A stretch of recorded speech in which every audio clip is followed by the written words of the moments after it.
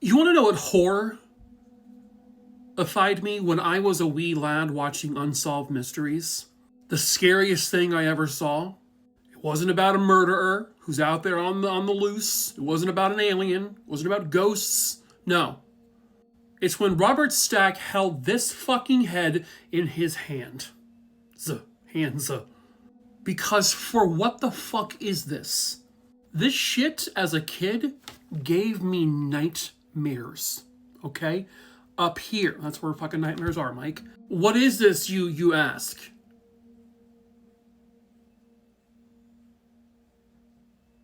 Oh, I guess I should probably tell you, huh?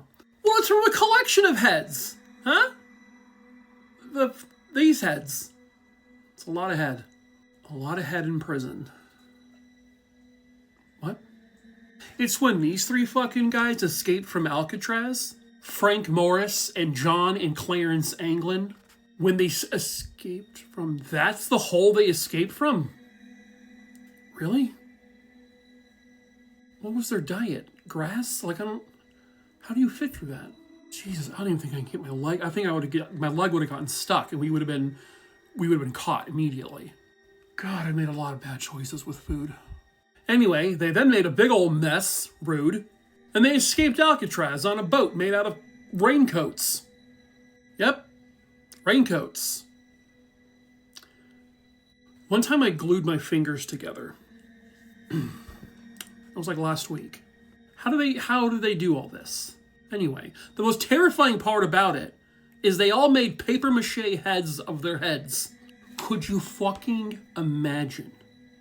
Could you imagine all the people... What? Walking past this cell as a guard and seeing this fucking thing peeping out over its goddamn blanket? What is that? That's not a human head. Could you... If I was a guard, I would have jumped out of a window if I saw this shit. I would have gone right out there into the freezing cold water with all the sharks just with the escapees. Look at it. Look at this other one. Just a severed head. Just chilling on a bed. I don't think he put it in the right place to fool a guard. He just looked like he got his head chopped off. Well, I guess that's one way of... God, look at his toiletries, though. And the way he hangs his towels. Ugh. Guy is very unsanitary. I'm glad he froze to death, probably. This is a nightmare. This scared the shit out of me when I was a kid. I didn't sleep for months. Years, even. I died. I died from lack of sleep. Look at that one on the far right. It looks like a smushed pig. Oh, I think they're gonna make out. Are those the brothers? No, they're not the brothers, so it wouldn't be incest. So if you guys wanna, you can. No judgment. I guess the heads have gotten a little depressed over time. They escaped in the 60s, so this was an episode from the mid-80s. Do you think this is what Arya Stark used when she became other people on Game of Thrones? Do you think she got inspiration from this? Probably not. Game of Thrones happened way before Alcatraz. As if Game of Thrones actually was a real time frame that happened, Mike. You idiot. Anyway, did anyone else see this head and get nightmares? No? Just me? Or... Anyway, bye. When you grab a cat by his tail and you swing it around, you look back now as an adult and you do back then, you shouldn't have done it. Right. Meantime, the cat runs around and gets hit by a car. Right. You're guilty of pulling the tail. Hello, true crimeers. This is the case of Alison Parrott. Viewer discretion is advised. This case takes us to Toronto, which is in Ontario, Canada. Alison Parrott was born on September 28th, 1974, and she had a younger brother. Her dad worked as a civil engineer. Her mom was an advertising executive. At the time this case occurs, Alison is attending a French immersion elementary school. Pretty early on, Alison discovered that she was a really good runner. She was fast. And she really took a shining to running, and she eventually would start track and field, which would eventually allow her to become a member of the Tom Longboat Track and Field Club. In 1986, when she is 11 years old, Alison runs her very first competitive race, and she wins. Her speed was so good that she ended up qualifying for the International Youth Championships. She was really, really excited for that. It was going to be held in New Jersey. Because of this, Alison kind of became a little bit of a local celebrity, right? She was interviewed, like for the newspaper, the local news, that kind of thing. Because of this, it would lead to a lot of people, recognizing her, giving her a phone call, congratulating her. And so it wasn't unusual to take calls from people. On the morning of July 25th, 1986, Alison calls her mom, who is at work, and says, "Hey, I just got a call from a photographer who wants to take photos of me for this track and field, like newspaper or article, and he's going to be doing photos of other people as well who are part of it." She asks permission, "Can I go?" And her mom says, yes. When they hung up the phone, that was the last time Alison's mom would ever hear her daughter's voice ever again. She told her mom that this, I guess, was going to be held at the Varsity Stadium, which is at the University of Toronto. And actually, that's where Alison had practiced before, so she was familiar with it. Alison told her mom, "I'll be home by 2:30. Here's the route I'm taking. Here's the bus I'm going to be using." Later down the road, when people are being interviewed about this, there would be people on the bus who would state, "Yeah, I definitely remember seeing her on the bus." When 2:30 came and went, and then 3:30 came and went, and then 4, and then 5, and Alison still wasn't home, her parents immediately would call the police. Police and volunteers from all over the area would search for Alison. It was a very extensive search. And then one day on the Humber River, or along the Humber River, which is at Kingsmill Park, there would be 2 boys who were walking who found a body. This was the body of a young girl who was bound up. The coroner would determine that this young girl had been raped and she was strangled to death. They would soon identify the young girl as 11-year-old Alison Parrott.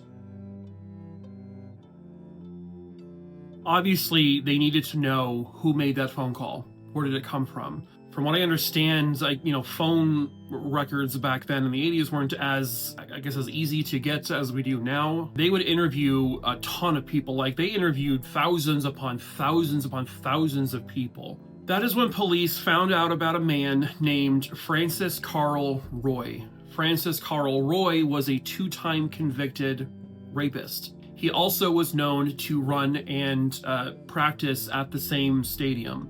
He was himself a runner. The rape victims in his past had been a 14-year-old girl and a 19-year-old girl.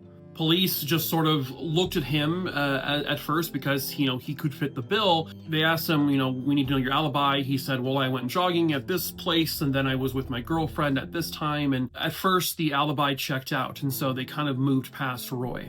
And then time goes by. The case gets cold because they're not finding their suspect. They're not finding anyone. In 1989 or so, there were a couple of sex workers who had been killed, and someone had come forward to state that you should look at Francis Roy for doing those. And initially, police kind of looked at it for a brief moment, but they didn't have anything to pin that on him either. Then in 1996, this is now a decade or so after Alison's murder, they're re-looking into everything, and they're kind of beginning to find out that his alibi at the time wasn't exactly as clear-cut as they initially, what it was perceived to be. They found inconsistencies and holes in his story. And so what they did was they basically put a tail on him and they started to follow him around. And eventually they found something at a restaurant. An officer had walked in and basically was watching him. And then when Francis Roy left, the officer took that thing and they were able to get DNA from it. They were then going to compare it to DNA they had found on Alison's body, which back in 1986, there was virtually nothing they could do with it, but thankfully they stored it. When they took this DNA from the source that Francis Roy had used, compared it to the DNA found on Alison's body, it was a match. He was their guy. In July of 1996, Francis Roy is arrested and charged with the murder of Alison. They interview him, and this is just like a snippet of some of the stuff he said. Okay, I don't want... Okay, how does that happen, sir? I did not kill her. You said the body was already there. Yeah, the body was already there. I did not kill her. When you grab a cat by his tail and you swing it around, you look back now as an adult and you do back then, you shouldn't have done it. Right. Meantime, the cat runs around and gets hit by a car. Right. You're guilty of pulling the tail. Yes. Not for killing the cat. So initially he tried to say, I had nothing to do with it. Apparently he said the phrase, I did not kill her, over 400 times during this interview. But eventually when they present him like, hey, we have your DNA on her body, and that's semen we have on her body. How do you explain that? This sick man says, oh, okay, I did find her body. She was already dead, and I did sexual stuff with her body. Okay, that's disgusting. They didn't believe that story. He goes to trial for Alison's murder, and the trial lasts about a week, and they come back with a verdict of guilty of first-degree murder. He was sentenced to life in prison, and with Canada, that also means he has a parole period of 25 years. So after 25 years, he can ask for parole. He has, I think, been eligible for parole at least once or twice, and he has been denied that parole every time, and he's still in prison. Alison was an 11-year-old child who was super excited to be competing in a track and field competition, and she was so overjoyed with all of the reception she had been getting from the community. This man noticed it and took advantage of it and stole her from the world. But thankfully, they were able to get Alison the justice that she very rightfully deserved.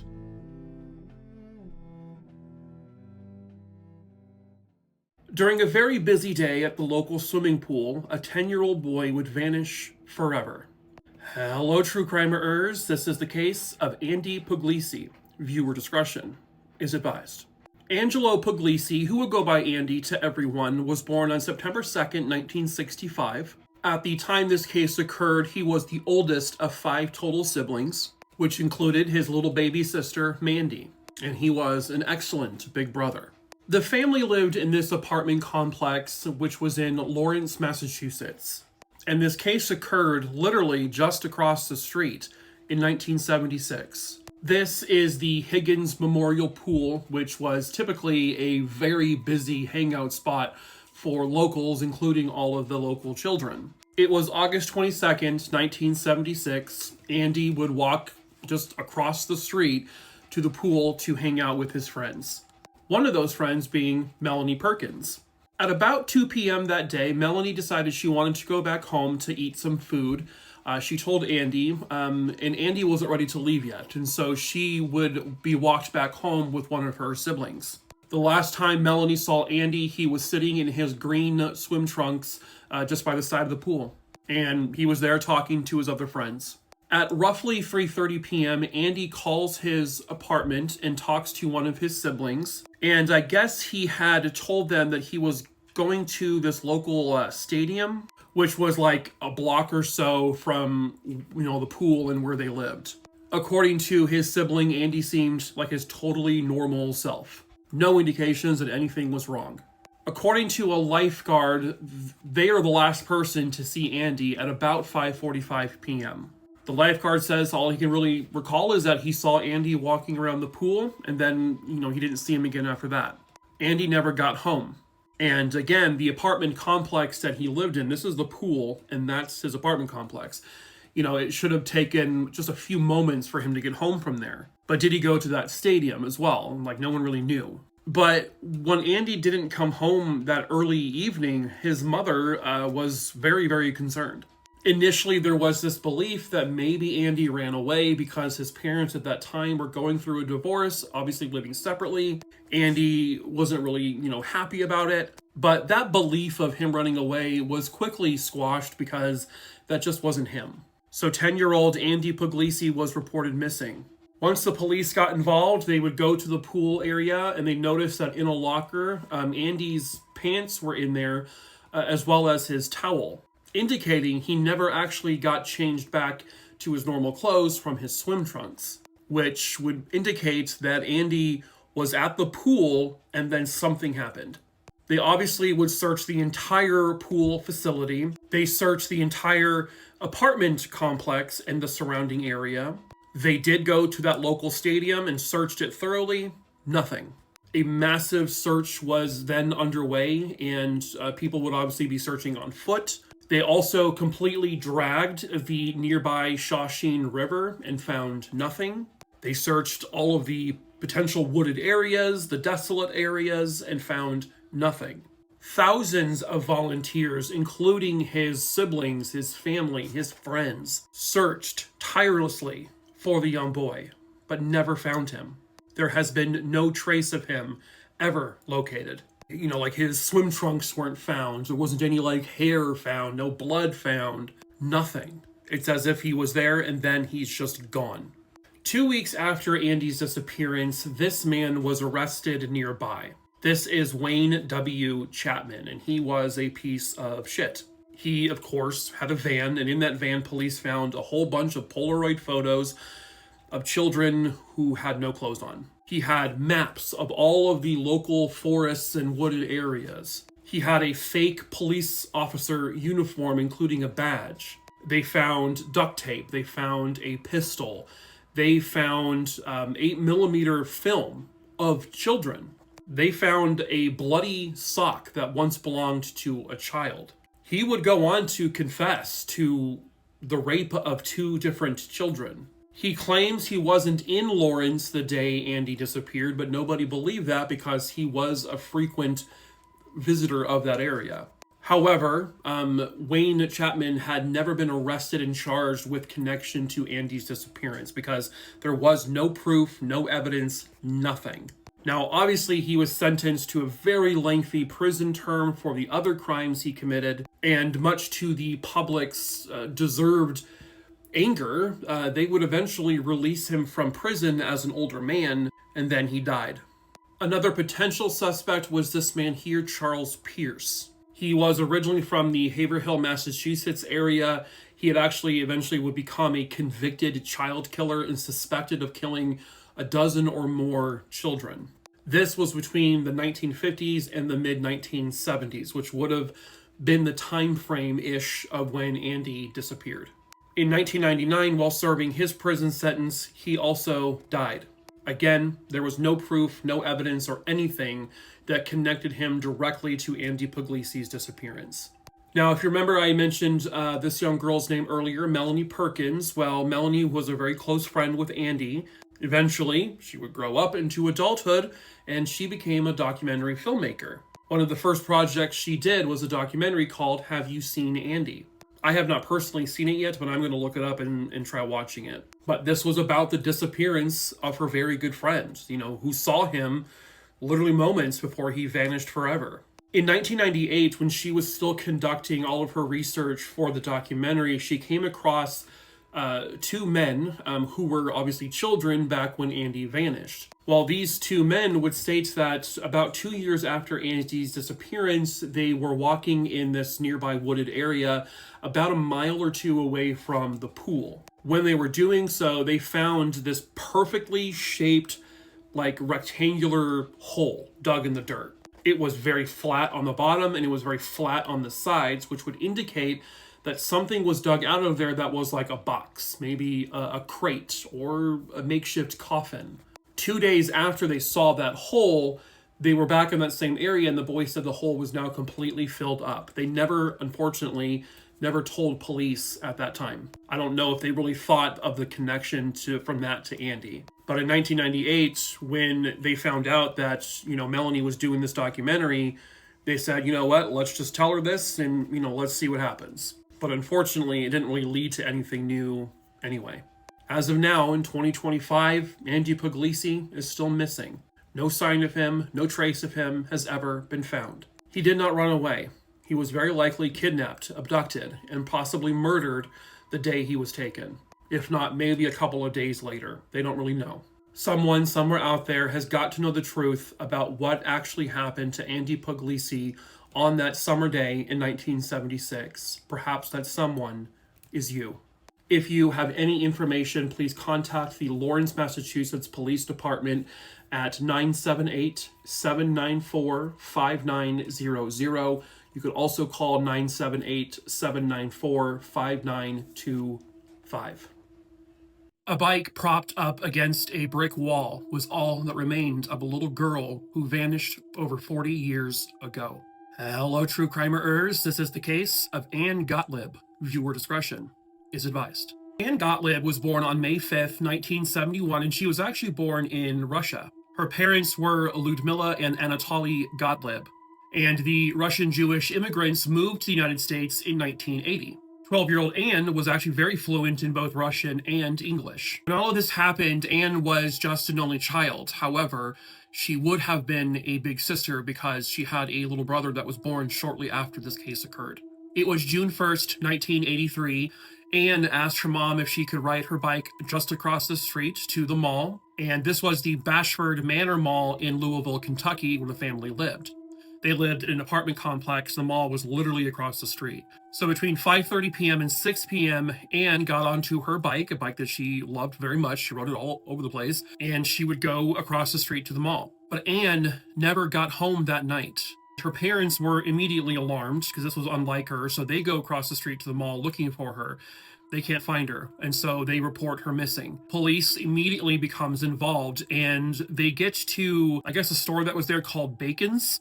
And when they get there, they see propped up against this brick column was a bike. And when her parents saw it, they immediately felt fear because that was Anne's bike.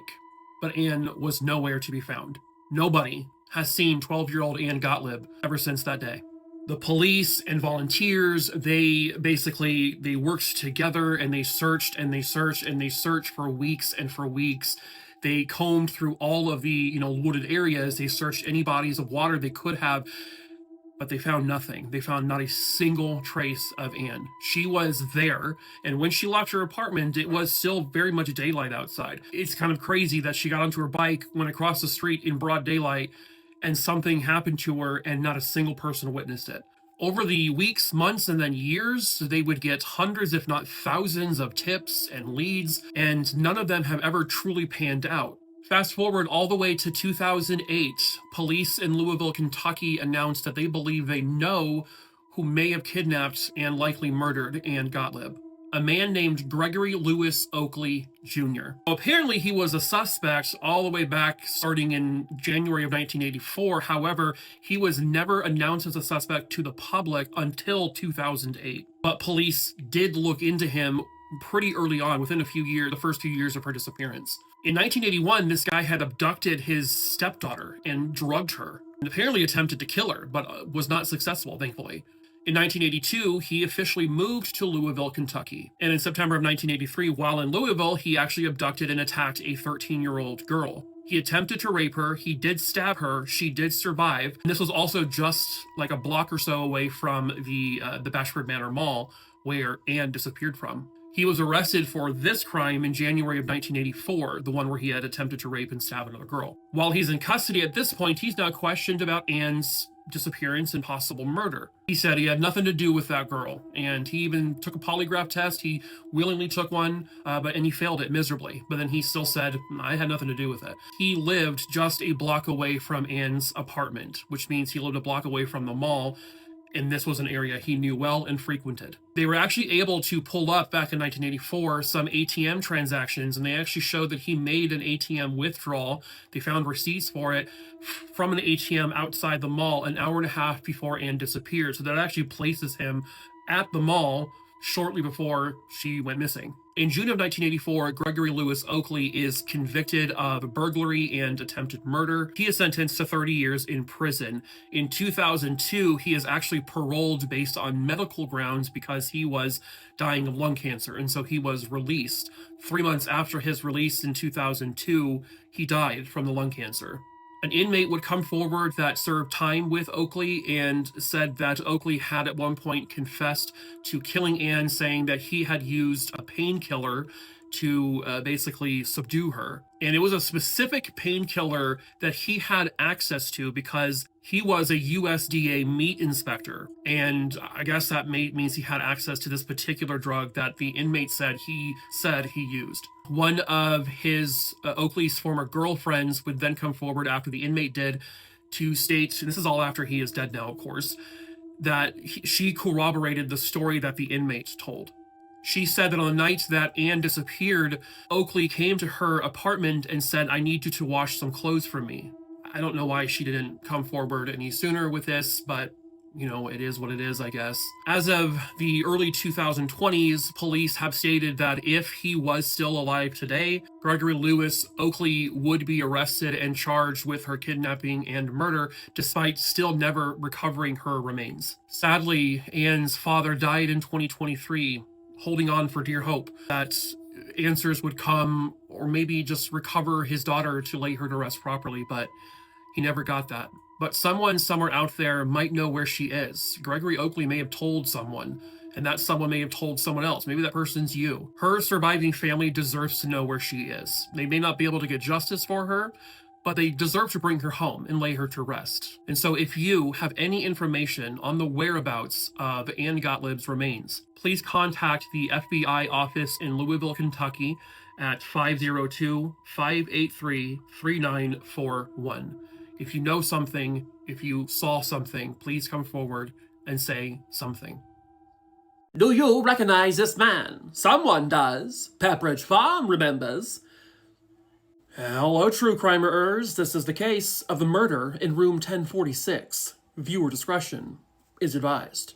The hotel president, the luxury that women love, for $2 for a room? Jesus. Olden times were cheap.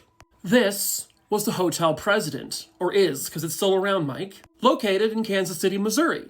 This is the hotel president today, and as you can see, they really haven't changed much. The only thing they've changed is they painted it when color was invented. Mike, you might be an idiot. Back in time. The date, January 4th, 1935. At about 7 o'clock in the morning, the switchboard operator noticed that the phone in room 1046 appeared to be off the hook. So they sent a bellboy up there to knock on the door to see if there's anything wrong. No one answered when he knocked. He knocked a second time, and this time he heard like a growly voice respond. The man said, "Come in, turn on the lights." The voice did not sound very familiar, though, to the bellboy, because the bellboy had helped this guest to room 1046 the day prior. Didn't sound anything like him. However, the door remained locked, and no one came to unlock it from within the room, so the bellboy just left. Fast forward to 8:30 a.m. Once again, the phone appears to be off the hook, so the bellboy goes back up there, knocks on the door. This time, the bellboy, Howard, had a master key, which he let himself in. The room was pitch dark. He couldn't see a thing. All the shades were drawn. There was one very dull light on in the hallway of the room, which sort of illuminated like the silhouette of a man. The bellboy can see that the phone had been knocked off the little side table, and so he goes over there, picks up the phone, puts it back on the hook, and puts it back on the table. However, he did not get a very good look at the man at all, because considering how dark it was, and he just assumed the guy was shit-faced. So he leaves the room again. 11:03 a.m., the phone in room 1046 once again is now off the hook. The bellboy goes back up there with the master key, unlocks the door, walks in, and this time things have changed.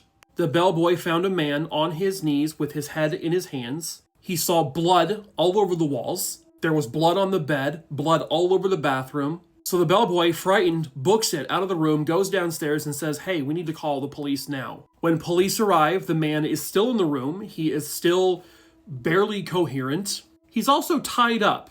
He has twine and rope around his legs, his arms. He has part of the rope around his neck. The ropes themselves, once white, were now completely saturated with blood. When questioned, he said, I fell onto the bathtub. That's what did all of this. The man was rushed to the hospital. It was not just a fall into a bathtub. This man had been severely beaten. I mean, very, very badly. He'd been stabbed numerous times, primarily in his chest. He had severe bruising around his neck. Someone had beat and stabbed the shit out of this man. Somehow he was still alive. However, a few hours later at the hospital, he would be pronounced deceased. Now they have an unsolved murder in room 1046. The first question police have, who is he? Obviously. Well, that would become very, very tricky. They drew this composite of the man initially, and he had checked in under the name Roland T. Owen. He had checked in on January 2nd, 1935, so a few days prior. The hotel staff said he looked like he was maybe 20 to 30 years old or so. He had a large scar on his head, which is actually, you can see that little white patch on the side. He had no luggage with him when he checked in. All he had was his toothbrush and toothpaste, which he kept in his pocket. But all of that, by the way, was missing from the room.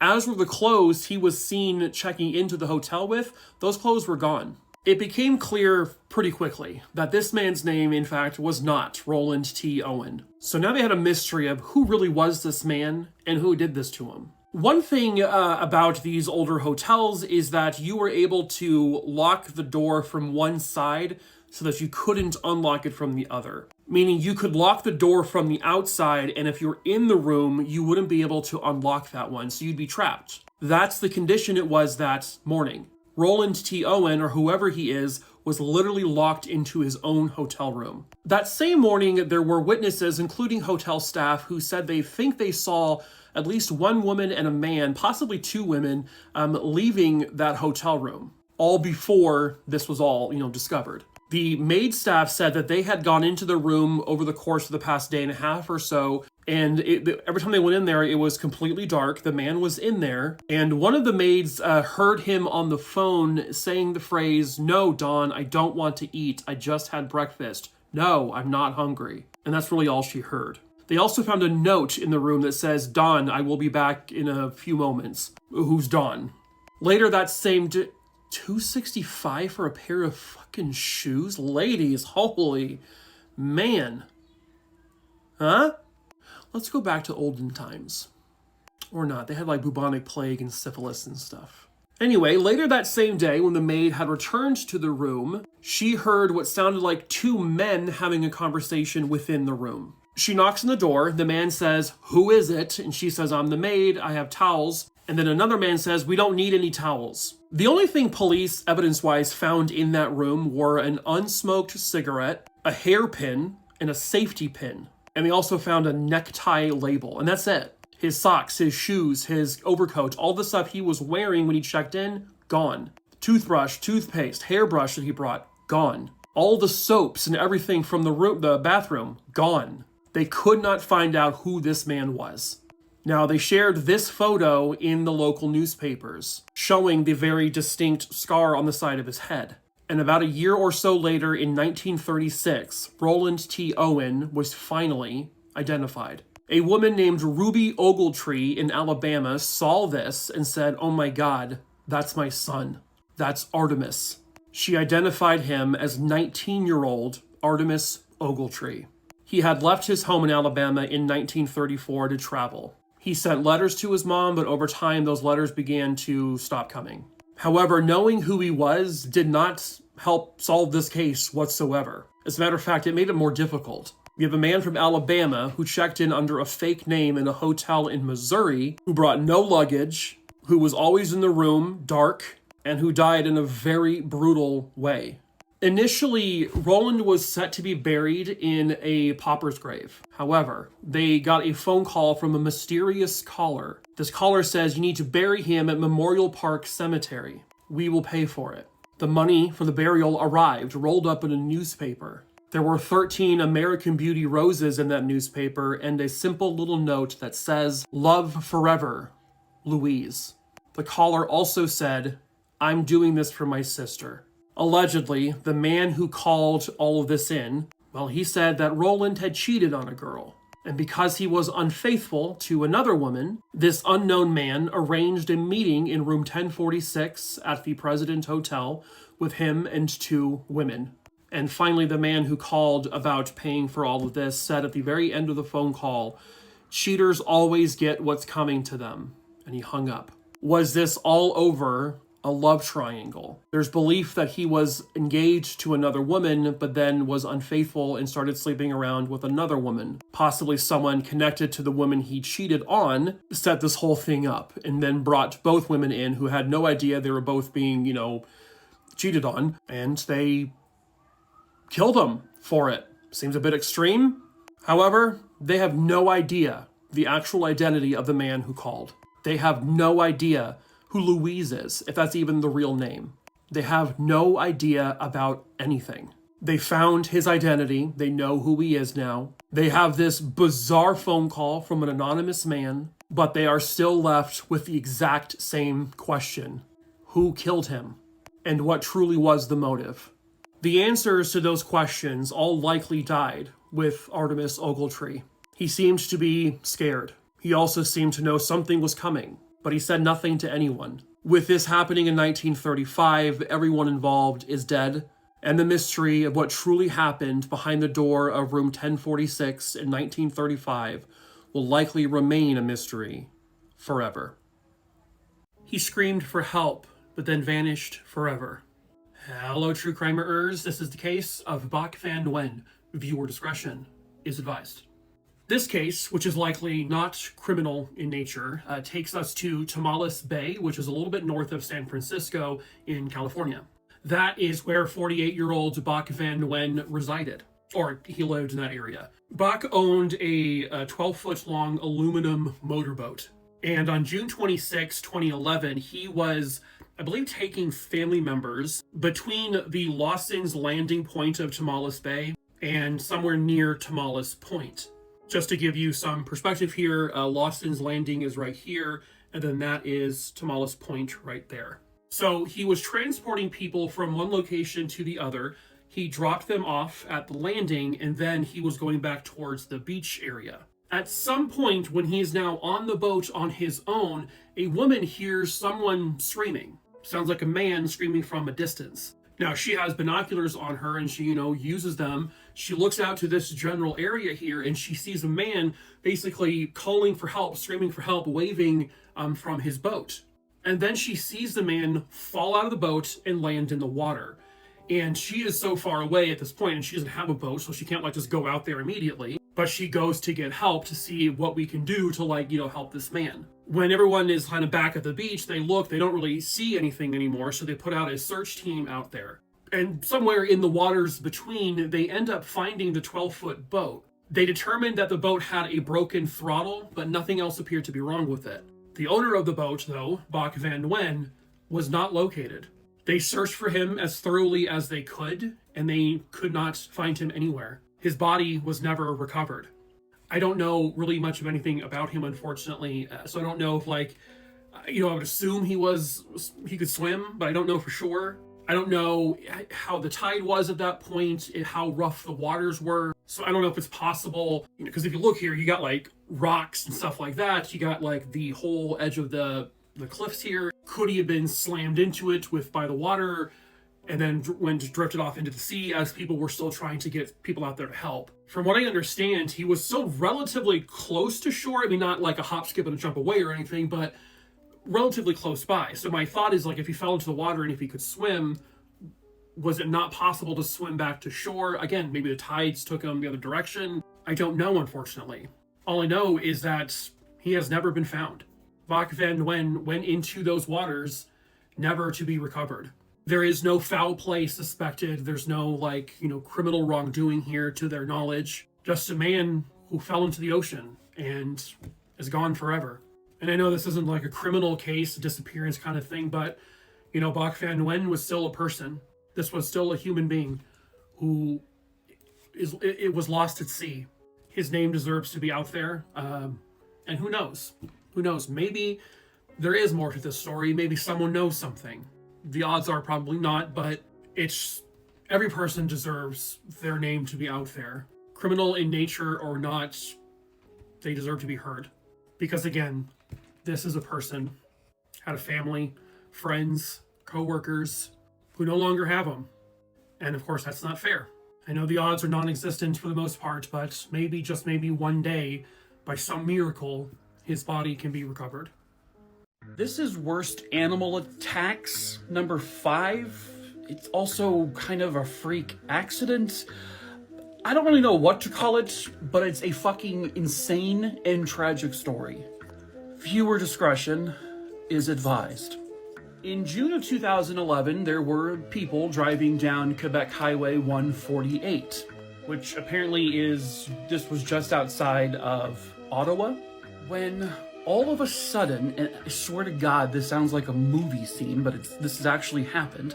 A black bear, which would be uncommon at this time of the year to be roaming across a freeway, it roamed into the road, and one car, a Pontiac Sunfire, smashed into the bear. The bear flew into the air, And then, I don't even understand the physics of this, but the bear then flew across the other section of the highway towards the opposite flow of traffic, and then it smashed through an SUV.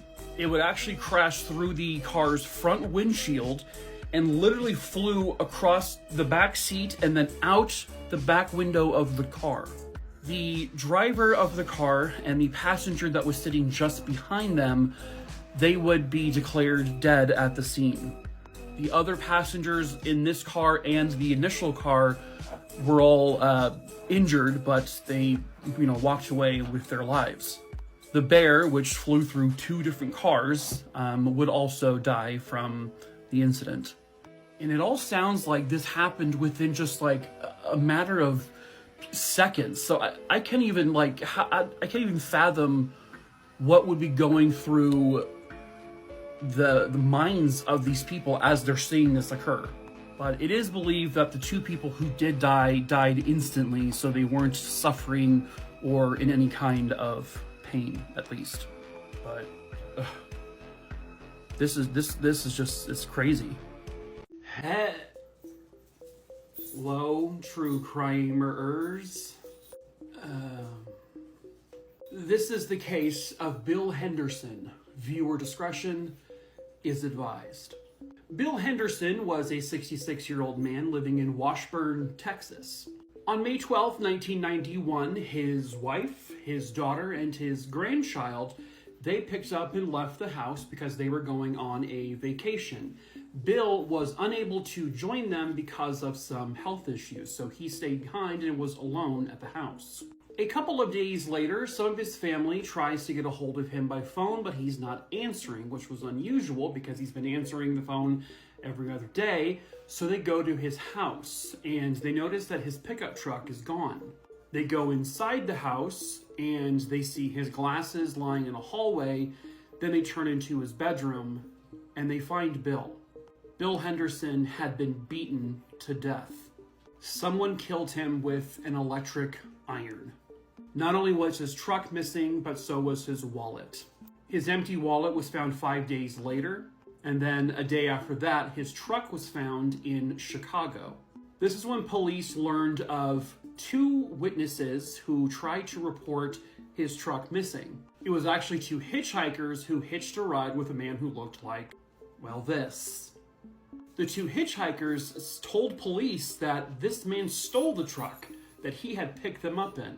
But at the time they reported this, Bill's body hadn't been found yet. Therefore, his truck wasn't reported stolen yet, so there was nothing anyone could do. Now, eventually, after the murder was discovered, I believe the hitchhikers got in touch with police to give them a description of this man, which is where this image came from. He was a Caucasian male, somewhere around 25 years old. He was 6'1", with kind of a larger build, and he had this unique hairstyle where he had a bunch of ponytails. But whoever this mystery man was, police didn't know. They didn't know his name. They were having a hell of a time trying to locate anyone who looked like this. They know that that was the truck that was stolen from Bill, but does that mean that that person who stole the truck was his murderer? Maybe, maybe not. More than likely, but at the crime scene they had a bloody palm print and apparently a small amount of DNA that wasn't Bill's. But unfortunately, it never matched anyone, and then the case went cold until 2005. That's when this man was identified. His name is Lawrence Larry Tutt. The way they identified him is they went all the way back to the time when the hitchhikers had been with him. They stopped at a gas station. He went on a payphone and called someone. Police finally found out who that person was. That person led them to the name Larry Tutt, and at one point, Larry Tutt lived in Skaneateles, New York. Well, by 2005, Larry Tutt is already in prison because in 1998, Larry killed his childhood friend, William Freitag. William's house went up in flames, and at first police ruled it an accident. Then they found out through some warrants that Larry Tutt thought he would be able to take the identity of his friend, William, and escape whatever charges he had on various other charges, like related to drugs and whatnot. This happened in Skaneateles, New York, by the way, but he was caught fairly quickly, and he would be convicted of the murder of his friend. He was also convicted, I think, of other crimes that happened, I think, in Ohio, and then he escaped prison in Ohio. He was recaptured, and then he was sentenced for the attempted escape. But once police found out his name with regards to the Bill Henderson case, they were then able to acquire his palm print and fingerprints, and they determined that the bloody paw print found at his murder scene was an exact match to Larry Tutt. So in 2007, he would end up pleading guilty to the murder of Bill Henderson. And in terms of how the murder occurred, like, they didn't know each other. He had been a transient most of his life, so it was likely just like a random house he chose in order to get money for drugs and get a car. So he is still currently serving time for the arson and murder of his friend in 1998. Also serving time for the other charges, plus the escaped convict charges. And he was sentenced to 45 years for the murder of Bill Henderson. That sentence won't start until his other sentences are complete. So, this monster will probably never breathe free air for the rest of his life. They know she's dead. They know she's never coming home alive, but they still want to bring her home.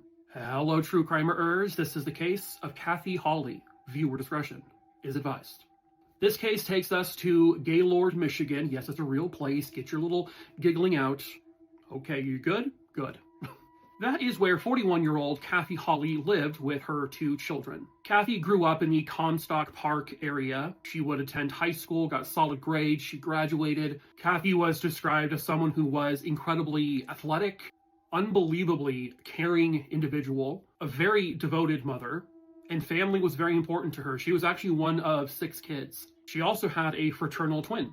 Cathy would go on to attend Central Michigan University, and then she graduated from the University of Kentucky's physical therapist program. She would then move to the Detroit area where she did some work as a physical therapist, and then she finally landed a job at the Otsego Memorial Hospital. This is a picture of what it looks like now.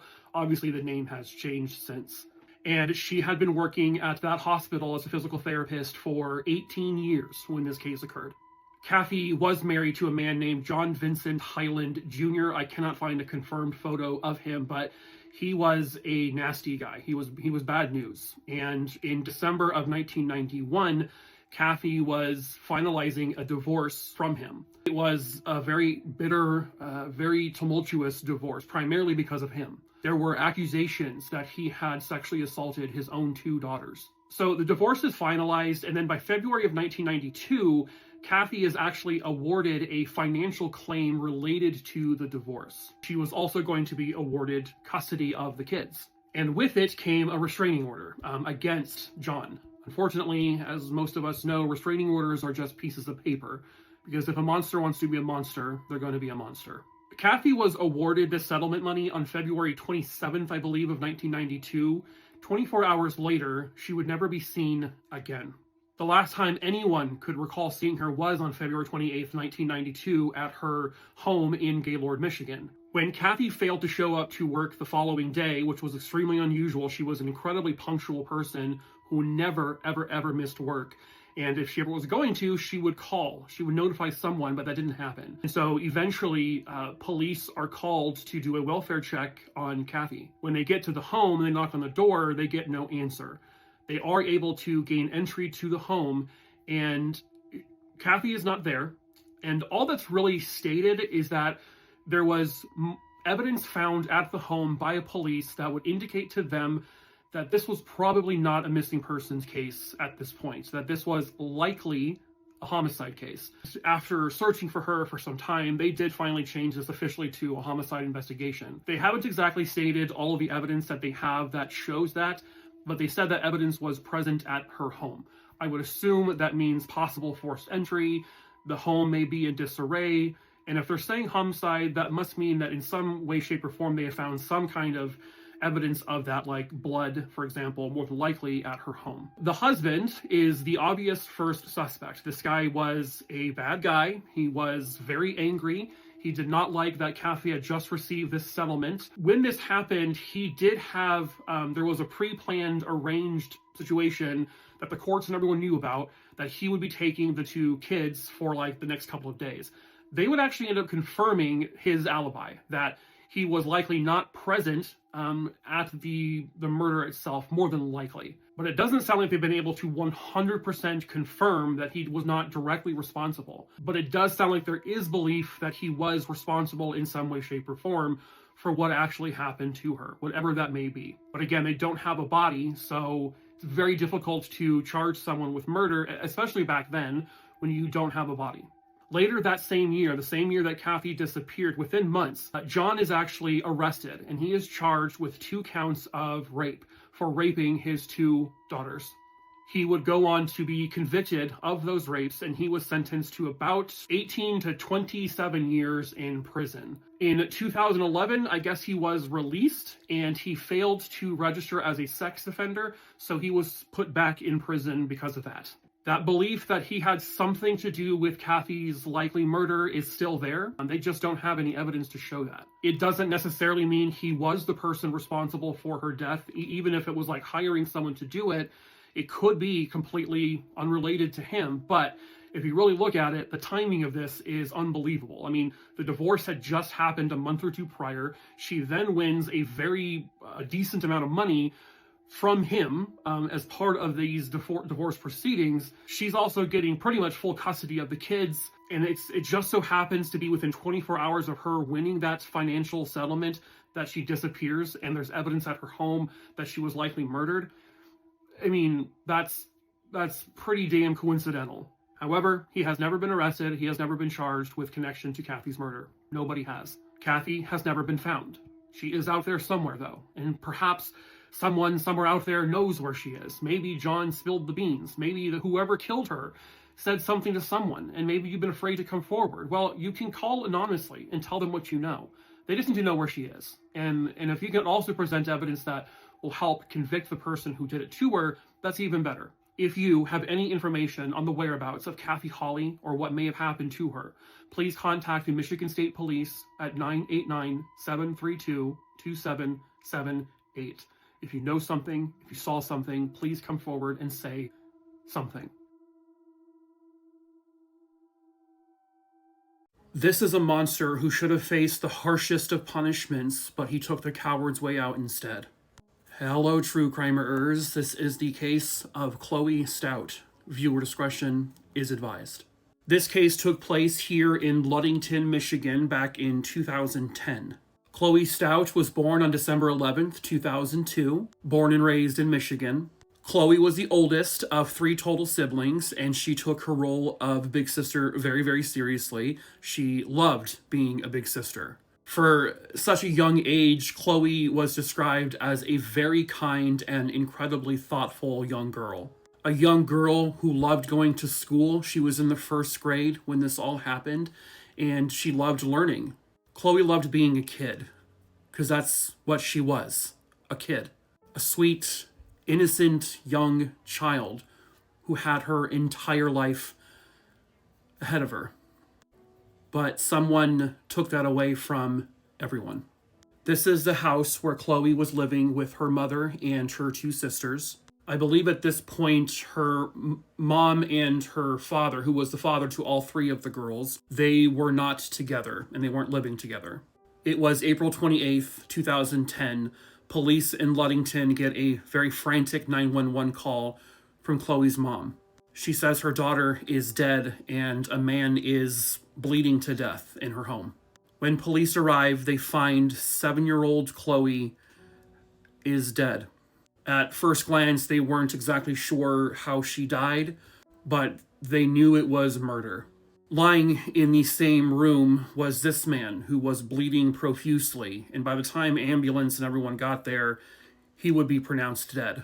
This was 39-year-old James Bellinger. He was also a father to 2 girls, and he was very good friends, I guess lifelong friends, with Chloey's mom. He had apparently just broken up with a woman. He had then gone to the house to talk to Chloe's mom, Kelly. I'm not exactly sure what transpired, but at some point, Chloe's mom, Kelly, goes to bed. The three girls go to bed. And then at about 5:30 or 6 o'clock in the morning, she wakes up and finds her daughter dead. The coroner would confirm that she was suffocated to death, and she was raped as well. And she was raped by the man who was dying next to her, the man who had stabbed himself to death with 2 different knives. He had pierced his heart during one of those stab wounds, which was the fatal blow to him. Later, DNA would confirm that he was Chloe's rapist and killer. Toxicology reports would show that he was drunk and on drugs. Nobody knows why he did what he did. Nobody knows why he would rape a 7-year-old girl when he is also the father to 2 young children. And then why he would suffocate her to death. Why he would put a young child through that kind of horror. Why he would take a big sister away from her 2 little sisters. Her mom, her dad, everyone. And no one will ever know because he took the coward's way out. I don't always do this, but I went into the obituary websites for him, and it's one of those obituary sites where people can comment and leave messages. There's a lot of messages for this man calling him a great person, a kind, loving, caring guy, a wonderful and loving father, such a sweetheart, such a good person. Not one mention of the fact that he had raped a 7-year-old child and suffocated her to death. What a great guy, right? What a great guy. He will never have to face justice for what he did to her. And I understand it's very bittersweet in that regard, I guess. It's a blessing and a curse, because now the family doesn't have to go to trial and hear everything in detail that he did to her. They don't have to see the photos of this lifeless girl. But also, he doesn't have to go to prison and pay for what he did. And have people in prison take good care of him in prison, if you know what I mean. It's a horrible situation, front to end. Chloe's school would dedicate a bench to her in her memory, her elementary school. I can't imagine what it's like to be in elementary school and have to hear about what happened to your friend. I'm sure they didn't really tell the kids what actually happened, but they know she was, she's dead, I know that Chloe's mom was arrested and sentenced for charges along the lines of child neglect, basically running a drug house, essentially, is what it sounds like. She wasn't charged with anything to do with Chloe's murder. She had nothing to do with it. She was completely devastated by it. And I know she served a brief amount of time, and from what I understand, she is out, she has cleaned herself up, and she is on a better path.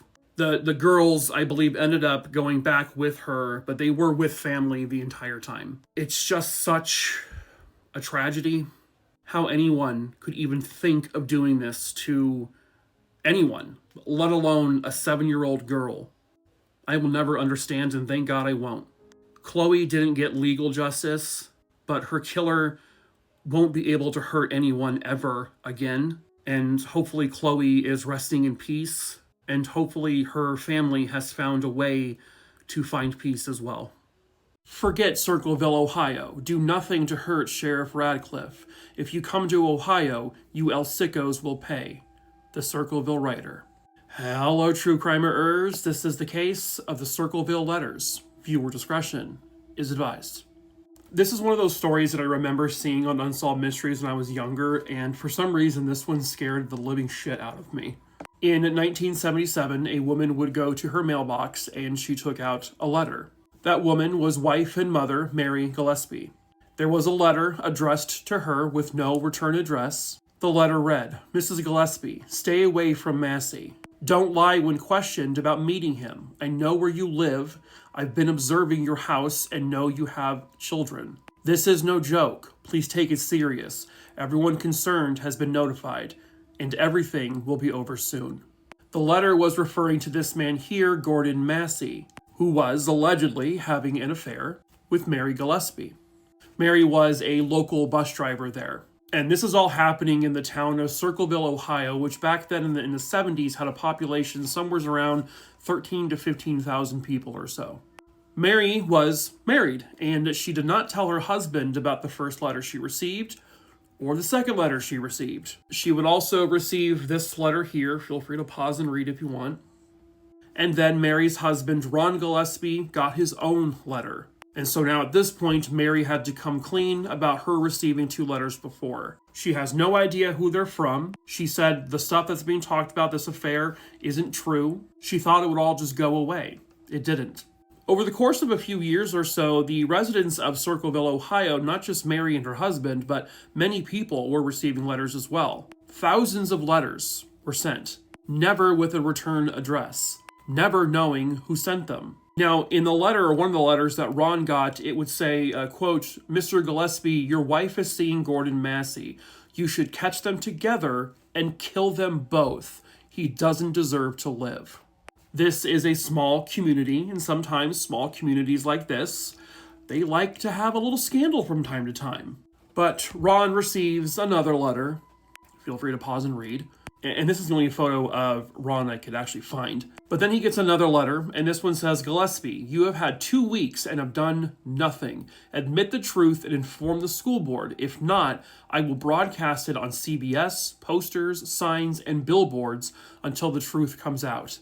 This person clearly is trying to have this affair become public.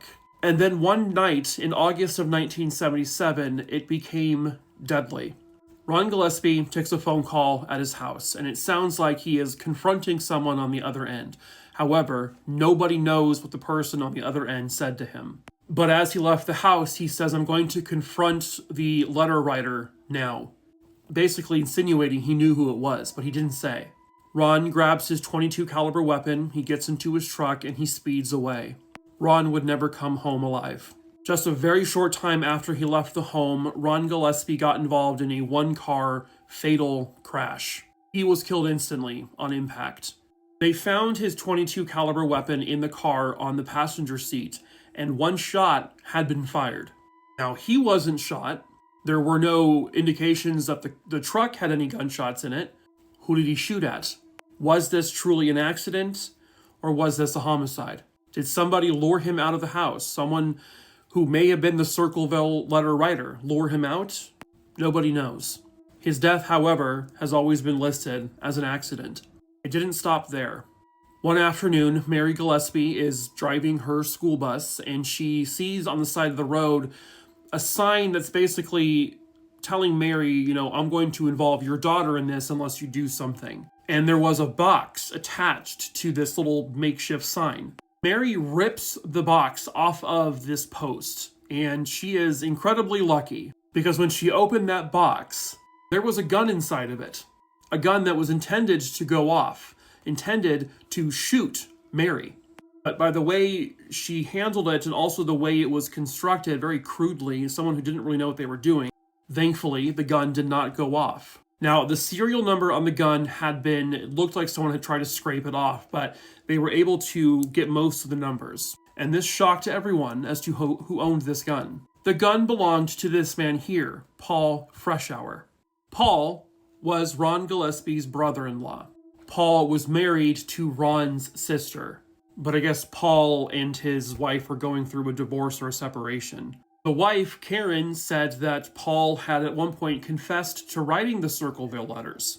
She would later tell police that she found letters throughout their home that appeared to look like the Circleville letters. But Paul's like, I have nothing to do with this. I did not write those letters. My gun was actually stolen. When he offered to take a polygraph test, he failed. Which, as most of you should know by now, that doesn't really mean anything at all. So they collected a sample of Paul Freshour's handwriting, and this is an actual letter he wrote. And they tried to say that it was the same handwriting as the Circleville letters. Personally, I'm not seeing it. When I see these letters, I'm seeing someone who is deliberately trying to mask their handwriting style. This person is writing in all caps, basically. Big, block-style letters. Not many people will just write like this naturally. But Paul is arrested, and he is charged with attempted murder because of the attempted murder of Mary Gillespie. He is found guilty of that crime, and he is sentenced to prison. Surely now the letters will stop, because Paul, the guy who supposedly wrote them, is in prison. Nope, they kept on coming. As a matter of fact, Paul himself received one in prison. Fresh hour. Now when are you going to believe you aren't getting out of there? I told you 2 years ago. When we set them up, they stay set up. Don't you listen at all? No one wants you out. No one. The joke is on you. Ha, ha. Tell no one of this letter. I saw the paper. Great news. Great. The sheriff loved it. Ha, ha. Do you believe it now? Do you? But people in Circleville were continuing to get letters, all with the exact same handwriting style. But the thing is, it was literally impossible for Paul to have sent those letters. He was not allowed to use any paper or pens or any writing devices in prison. He wasn't writing them, and he certainly did not send the letter to himself. Unsolved Mysteries takes on this case, like I mentioned at the beginning, and when they do, they themselves get a letter, sort of. Forget Circleville, Ohio. Do nothing to hurt Sheriff Radcliffe. If you come to Ohio, you El Sickos will pay the Circleville Writer. This person clearly has some affection for this Sheriff Radcliffe person. In 1994, Paul Freshour was released from prison on parole. He basically was the one who really begged Unsolved Mysteries to really look into this, because he still swears it was not me who wrote those letters, despite one person saying that he confessed to doing it. But there is a suspicion that, well, who hated Paul the most at that time? Probably the woman he's getting divorced from. It was not a very pretty divorce. Who could have had access to the gun? Who could have claimed that they found letters around the house that matched, conveniently, the Circleville Writer? And why would he leave them around so noticeably? Doesn't really make sense. His ex-wife was Ron Gillespie's sister. Could she have found out that Mary was having an affair? Of course, she could have found that out easily. Could that sister have been working with someone else to do this? Sure. It all started with trying to out Mary Gillespie with this affair, which led to a possible homicide, or at least a tragic accident, an attempted murder on Mary herself, and a possible wrongful conviction. Paul Freshour has since died, going to his grave swearing he was not the Circleville Writer. The writer of the Circleville letters has never been proven conclusively. Letters were written after the supposed writer was in prison, who had no access to pen, pencils, or paper. Did he have an accomplice to do this? Or was he a patsy? In a way, it seems like Paul Freshour was the true victim here. Or was he the mastermind? The answer to those questions may never be answered.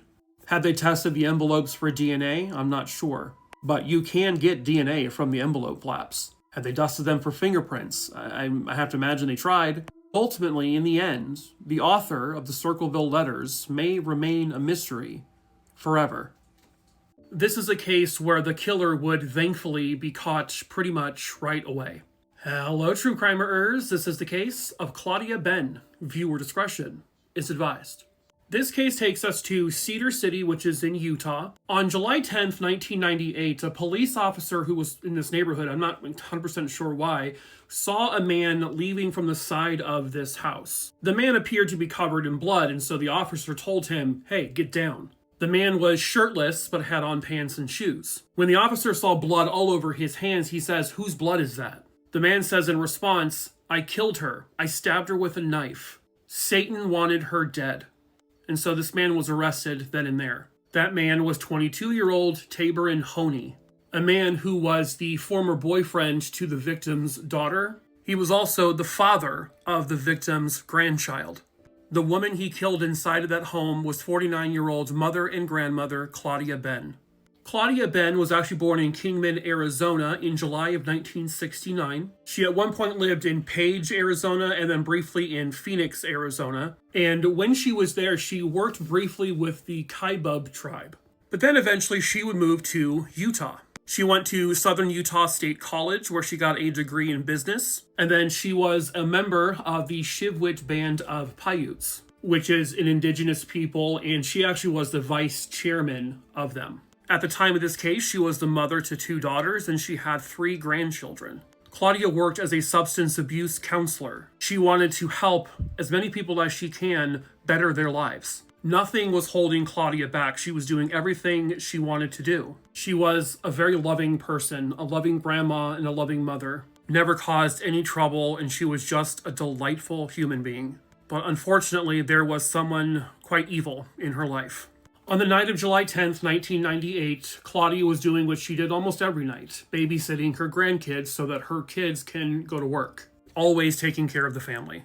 Earlier that day, her daughter's former boyfriend, who was the father to her daughter's child, who was 1 year old at the time of this case, well, he called the house wanting to talk to the daughter, because the daughter lived there, and she said, I gotta go to work. I don't have time for this. So the daughter goes to work, and another daughter also lived there, and she was at work.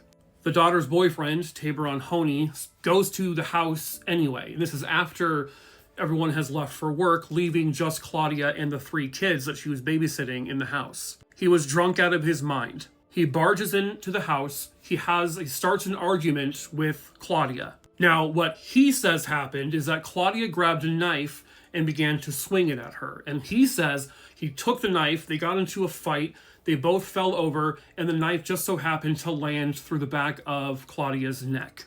Except that isn't true. Claudia was found face down, and not just with a stab wound just through her neck. She had multiple stabs and cuts all over her body.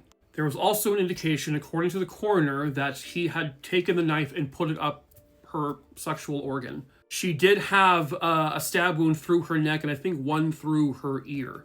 This was someone who was deliberately stabbing and cutting her. The 3 kids in the house were left. They weren't killed.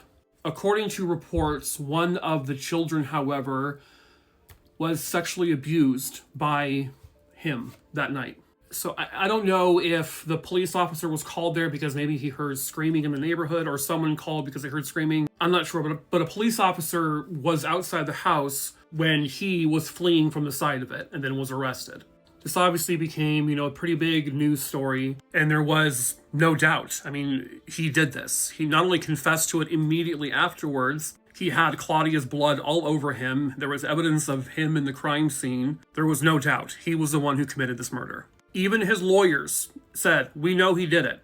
We're saying he did this. But Utah was going for the death penalty for him, and they were trying to fight against that. I think in some way trying to suggest that this wasn't like a pre-planned thing. But during the court proceedings, they would find out that he had actually threatened Claudia on a number of occasions. Threatened to kill her. And threatened, her daughter as well. So the intent they're able to prove was literally always there. I just don't know if anyone truly thought he was ever actually going to do something. At any rate, he is found guilty of this murder, and despite what his lawyers fought for, he is sentenced to death. After exhausting appeals on August 8th, 2024, Tavern Honey was strapped to the table and he was executed by lethal injection. And with that, Claudia Benn and her family got justice. There was a witness to a brutal triple homicide, but would that witness be able to talk? Hello, true crimerers. This is the case of the murders at the Crossroads Tavern. Viewer discretion is advised. This case takes us to Port Lavaca in Texas, and we're going back to June of 1981.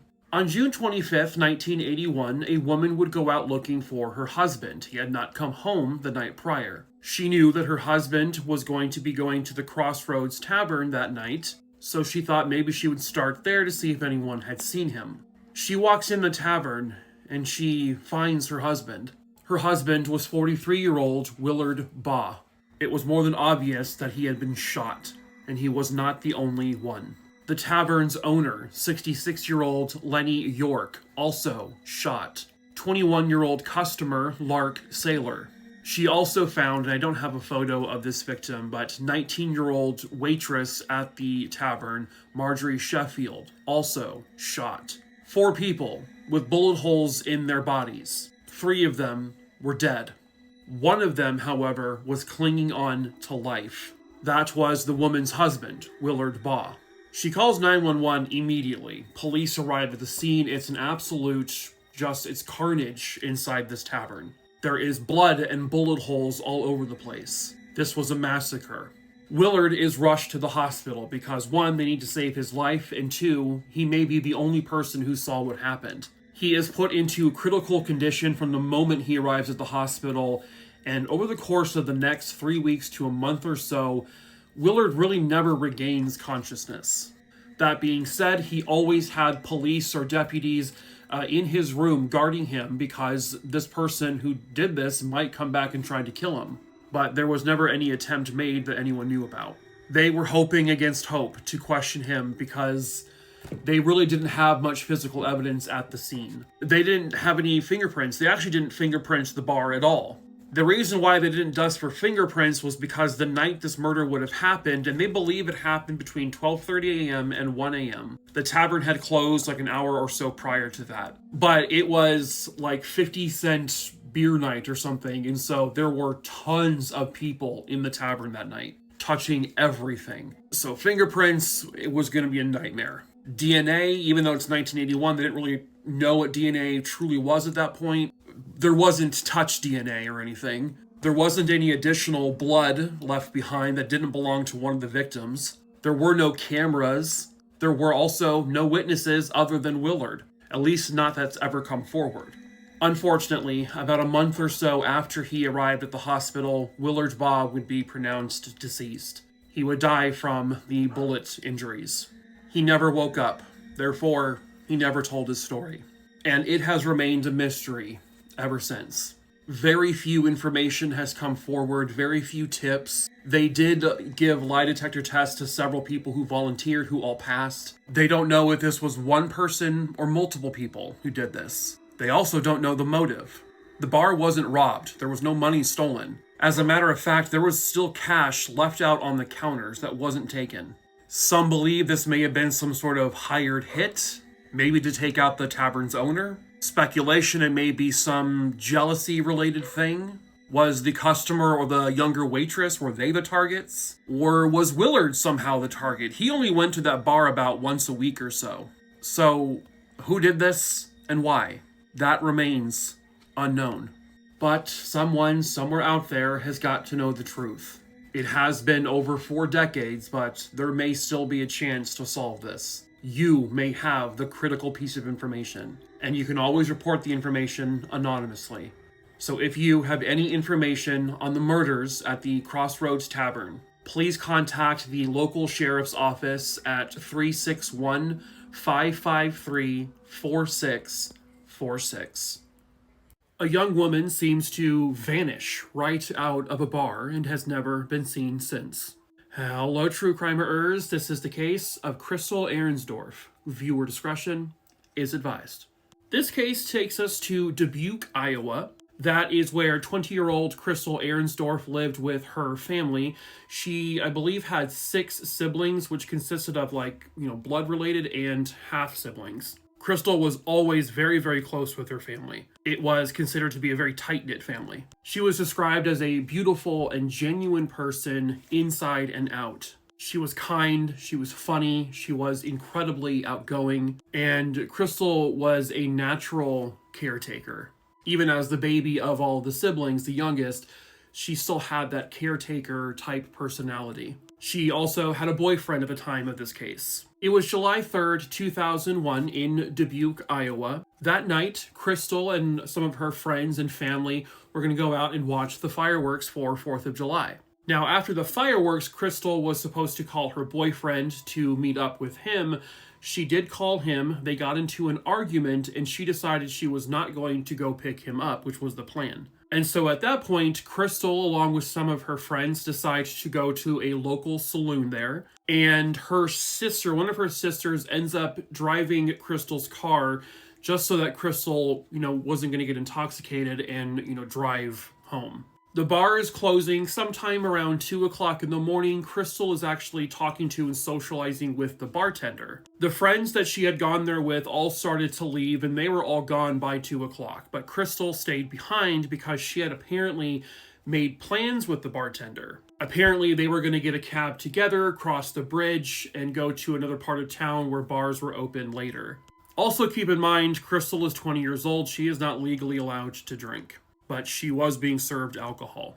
However, the bartender there says that at about 2:15, 2:30 in the morning, he is kind of cleaning up and closing up the bar which takes him out of view so that he couldn't actually see Crystal anymore. When he was ready to go, he goes out to the bar. Crystal is gone. He thought to himself, okay, well, then Crystal just found another cab or something and she left. And so now he leaves on his own. I do need to notate that there is proof that this bartender got into a cab on his own and was dropped off at another location on his own. So technically, he's never really been considered a suspect in her disappearance. I was reading that he was actually charged like a year or so later for serving her alcohol under the age of 21, but I don't really know what else came from that. But once her family realized, she hasn't come home yet, and this is obviously her mom and her siblings many years later, they knew something was wrong because Crystal wouldn't be gone this long without calling them. And so they begin searching for her. They tried to report her missing to police. Police were like, well, she's 20 years old. We really can't do much about it until, the whole 24 to 48 hours thing. But eventually, once that time passes, the police do now take this case seriously as a disappearance. And at some point, they do search the nearby bodies of water. They find nothing. They, of course, search the last known location where she was seen. They search the bar top to bottom. They don't find any evidence of foul play there. I don't know if there were any cameras, though. This is 2001. It wasn't as common at that point yet to have cameras everywhere. I do know that at some point, a couple of years down the road, police did get a warrant to search the basement of the bar, but they didn't find anything. And what they were basing that warrant off of, I'm not sure. Crystal's boyfriend was also, of course, looked at as a potential suspect in her disappearance, but they were able to clear him as well. There were a couple of brothers who in April of 2002 were considered persons of interest because they were at the bar that night. I know that those brothers had taken polygraph tests, but the results of them were never publicly released. I also know they searched one of the brothers' cars, but did not find anything of evidentiary value. Eventually, the physical search for her begins to wind down with no luck. They have hundreds of tips that they have to go through. They've interviewed tons of people. The bar was absolutely jam-packed that night with people. It's the 4th of July, but they have not arrested anyone and have not labeled anyone actual suspects. This is after offering financial rewards for information that will help bring her home. Obviously they had hoped at first to bring her home alive, but at this point, they do believe that she was likely killed. I guess a missing persons or cold case advocacy website received a tip in 2015 that those two brothers who were considered persons of interest back, initially, I guess this tip came that one of the brothers had actually borrowed someone else's car the night Crystal disappeared. But if police have investigated that angle, I'm not sure. But again, here in 2025, there have been no public suspects named. Crystal Arensdorf has been missing ever since, with no reported sightings of her. Bank accounts have gone untouched. Social security numbers have gone unused. The likelihood, unfortunately, is that Crystal met with foul play at some point that night. But who did that is anyone's guess. There is also a chance she could have accidentally died somehow. But they do again believe that death was ultimately the outcome. And they just want to know what the answer to that question is. Did someone abduct her, kill her? Did someone see something? Did anyone hear anything that night? And they are relying on the public for information. Someone somewhere out there has got to know the truth about what really happened to Crystal Arensdorf on that July 4th, 2001 morning in Dubuque, Iowa. Perhaps that someone is you. If you have any information on the disappearance of Crystal Arensdorf, please call 563-589-4429 or 563-587-3813. You can remain anonymous if you need to. They thought he was possessed by a demon, so they killed him. Hello, true crimerers. This is the case of Dane Gibson. Viewer discretion is advised. This case will take us to Inglewood, which is located in New Zealand. That's where in New Zealand it is located. Unfortunately, I can only find 2 photos of the victim. This one is when he was significantly younger, but this was Dane Gibson, who was 12 years old at the time this case happened. Unfortunately, there really isn't much published here, at least for me to see in the States, about this case. Everywhere I try to look, it's like I don't have access to it. Like, even my newspaper sites that I use doesn't have anything. But I believe that this is what Dane Gibson looked like at the time of this case. Dane's parents, Janice and Lindsay Gibson, they were members of Inglewood's Fundamentalist Apostolic Church. And apparently, and this is obviously an image from The Exorcist, but apparently his parents believed at this point that their son was possessed by a demon. I'm not sure exactly how they came to that conclusion, but they believed it. And apparently they decided that they were going to try to exorcise this demon from their son's body. I don't know if maybe the church advised them to do this or if they just thought this up on their own. But on May 13th, 1994, the parents would take a paving stone, something similar to this, and they repeatedly bashed it into the skull of their 12-year-old son, Dane, thinking somehow, I guess, that this would rid him of this alleged demon. The only thing it rid Dane of was his life. This killed him, obviously. The parents were promptly arrested, and they were charged with murdering their son. They would be seen by a clinical psychiatrist, of course, because this is one of those cases where you kind of have to look into the mindset and the brain of the people who did this. And the psychiatrist came to the conclusion that his parents were suffering from folie à deux, which is, of course, as many of you probably know, madness of two. Shared madness, shared delusions. And that they had been so involved in this church that they basically kind of got information from the church that may have warped their mind as well. Now, they go on trial, but they are actually found not guilty by the courts. They are found not guilty by reason of insanity. I don't know what happened with his parents after this, though. Maybe if someone in New Zealand sees this and they have access to things that we don't hear in the States. I've been looking, but I can't find much of anything. But this was once a precious young boy, their child, their baby, their son. How far gone do you have to be to think he has a demon in him, to then bash his head in with a stone, thinking that would rid him of the demon but not his life? It's just... it's sad. The image I got, by the way, is from his grave marker. I can't imagine what kind of fear he was in when this was all happening. Confusion, fear. Hopefully, though, in some way, shape, or form, Dane has found a way to rest in peace. It was a dark and quiet Halloween night in Kansas when an entire family would be murdered.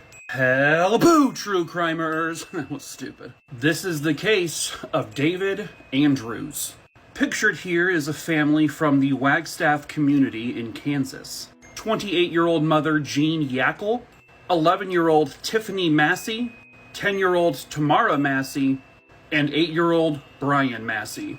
The family had all just finished their trick-or-treating for the night. The kids got plenty of candy, and the mother and her 3 children would be spending the rest of the evening with the mother's boyfriend, David Andrews. This otherwise quiet neighborhood would soon be riddled with screams and blood.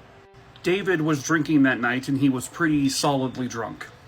He has a history of violence where he's actually attacked his own family members with a knife, which I don't know if his then-girlfriend, Jean Yackel, knew about. On some point that Halloween evening, and I don't think it's clear as to exactly what point and what triggered it, but Brian would stab his girlfriend several times. He would leave Jean Yackel face down in a pool of her own blood as she died. The 2 young girls ran to their bedroom and hid in a corner, but David managed to catch them, and he stabbed them both to death. Both girls were inflicted with multiple stab wounds. The 2 girls' bodies would fall between the bed and their wall. David wasn't done. He didn't kill 8-year-old Brian. He kidnapped him, loaded him up in his truck, and for the next 2 days, driving to Michigan to David's sister's house, David would sexually assault 8-year-old Brian numerous times. David would then drop the youngest boy off at his sister's house, where in his own vehicle he attempted to put a bullet into his own body, and he failed at that. Rats. The next morning on November 1st, police would go to the house because the family hadn't been seen since the night before, and they would uncover the horrible, horrible scene. They said there was literally blood caked on every single wall of the house. It was like the scene from a horror movie that you would watch on Halloween, except this one was real. David was the only suspect, and they would arrest him in Michigan. He was then extradited back to Kansas. Police never found the murder weapon, and he never revealed where it was. He also has a history of mental health issues. No kidding! He said he remembers grabbing the knife and remembers hearing screams, but he doesn't remember all the in-between stuff. That's convenient. In June of 1985, he was convicted, and he was sentenced to 45 years to life. At a recent parole hearing, he was denied. He was simply driving home on this road, and he was in the wrong place at the wrong time.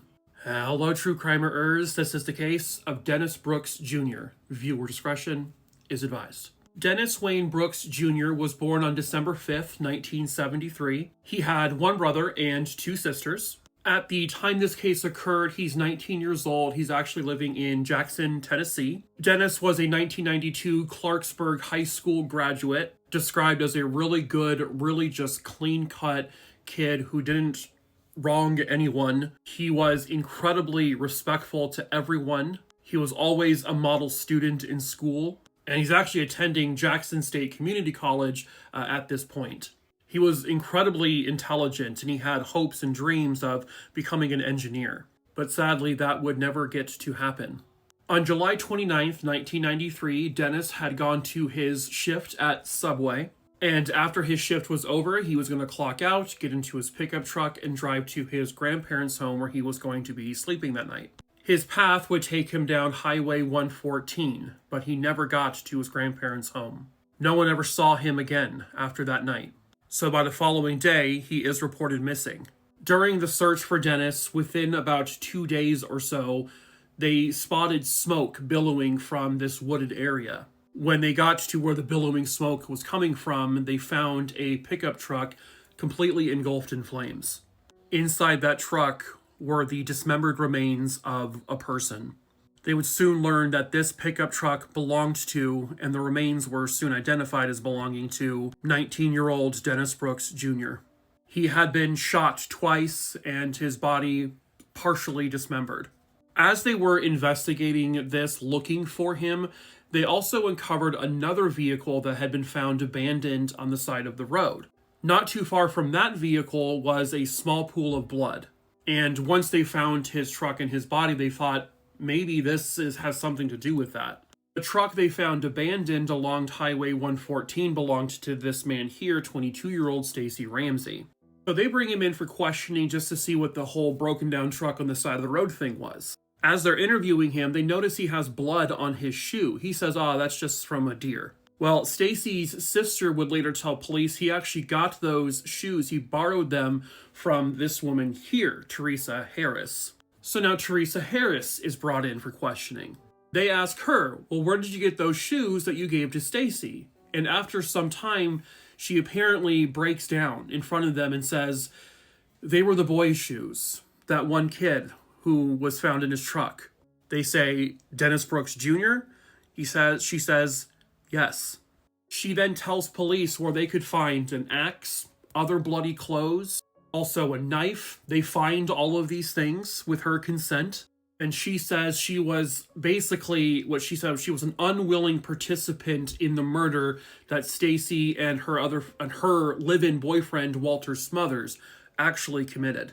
She said that her and Walter were hanging out on the night of July 29th, 1993, and then their friend Stacy came over to drink with them and do drugs and whatnot. The conversation of Teresa's former boyfriend came up. Walter gets the idea that he's going to call this former boyfriend. They get into an argument over the phone. Walter says to the ex-boyfriend, I'm going to find you and we're going to fight tonight. The three of them drink some more. Walter finally decides, all right, I want to follow through with my plan to go kick the ex-boyfriend's ass. So they all get into Stacy's pickup truck. They drive around Carroll County in Tennessee. They're continuing to drink and they're continuing to just search for the ex-boyfriend's home, which apparently they don't even know where he lives. Teresa would later tell police she actually knew where the ex-boyfriend lived because it's her ex-boyfriend. She just didn't want to tell Walter because, she didn't want anything violent to happen, is what she said. Then they start to notice that Stacy's truck is having some issues with the oil, and then the truck stops working. It stops running along Highway 114. So they decide, we're going to flag someone down and we're going to steal their car. And Walter tells the two other people there, we might have to kill this person whose car we steal. And all three of them seem to go along with it. Decide that Teresa needs to be the one to flag down the car because she's a young 21, 22-year-old pretty girl. Anyone would stop for her, and so she does that. Shortly after midnight, sometime between midnight and 12:30 a.m., that just so happens to be the same time that Dennis Brooks Jr. is driving down that road. He stops his car because he sees a young woman in distress. Her car appears to be broken down. The two other guys are now hiding behind the truck so that he can't see them. He stops because he's a good person who sees someone who needs help. The two men then jump from behind the truck and put a shotgun to his face and basically tell him, we're stealing your car, get into the bed of the truck, and also we're taking your money. Teresa says that along the way, because he's now basically abducted in the back of his own truck, he starts screaming for help when they pass by residential neighborhoods.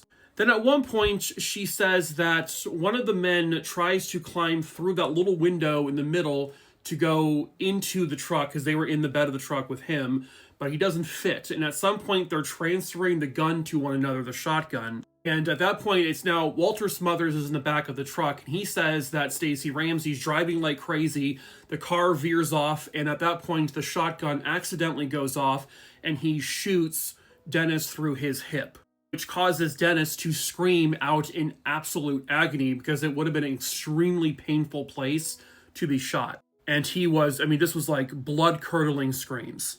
Teresa will later state that he was screaming and begging for help after he was shot. And at that point, Walter takes the shotgun because he can't handle the screaming anymore. He puts it underneath Dennis's chin, and he fires the fatal round through the bottom of his chin up through the top of his head, killing him instantly. At one point, the trio was actually pursued by a police officer, but they actually managed to lose that cop. They then decide they need to get rid of his body, so they get an axe and a knife, and they begin chopping him up. Initially, we were planning to bury him with a backhoe, but the backhoe had a flat tire, so they said, never mind, we're not going to do that. Teresa said each one of them took part in cutting apart his body. They then threw his body parts into the truck and set it on fire. Fast forwarding now back to Stacey Ramsey's abandoned truck is found on the side of the road by police. That leads them to him, which then leads to Teresa, which then leads to Walter. All three of them are then charged with the murder, the kidnapping, and the dismemberment of Dennis Brooks Jr. Teresa goes on trial first. She is found guilty of the murder and the mutilation, and she is sentenced to life in prison without parole. Stacey Ramsey goes on trial next. He is also found guilty and sentenced to life in prison without parole. Walter Smothers actually ends up just pleading guilty, and he is also sentenced to life in prison without parole. All of this happening to a very innocent young kid who was guilty of nothing but being in the wrong place at the worst possible time, who was guilty of being a good person, a good Samaritan who thought he was helping someone. And then that someone abducts him and kills him and then dismembers him. And for what? For what? For nothing in the end. For absolutely nothing. The three were caught within days. They never even got to the other boyfriend's house. They got rid of the car they were trying to use to get to that boyfriend's house. So all of it was for literally nothing. But all three of them will be rotting in their prison cells until the end of their days. Therefore, Dennis Brooks Jr. got the justice he very rightfully deserved. Devil in Disguise, John Wayne Gacy, based on a true tragedy, now streamable on Peacock. P.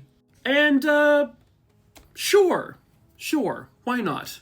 This is a dramatic, scripted miniseries, so it's actors. This is not a docuseries or documentary or anything. It is 8 episodes? I just finished it. I think it's 8 episodes. And yeah, it's just, they're telling the John Wayne Gacy story.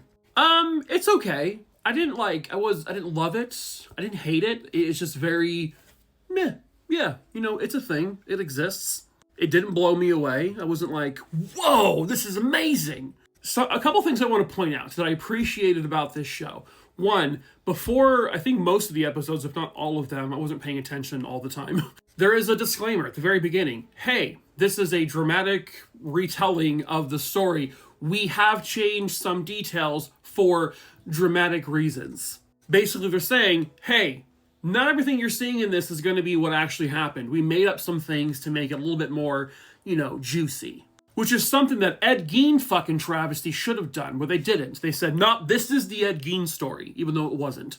And quite honestly, I don't really think they made any super dramatic changes that I really could tell. I think they changed like little things here and there, but nothing that like altered history, like that Ed Gein shit did. Another thing I appreciated is thank you so much for not sexifying John Wayne Gacy and making him this like super dreamy, hot person that people will drool over. I don't know if he really could do that with John Wayne Gacy, but I wouldn't put it past Hollywood. Thank you for not saying Timothée Chalamet as John Wayne Gacy. Chris Hemsworth in a role of a lifetime as John Wayne Gacy. No offense to the actor who actually played him, because he looks like me. But that's what John Wayne Gacy looked like. This is him. Stop putting super sexy actors in these horrible roles of people who weren't sexy. Again, sir, no offense. We're basically twins. So, sorry about that. Because when you do that, you're putting so much more focus on people looking into this person and going, ooh. Now, this actor I thought he was good. I wasn't like blown away by it. I don't really know if John Wayne Gacy had any elements to him that were like, over exaggerated that he really could have done. He did good. I mean, I thought he gave a really good performance. It just wasn't like, oh my God, give him an Emmy type of thing. Something this show did well, which so many of these shows never fucking do, is they focus a lot on the actual victims. Several episodes where you are just looking into the life of John Wayne Gacy's victims. Some of them. Obviously, he killed so many fucking people. There's only 8 episodes. They can only focus on so many. They do put a lot of focus on his final official victim and that victim's family throughout the entire series. But you do get to kind of know the other victims, which, I really, really appreciated that. Because ultimately, that's what these things should be about. And finally, I think this is just more of like a me thing. Like, I've been watching so many of these in true crime docuseries and scripted series like this. It's just getting so dreary. Like, it's so depressing after you watch enough of these. Like, everything just becomes darkness, It's like I need to play video games and watch comedy shows in influx now because these things are just so somber and so sad. But also, did we need this? No, we didn't. We didn't need another John Wayne Gacy thing. Can we stop with him at this point? There are so many things, so many shows about him. Stop it. I mean, we don't do that with any other case, right? It's not like we do that with, say, I don't know, just for a random example, the Murdoch murders, right? We don't do that with that case. We don't give them multiple docuseries and multiple scripted series within like a year of each other, right? We don't. Oh, we did do that, didn't we? Can we stop that? Also, thanks. But if you are going to do it, take note of what this show did. Tell us about the victims. Give us their stories, please. We don't care about the guy, the killer anymore. Tell us about the people whose lives he has taken. Thank you. I would give it a 5.5 or a 6 out of 10. It's just very, sure, okay. The wife of a Canadian mayor was found dead inside her home in 2007. Hello, true crimerers. This is the case of Diane Paul. Viewer discretion is advised. This case takes us to Dauphin, which is in Manitoba, Canada. Seems like a peaceful, tight-knit type of community. This is Diane Gloria Paul with her husband, Alex Paul. In 2007, Alex Paul was a public figure. He was actually the mayor of Dauphin. Diane Paul had 2 children, and she had a grandchild as well. I guess Diane never really wanted to be referred to as Baba, which is the Ukrainian version of grandma. But when her grandchild was born, it's just who she was. She was Baba. She embraced it, and she was a really wonderful grandmother. She taught her son a lot about raising kids. He would state that basically she raised her 2 kids on her own. She overcame every obstacle, and she always had a solution to everything because she wanted to make sure that her children had everything they needed, and she was able to do that. About 12 years prior to this case occurring, I guess the family purchased a restaurant that used to be here in this building. It was called Thunder's Restaurant and Saloon. Diane basically ran it, and she did a phenomenal job at it. But then a very sudden tragedy struck the family. At approximately 11:15 p.m. on March 13th, 2007, Alex Paul, the mayor, gets home, and he finds his wife, and she is dead. Initially, the RCMP wasn't incredibly forthcoming about information regarding this death. However, it would fairly quickly be labeled as a homicide. They had not released the exact cause of death, however. The murder weapon was not found in the home and has never been found. And this obviously caused a lot of, turmoil in the community. This is the mayor's wife. And then, of course, you're going to have all of that speculation, those rumors. I do know that Alex Paul was in RCMP custody for like a day or two, but was released without being charged with anything. I think that was kind of just sort of like the standard thing. Police also announced that they had another man in custody for a couple of days, a person of interest, if you will. But then they released that person because they had no evidence or anything to suggest that they had anything to do with her murder. The RCMP essentially has released virtually no significant information with regards to the circumstances of her killing. Cause of death not known, murder weapon not known, what type of evidence they may or may not have is not known. A lot of times police and detectives will do this on purpose because if they have a person of interest in custody that they're talking to, that person might slip up and say something that nobody should know except the person who did the killing. It's a very common tactic that works successfully a lot of the times. The murder happened in 2007. It is now 2025. There have been no arrests, no persons of interest named publicly. Still, no information really released publicly. All they really have said is that Diane Gloria Paul was murdered inside of her own home, and no one has had to pay for it yet. I read that Alex Paul, after he was done being mayor, would eventually remarry, but in 2020, it appears that he did pass away. There is some belief by the RCMP that might hinder the investigation because he may have had information about it, but now they'll never know. Not saying he was the guilty person here, it's just that there may be something he could have, known that eventually would have come out, but that information never did if there was information. And so now they're left with a complete mystery. Who killed her? Why was she killed? What was the motive here? There has to be a reason. I mean, was there connection to politics? Maybe someone hated the mayor and did this to his wife? Was this related to the restaurant that they owned? Were there any jilted ex-lovers, or was there anyone having affairs? Was this a home invasion that turned deadly? Was she a random target? Was this just a home that this person just so happened to enter to potentially rob and found someone there and killed her? All of that is unknown. But someone somewhere out there has to know the truth about who did this to Diane. And perhaps that someone is you.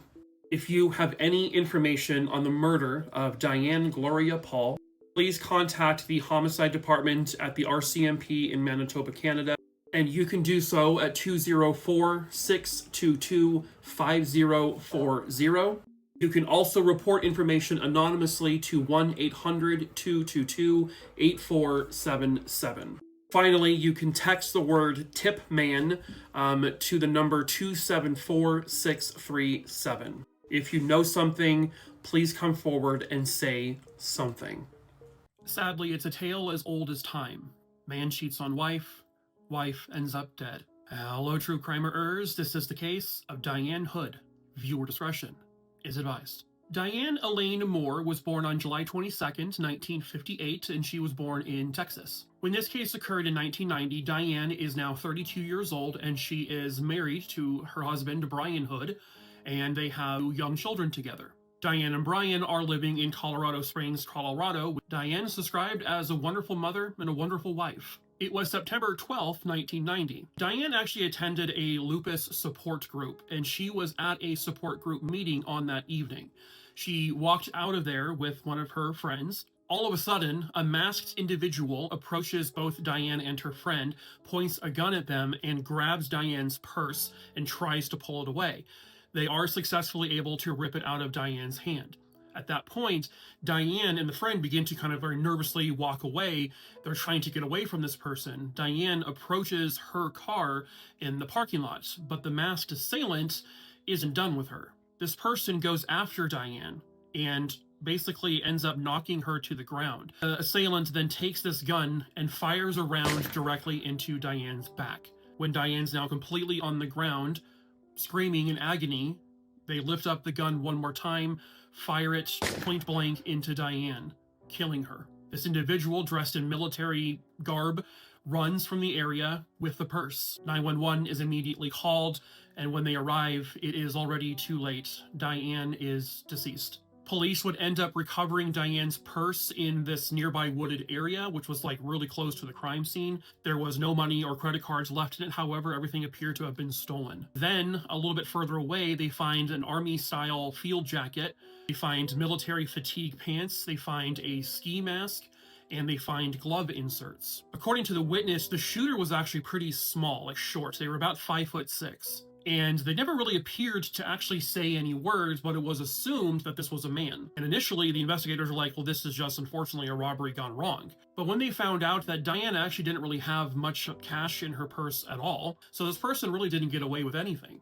When they learned that the assailant continued to pursue Diane after he or she took the purse, even now when she is completely defenseless and not putting up a fight, this person still shoots her, they begin to realize this might have been targeted. So of course the first person they look into is her husband, Brian.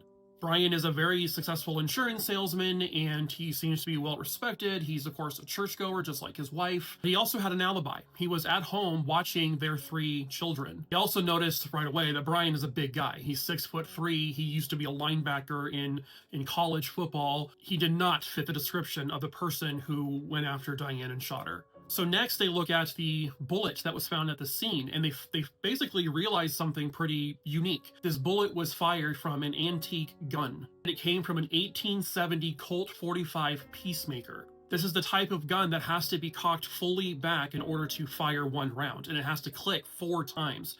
This person fired at her twice. This was meant for her. The next day, a florist comes forward to police to state that one of her employees, a 28-year-old named Jennifer Reale, was having an affair with Brian Hood, Diane's husband. So when they look into Jennifer Reale, she has a husband. His name is Ben Reale. They find out that he actually collects antique guns. So they go to speak to him, and they said that he tells them that he actually owns the same type of gun they're looking for. He had recently moved it, though, from his storage area to the home he shared out with his wife. That was at the request of Jennifer. He's able to retrieve the gun because Jennifer had given it back to him saying, I don't want it in the house anymore. They confirm this is, in fact, the murder weapon. They also show him the military fatigues that were found near the crime scene. He said, those look like mine. But he, too, was too big. He was not someone who would fit the description of this assailant. The witness who saw the attack all happen, the friend, said this person was short, but they looked really bulky. And they're attributing to that to the fact that the clothing was actually too big for the person wearing it. They also found dog hair on the clothing that was found. They found out that Jennifer had a dog. The dog hair would end up being a match to Jennifer's dog. Jennifer initially denied having anything to do with the murder. She denied having anything to do with this Brian person. She said, okay, well, I did meet him at a gym. We were in a spa together one time, but that was it.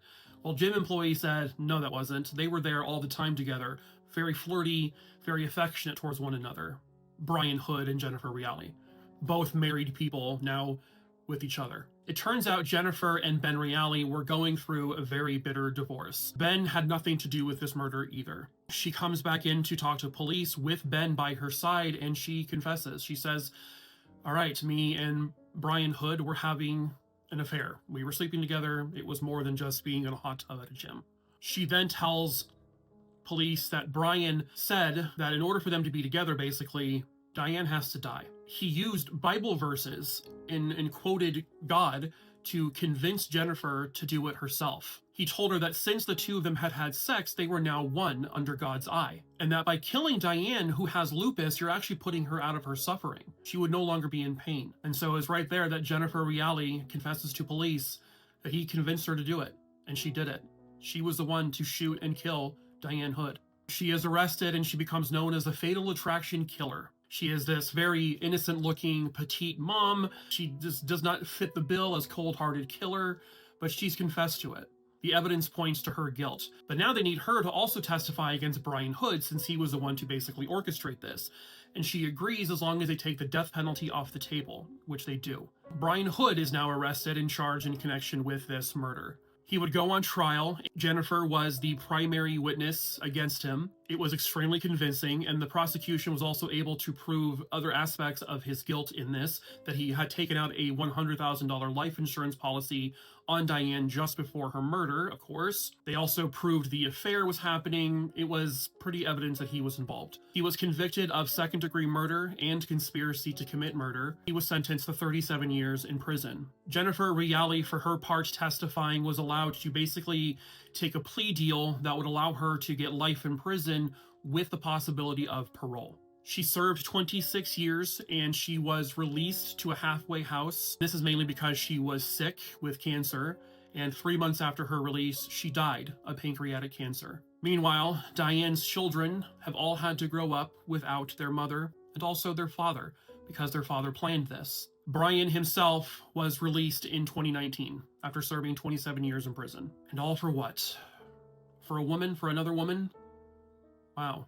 It's a motive that's, like I said at the very beginning, tale as old as time. Man sleeps with another woman, cheats on wife, wife dies. Husband gets money, children lose both parents. Gunned down on Halloween night, and his family is still looking for answers. Hello, true crimerers. This is the case of Dillon Bueno. Viewer discretion is advised. Dillon Leo Bueno was born in 1991. And at the time this case occurred, he is 24 years old, living in Commerce City, Colorado. It was Halloween night, 2015. The family was running out of candy to pass out, so Dillon said, I'll go out to my car and get more. So Dillon, along with a female friend of his, walked out of the house towards the car. That's when Dillon's parents can hear two loud pops, and then within moments, the female friend of his runs back into the house in a panic, saying, call 911, Dillon has just been shot. His parents run out to the driveway where they see Dillon on the ground in a pool of blood. They call 911, but before they can even get there, it would be too late. Dillon died in the arms of his parents right then and there.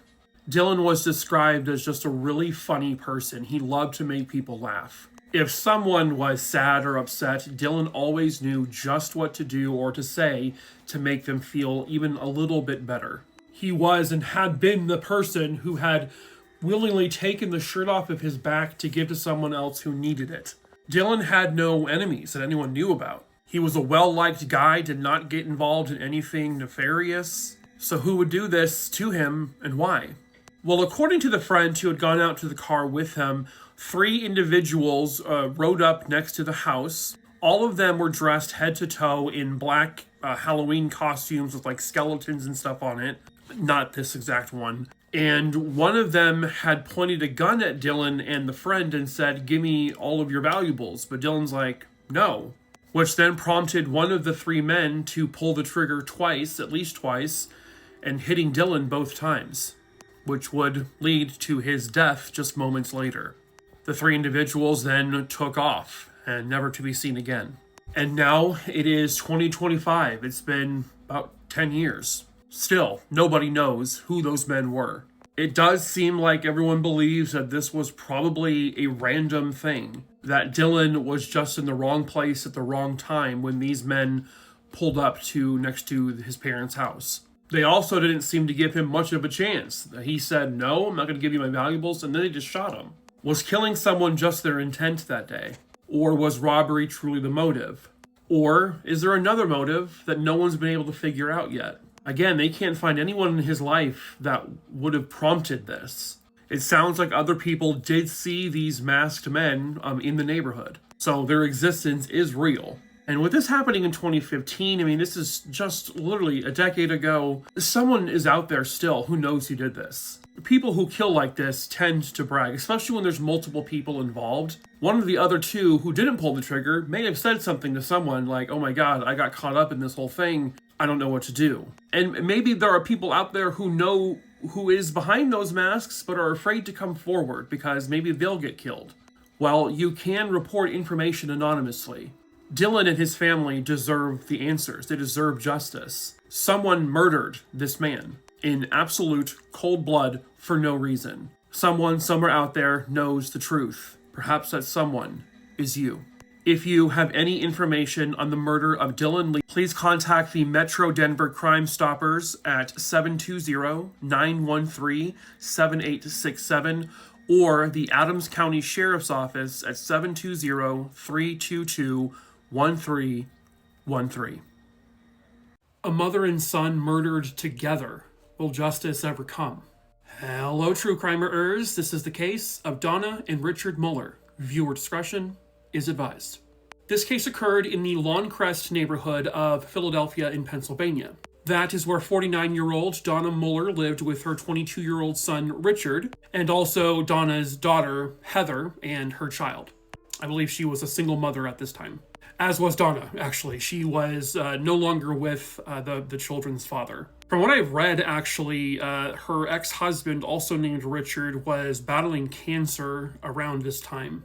I believe 22-year-old Richard was working at a rest home in the area as a cook. He had recently gotten his IT degree from Manor College. And outside of work and school, he was your typical 22-year-old. He liked to spend a lot of time at home playing video games. He would go out to the local basketball court and play basketball with his friends. He and his mom really, both of them, kind of just sort of kept to themselves for the most part. And Donna was working, I think, as an editor at that time. She was a wonderful mom and also a wonderful grandmother. She doted on her grandkid.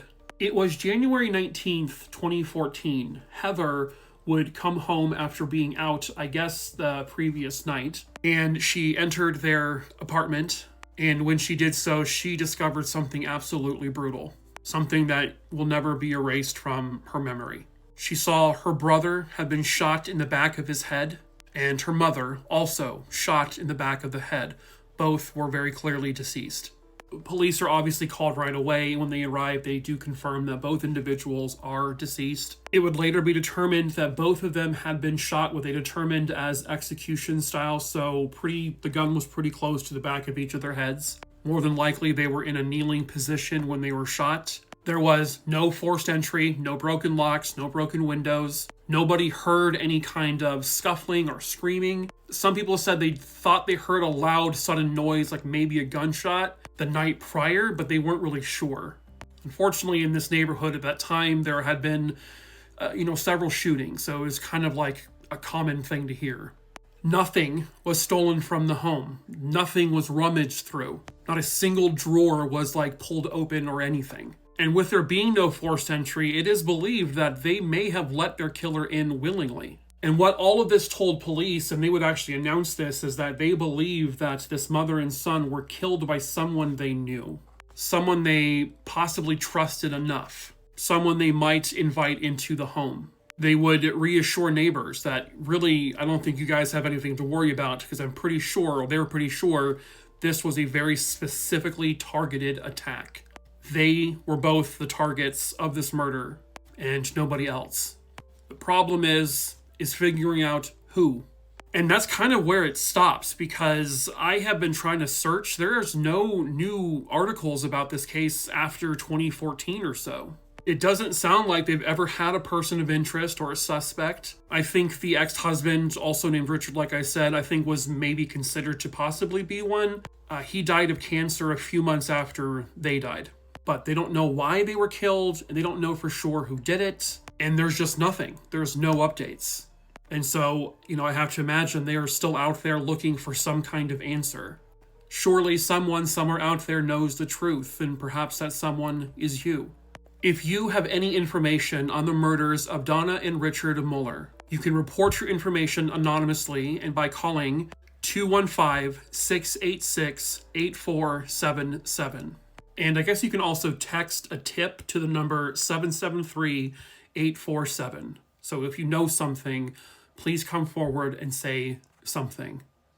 There are rare occasions when women can get out of domestic violence situations, but that does not always mean that it stops. Hello, true crimerers. This is the case of Doris Inzunza. Viewer discretion is advised. This case takes us to Rancho Cordova, which is in California, and the date is 1997. That is where 41-year-old Doris Inzunza lived with her family. Doris was born in June of 1956. She grew up in a large family, a big, loving household. And by the time this case occurs, she is the very, very proud mother to 4 young boys. She got what she always wanted, to be a mom. Doris was described as sort of like the funny one of the family, full of energy, full of life. She was really the rock that kind of cemented the family together. Everyone said that she was definitely one of the most intelligent people in the family. Very, very smart. At this time, Doris had been dealing with an ex-boyfriend who had been stalking her. When she broke up with him, she had endured a long period of domestic violence from him. She reported him to the police numerous times, and she was one of the lucky ones who was able to escape that relationship, something that just unfortunately does not happen often. She was able to get a restraining order against him. Also at this point, she had been seeing another guy. This was a really good relationship, and as a matter of fact, he proposed to her, and she said yes. She put that ring on her finger, and she never took it off. She was very happy to be getting married. And when this case occurs, she is 2 weeks away from her wedding. It is August of 1997. Doris had gone away for the weekend, just a quick little vacation. She did not have the kids with her when she got back home. When she entered her home on August 26, 1997, according to neighbors, she had pulled into her driveway. Then they saw that she had opened up her garage door. And ultimately what they discovered was that there was a really horrific odor coming from her garage. Doris had a refrigerator in her garage, and unfortunately when she was away, the refrigerator crapped out, and the food in there, especially all the meat she had in there, had spoiled and went rotten, which caused the garage to smell. And so according to neighbors, she put up her garage door to try to air it out, and that is the last time that anyone actually can recall seeing Doris ever. Doris failed to show up to work the following day, and that was very much unlike her. She did not call. They tried calling her. They got no response. The work calls her family. The family says, we also haven't heard from her. They go to her home. They see that her car is there, and the garage door is still open. But when they enter the home, she's nowhere to be found. Something that one of her family members, I think it was her sister, noticed right away was that her engagement ring was on a table in the house. And that immediately kind of made their stomachs sink because Doris she refused to ever take off that ring. She took showers with it, she cooked with it, she did not take that ring off ever.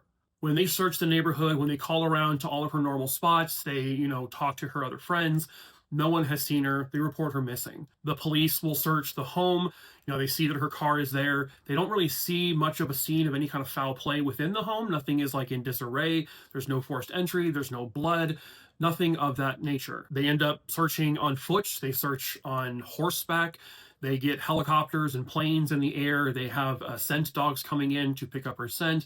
But unfortunately, all of that leads to nothing. Doris had also started a group called the Sacramento Survivors of Stalking. That was there to help other women. Police, looked into that of okay, what was her stalking situation like? And they found out about the ex-boyfriend. The ex-boyfriend was about 20 or so years older than she was. They knew him because she had reported domestic violence against him several times. There was a restraining order and all that. He had left threatening voicemails in which a couple of them, Doris's sister heard. And in one of those voicemails, this man threatened Doris by saying, "You wouldn't marry me, so you're not going to marry anyone else." When you couple that with the fact that her engagement ring is found inside the house on a table without Doris attached to it, that told them a lot. This guy did not like the fact that she was getting married. What a lot of people speculate is that potentially, allegedly, the ex-boyfriend or whoever did this entered her home and probably, more than likely, threatened her children, her 4 boys, who again weren't at the house when this all happened. Doris was most protective of her kids more than anyone else. She would do anything to protect them.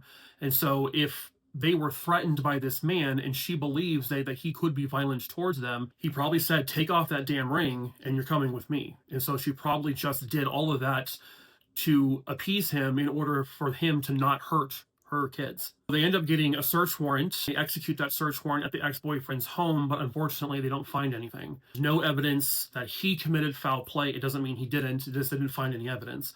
Most importantly, they've never found Doris. Doris has not been located. Her clothing has not been located. No hair, no blood, nothing. She is completely gone. It does sound like there's a pretty good understanding of what may have happened and who may have done this, allegedly, but there is no proof of it. Without proof, you can't arrest someone just on your gut instinct. You have to be able to provide evidence to support a trial and an arrest. And as it stands today, Doris Inzunza is gone. She is missing, never to be seen again. No bank account activity, no social security activity, nothing. It is 99% believed that she met with foul play that day, and likely someone abducted her. She probably went with them willingly to save her kids, and then they did God knows what to her. Probably killed her, unfortunately. Her family deserves to have her home. Her family deserves justice. Someone, somewhere out there, might know the truth about what truly happened to Doris that day. Perhaps that someone is you. If you're afraid to come forward, you can report information anonymously. You don't have to say who you are. All you have to say is what you know. So if you have any information on the whereabouts of Doris Inzunza or what may have happened to her, please contact the Sacramento Sheriff's Department at 916-874-5467 or 916-874-5066. If you know something, if you heard something, if you saw something, please come forward and say something. Her children deserve that.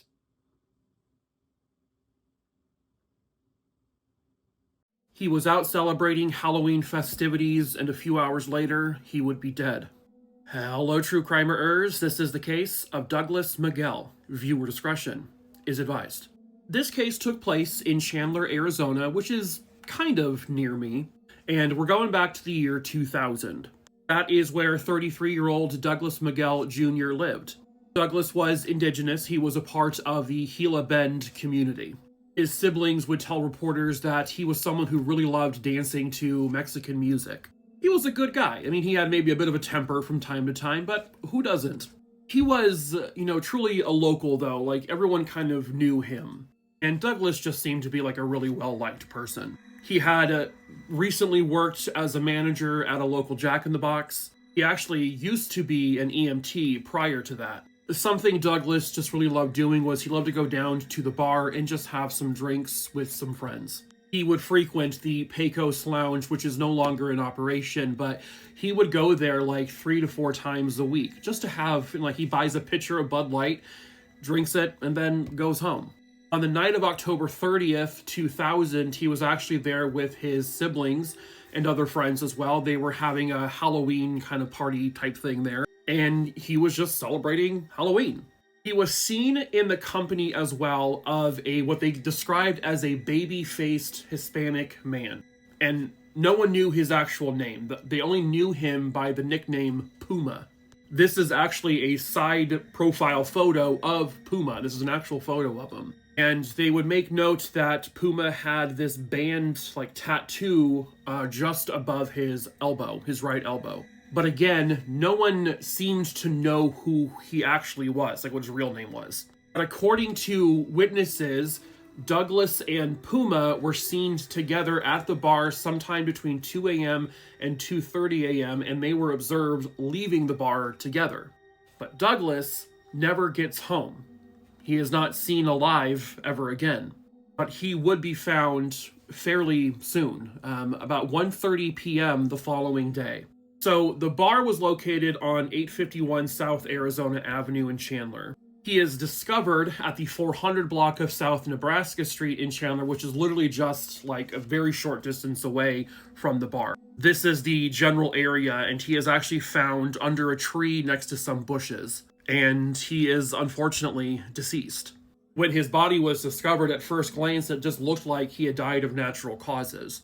But the coroner would later confirm that it was not natural causes. He died of some sort of traumatic injury, as how they describe it. They have not been specific about what actually killed him, but it is a homicide. They can say that much. Someone killed him. Ever since then, police have been wanting to talk to Puma, whoever he may be. They actually never said that he was a suspect. They just said that he was someone who might have information for them to help find out who did this to Douglas. But Puma has never come forward. He has never made himself known, and they've never been able to identify him.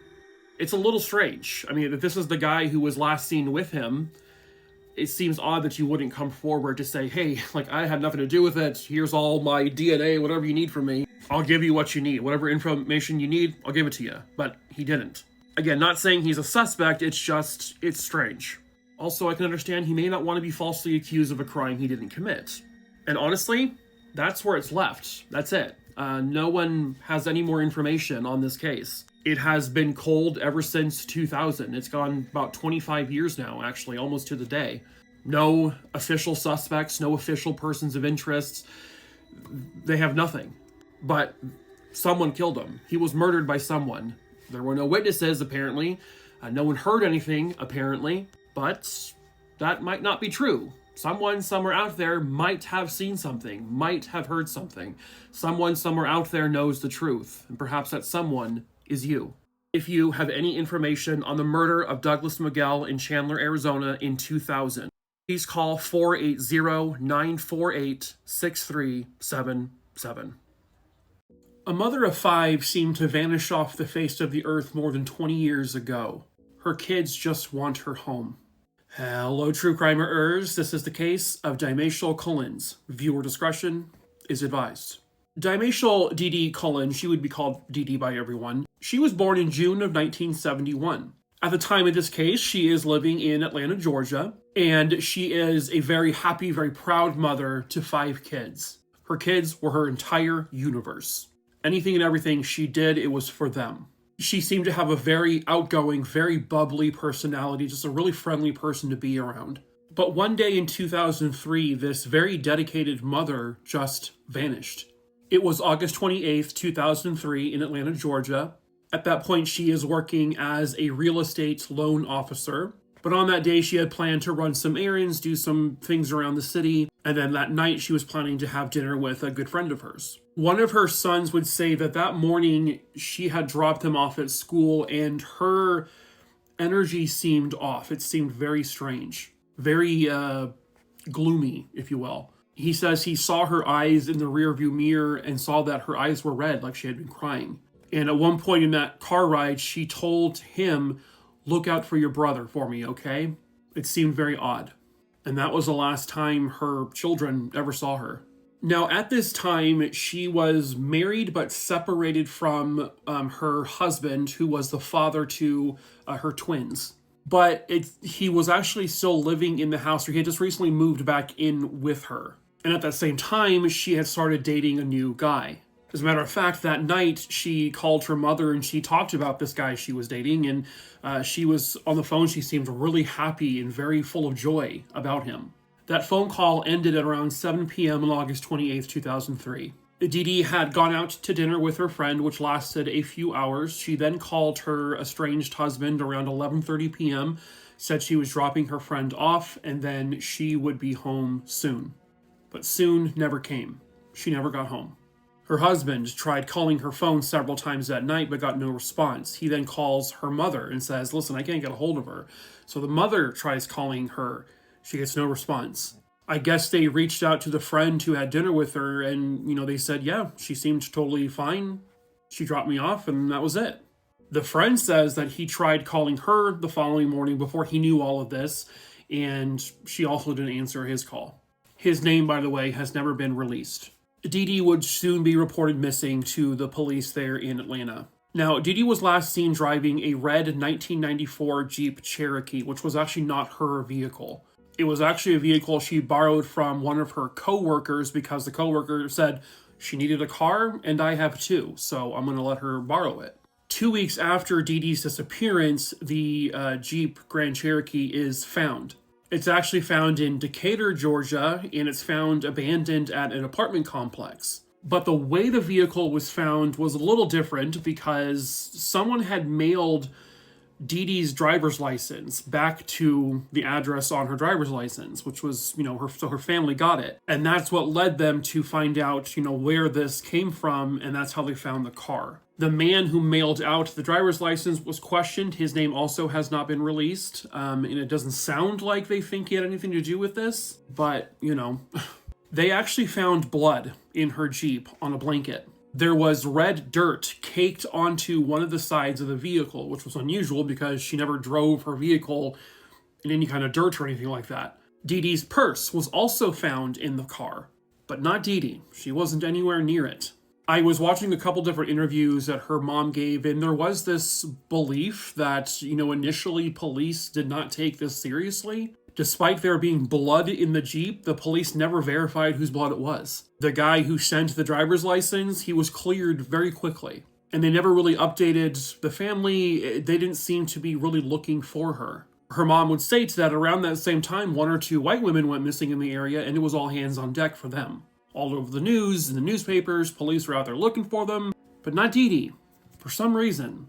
But recently, from pressure from, her mom and the family, the Atlanta police have reopened DeeDee's case, basically as a cold case disappearance. But unfortunately, they have no idea what happened to her. From what I understand, they've looked at the husband / soon-to-be ex-husband. He's never been announced as a suspect. This guy she was dating, whose name hasn't been released, has not been named a suspect. The friend she had dinner with, who has not been named publicly, has not been named a suspect. No one has. There has been virtually no leads, no tips that have really led to anything substantial, no new evidence found, no trace of her. Bank account hasn't been used, social security number hasn't been used. Did she know something was wrong that morning because of how she was behaving around her kids? Saying, take care of your brother.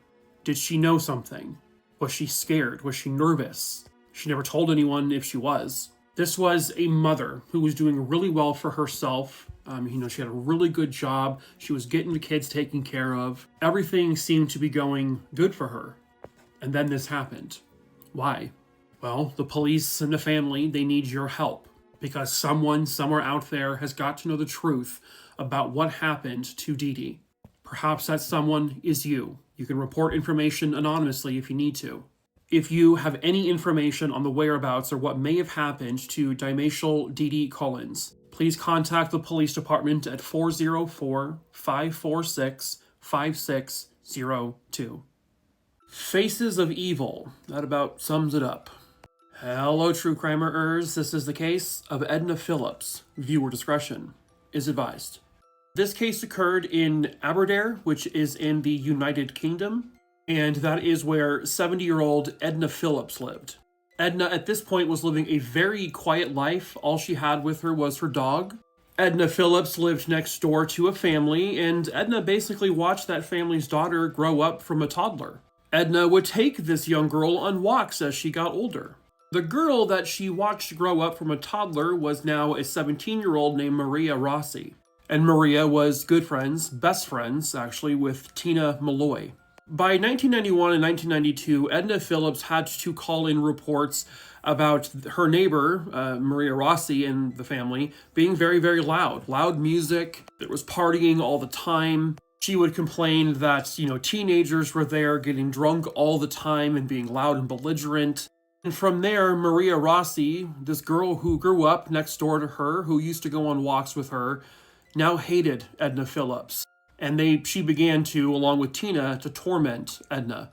They threw rocks at her home. They dumped trash by the front of her home. One time they even spread fecal matter on the outside of her walls. And then Maria broke into her house when Edna wasn't there and stole things. And at that point, Edna says, I need to be rehoused. I don't feel comfortable here.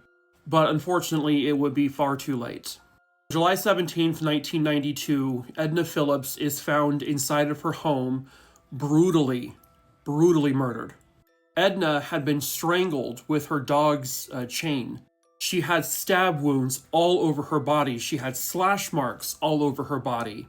They found broken eggs crushed next to her body and rubbed all over her body. It was more than obvious that whoever did this to torture Edna, a 70-year-old woman. And it really wasn't long before they realized who had done this. It was the evil girl next door, Maria Rossi, and her friend, Tina Malloy. On the outside looking in, they seemed like your typical teenage girls. Got into some trouble here and there, but certainly were never violent. Within 48 hours of the murders, the two teenage girls were arrested and charged with Edna's murder.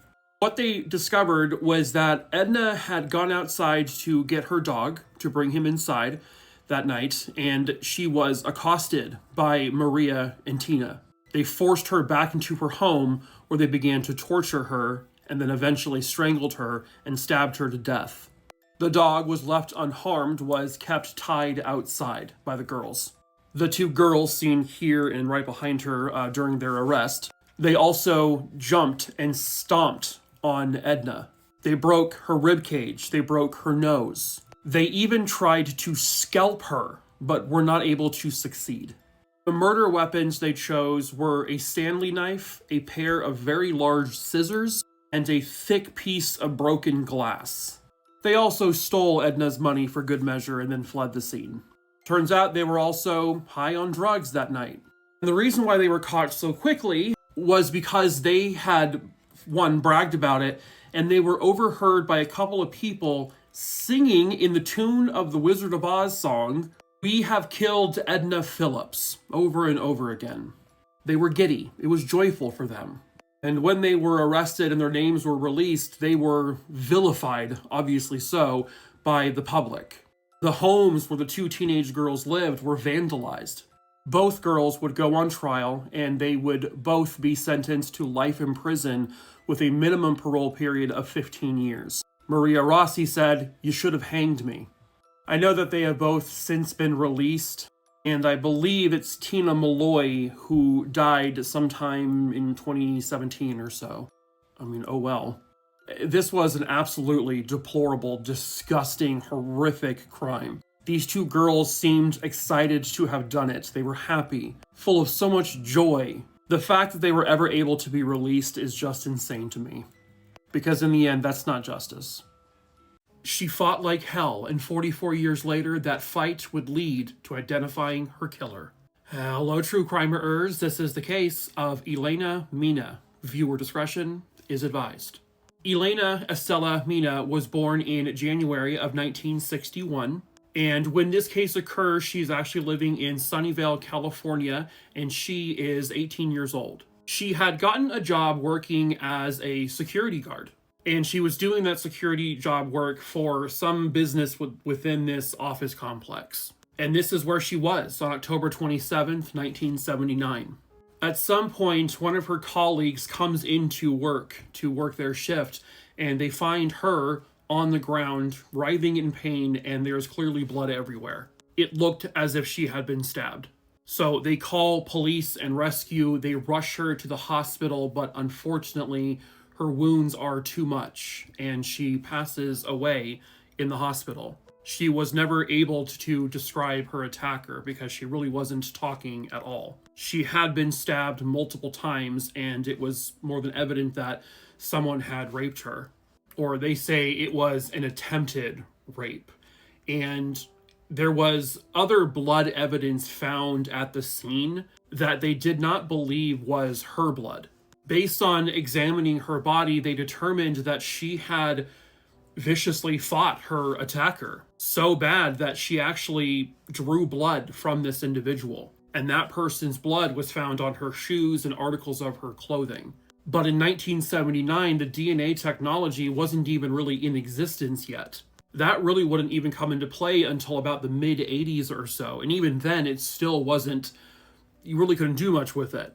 And so sadly, Elena's case just went cold very quickly. There were no witnesses who saw or heard the attack. When her colleague got there, they did see a man fleeing from the area, but they did not get a good look at that man at all. They could not describe him whatsoever because it happened so quickly. And they didn't see like what kind of car that person may have gotten into and sped away. They didn't see anything. So it wouldn't be until 44 years later in 2023 when they finally got the answer. They were able to take the blood found on her clothing, and they were able now at this point to confirm it was not Elena's blood, that this was the blood of a male contributor. And now with our modern DNA technology, genetic genealogy, etc., they are able to build a profile and figure out who the person was that left that blood. And it was the blood that she drew from her attacker by fighting him off. And so kind of, in a way, she helped solve her own murder. It came to match this man here, a man who never came up on police radar at all during the investigation. This man's name was Samuel Silva. Samuel Silva died in 2008 while in prison for another unrelated crime while in Colorado. They were able to confirm that the DNA left behind was in fact his. He was Elena's killer and attempted rapist. The police in Sunnyvale were also able to discern that, so Elena had worked at a Great America, a theme park there in California, and they determined that Samuel Silva also worked at that exact same theme park about the same time Elena did. And so they believe that he knew her. They don't really know how well they knew each other. It didn't really seem like well at all. I mean, he certainly was not anyone that was in her life that they would have looked into. But after he killed her, he then fled to Colorado, where he lived until 2008. Justice for Elena won't come, unfortunately. This is one of those times where, sadly, her killer got away with it. But you can take some solace in the fact that he was in prison when he died for committing a significantly less violent crime, and he was not able to hurt anyone ever again. So she may not have gotten justice here on Earth, but at least her killer is serving out his days in hell. He died pretending he was about to die. Yeah. Hello, true crimeers. This is another worst unusual deaths. Viewer discretion is advised. The Grand Canyon is an absolute spectacle. It is gorgeous. I've been there once before, and it doesn't even look real. It attracts millions of people every year, and it reaches depths of about 6,000 feet, full of cliffs and deadly drops if you were to slip. And that's why wherever you go, there are guardrails, such as these. It was 1992. A father, his name was Greg, he was there with his daughter. They were doing the touristy thing, and Greg decided he wanted to do kind of like the ultimate dad joke. So as they're hiking around and they're near these guardrails, Greg decides to stand up on one of the rails. This is something that just happens all the time. People hop over these things all the time. Hell, I hopped over it when I went there. But what he did was he got up there, which is very close to a drop. He looked over to make sure that there was something he could land on. So he tells his daughter, look at me, I'm falling. And he does the whole, cartwheeling arm things, right? Kind of like Kermit the Frog, like, yeah, kind of thing. And his plan was to basically fall or jump down to a ledge that was just a few feet there next to him. And this was all to scare his daughter or to get her to laugh. But apparently what people saw was he was doing this, and the daughter was basically like, okay. And she just kept walking. But the dad, he went through with the bit, and he fell off the cliff with an intent of landing on a ledge. Unfortunately, Greg missed the ledge. Greg fell approximately 400 feet to the canyon below. And unfortunately, he was killed on impact. I can't even imagine the level your stomach sinks when you realize you have miscalculated that kind of thing. Just the thought and the realization in his head of, oh my God, I know falling that distance probably only took a few seconds, but I can't imagine the level of just sheer fear that was just running through that poor man's mind. But please let this be a lesson. This is not a place where you try to make that kind of joke. Literally one wrong step and you fall to your death. While the Grand Canyon is absolutely gorgeous, it can also be absolutely deadly. Roughly 10 to 12 people die there every single year. So please be very, very cautious. A Halloween attraction stunt gone horribly wrong would lead to one of the worst deaths imaginable. Hello, true crimerers. Viewer discretion is advised. Unfortunately, I do not have a picture of the victim in this story. However, it takes place in Lakewood, New Jersey. The date, October 22nd, 1990. At a local Scream park, they were also having Halloween hayrides. You would load up on a trailer of some sort and you would be taken around the attraction. Cast members would jump onto the hay and scare the crap out of you. But there were also plenty of other scary things to see along the road. One of the things they had going at this particular festivity was a gallows with a faked noose. The noose was designed to deliberately not tighten itself, and they would use live cast members or actors to put their necks in the noose. This was a way, of course, of scaring people along the hayride. 17-year-old Brian Jewell was one of those cast members. And this being Halloween time, there were nightly haunted hayrides. And every single one of those nights, Brian would pull off this attraction with no problems.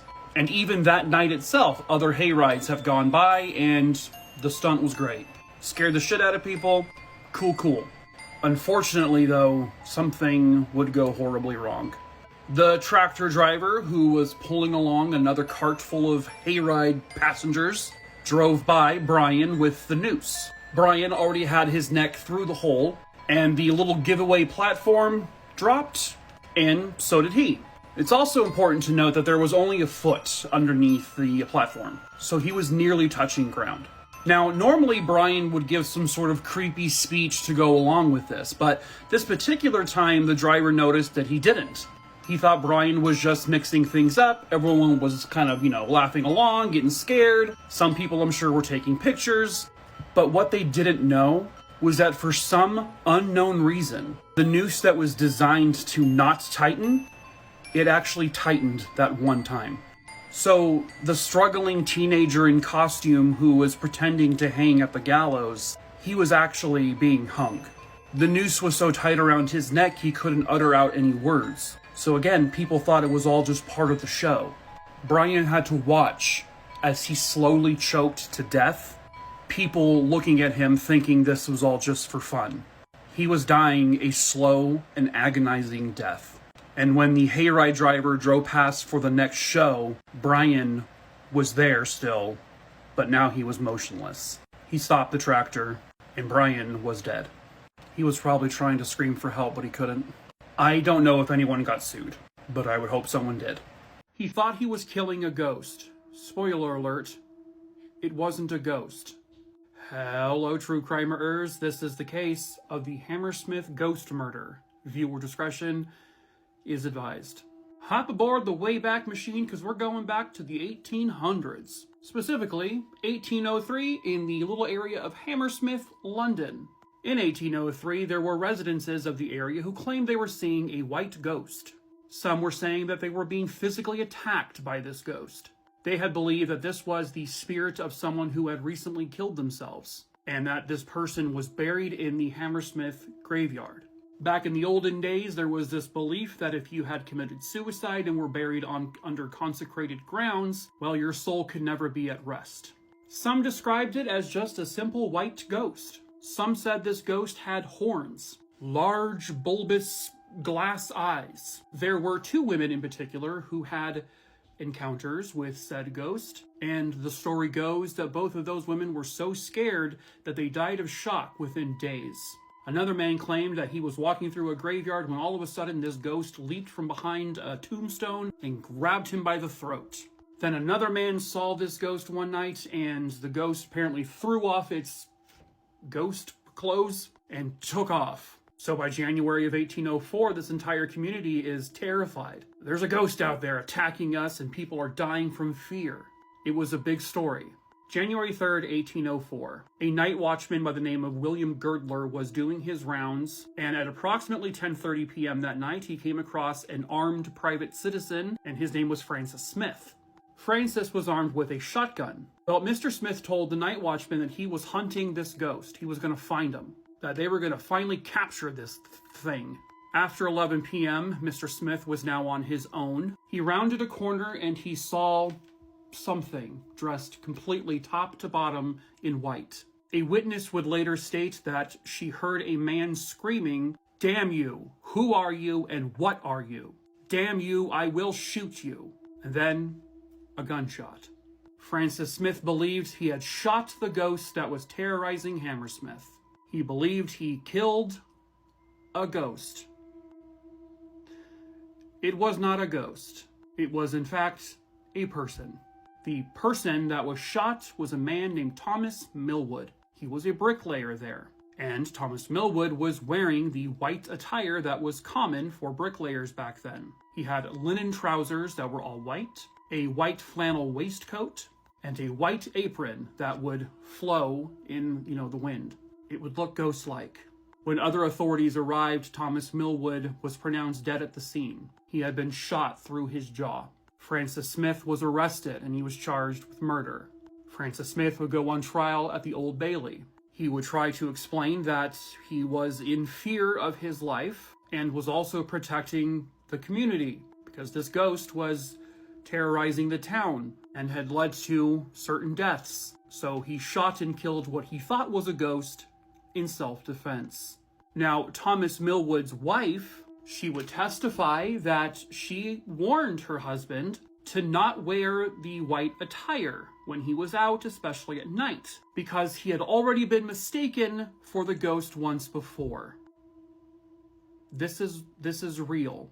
The witness who overheard the shouting just so happened to be Mr. Millwood's sister. She said she heard Mr. Smith say, "Stop or I'll shoot." But then she said the gunshot happened immediately, right after he said it.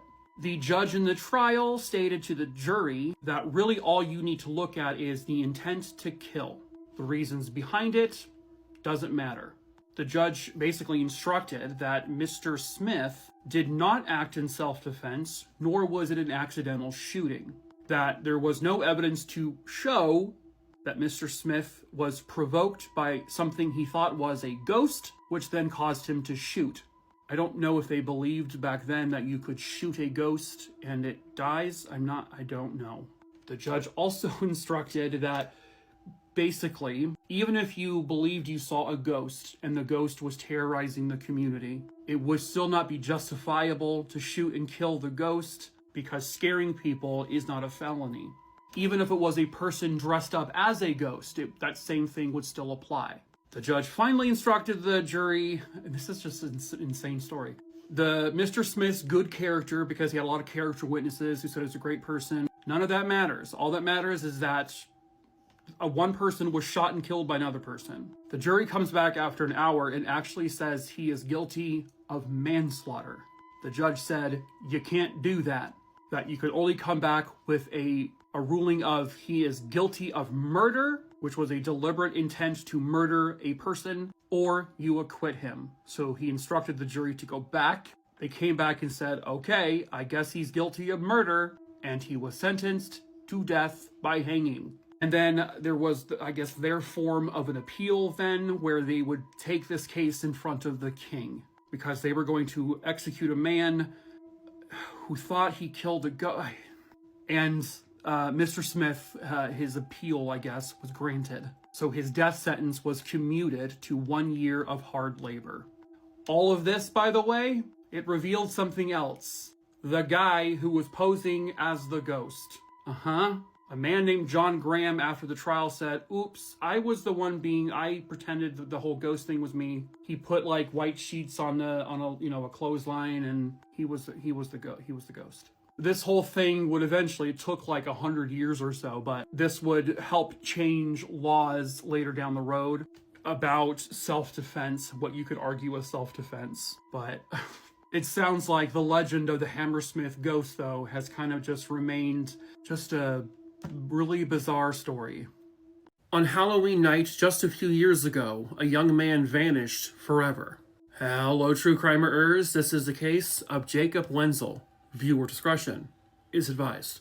This case takes us to Oconto, which is located in Wisconsin. The year is 2022. According to an interview that Jacob's mom gave for an article, her son wasn't perfect because nobody is. He had made some bad decisions in his life. He had been arrested in the past for things like theft, bail jumping, fraud, but he was at a point where everything was starting to turn around. Jacob was a brother. He had 3 brothers. He was a beloved cousin. He was someone's son. He was someone's boyfriend. And he was described as a very affectionate person. And he was still very close with his mom. She would say that even at the age of 18 or 19, if he was feeling sick or down, he would come over and lay his head down on my lap. That he was the type of person to give hugs and say, "I love you," before he left somewhere. But just a few years ago, Jacob went out for Halloween and he disappeared. It was October 31st, 2022. Jacob's mom says she spoke to her son sometime around actually 2 p.m. that day. He told her that he, along with his girlfriend Brooke, were going to be going to a place called the Breakwater, which was a park. They were going to hang out and smoke some marijuana. And then afterwards, he and Brooke would go to his cousin's house. His cousin's name is Haley. A little after 9 p.m. that night, Haley will actually text Jacob's mom something very concerning. She told the mom that Jacob had been interacting or texting with someone. He said he was going to be meeting someone outside of the house they were at. And she saw Jacob go outside, and then he never came back in.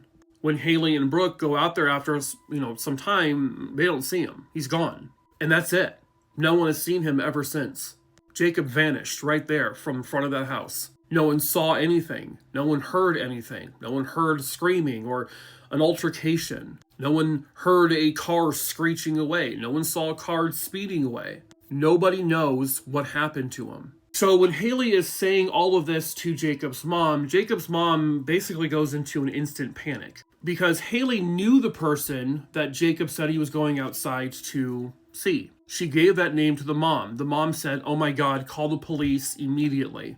I can't say this person's name because the police have not announced this person's name. And the articles, the journalists are also withholding the name because of, not wanting to falsely accuse someone of something. So I don't even know his name or her name at all. But the mom tells Haley, that person's not trying to be friendly with Jacob. They're going to kill him. That same night, they go to police. They report Jacob missing. The police are able to access his phone and get some pings from it. So first, they said that the cell phone was pinging near a Shell gas station along Highway 41, specifically this Shell gas station. So one of Jacob's brothers gets into the car and immediately goes there. When the brother gets there, he says he sees a car that he feels is very suspicious. There is a man and a woman inside that car. He sees the car pull away and drive away from the gas station, so the brother tries following them, but unfortunately, he loses them.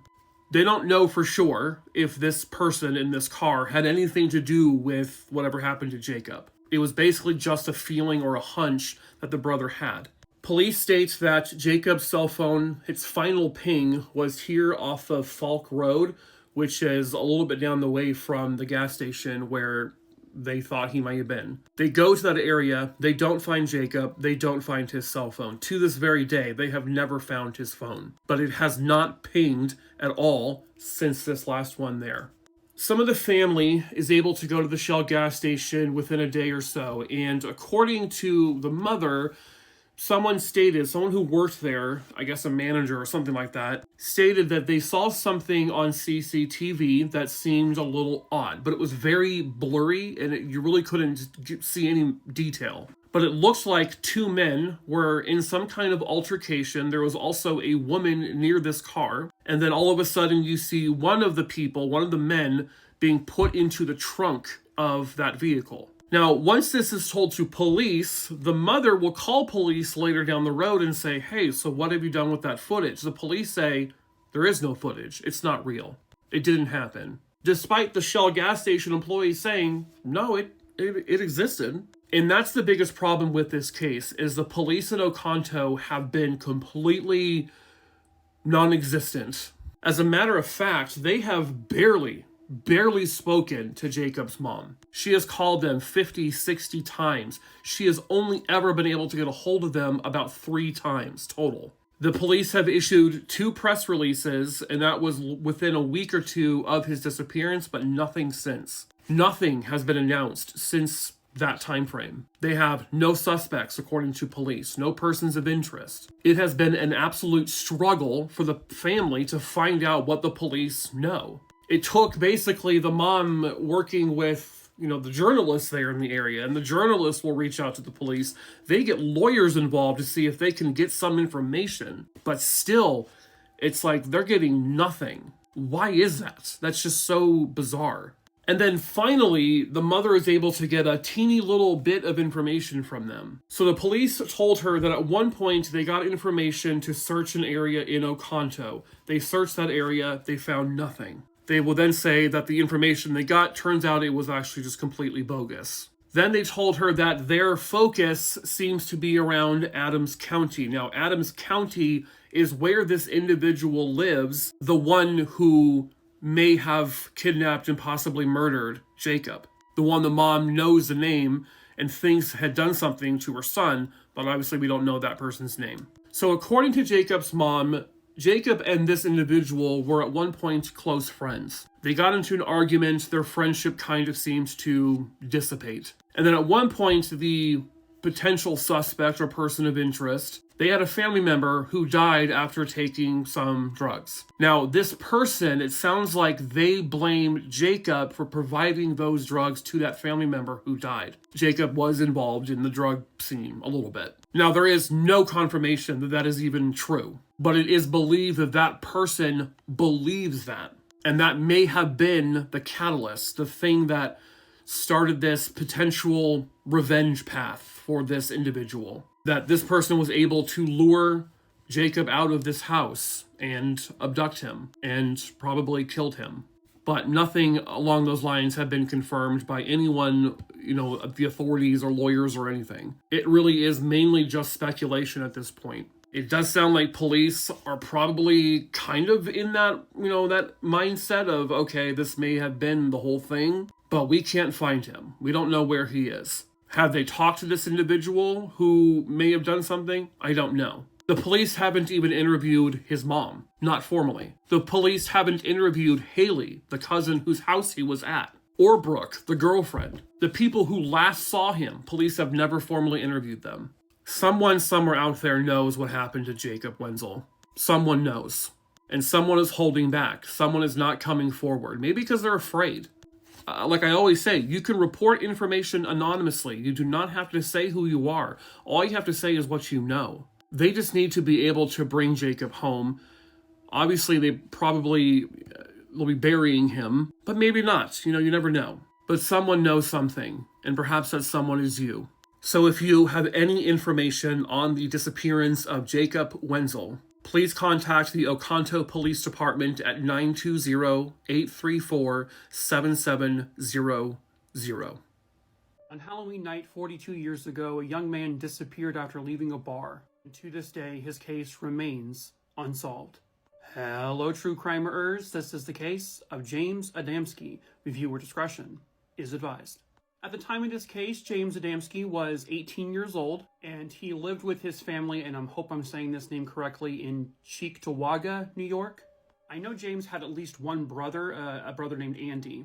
James was a senior at Depew High School, and from everyone's accounts, James was a really well-liked guy. He was very friendly, very sociable, a very outgoing dude. He didn't have any enemies at high school, and no one hated him, at least not that anyone knew. He was just a really laid-back, chill guy, and it just kind of makes what happened to him just that much more shocking. Halloween night, 1982. 18-year-old James Adamski put on a costume. He was dressed as Alice Cooper that night. He and his brother Andy would go to a bar called 5 and 23, and that was near, Transit Road and Walden Avenue. From what I understand, the drinking age back then was 18 in New York, so they were allowed to be in the bar and drink. From the accounts of witnesses, James did drink a lot that night, and he was pretty intoxicated. And there wasn't a point where there was a small altercation with James and a couple other people in the bar. But that altercation and the whatever caused it was resolved before James ever left the bar.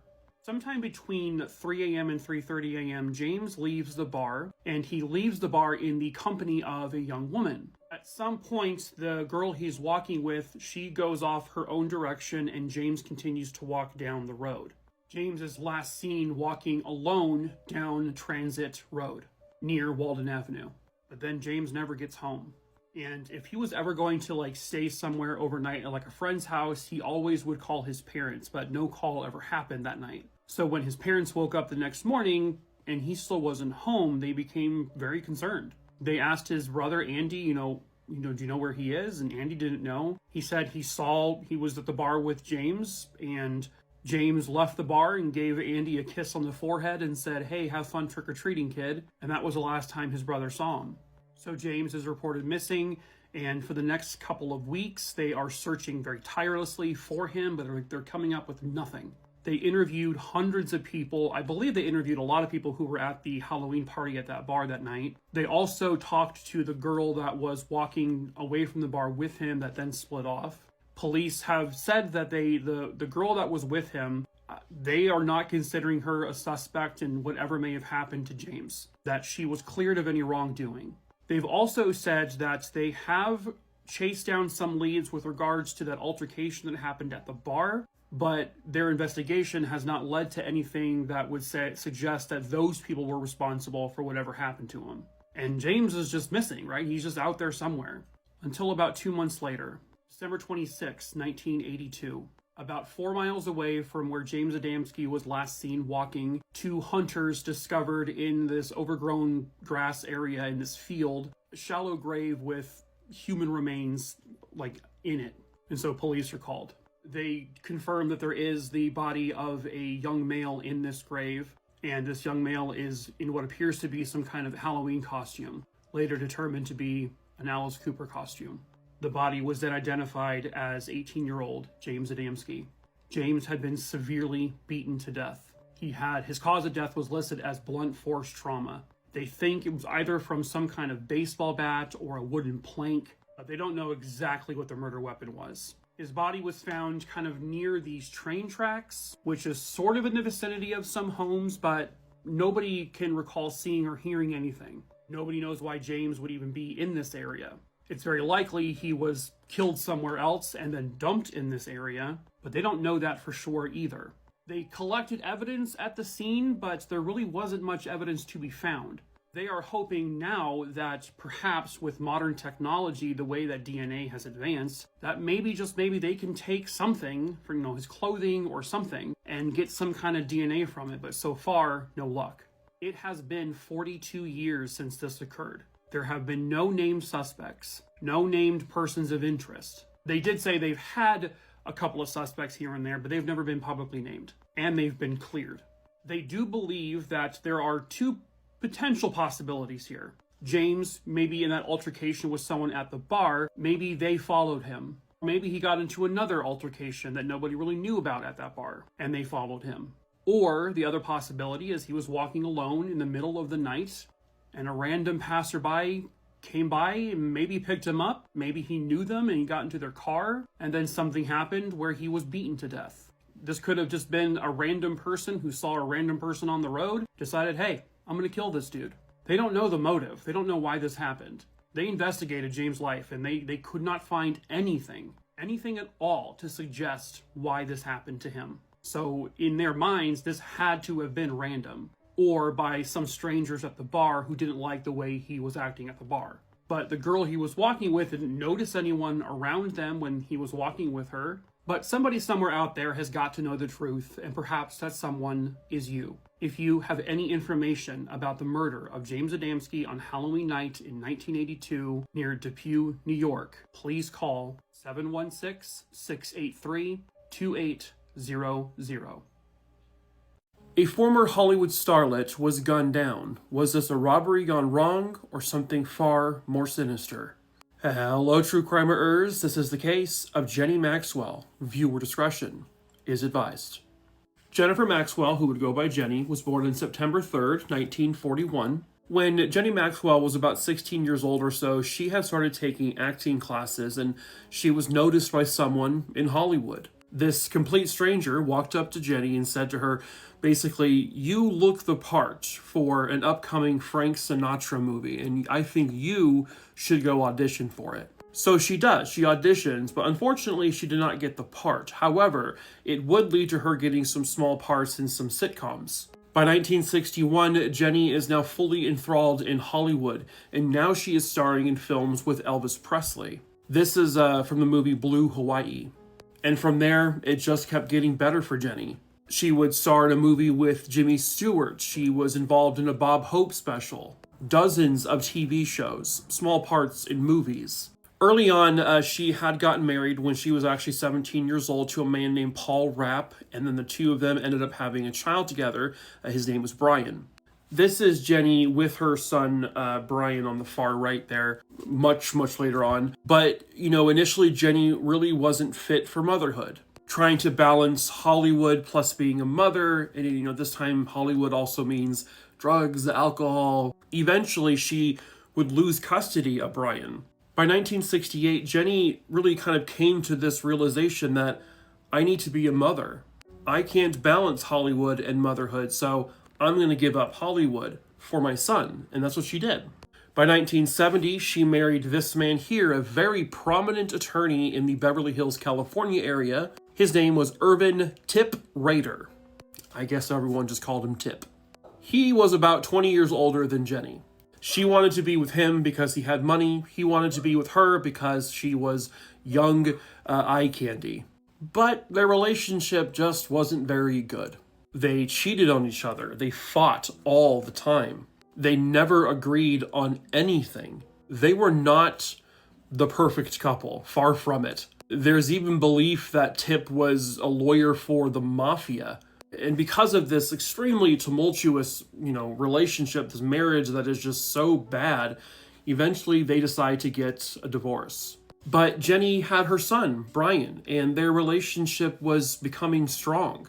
And eventually she found that motherhood that she craved in herself. And Brian would get his mom back. But unfortunately not for very long. June 11th, 1981, in the lobby of a Beverly Hills apartment building, gunshots rang out. When the smoke cleared, there were two bodies on the ground. Jenny Maxwell Rader and her husband, Tip Rader, both fatally shot by an unknown individual.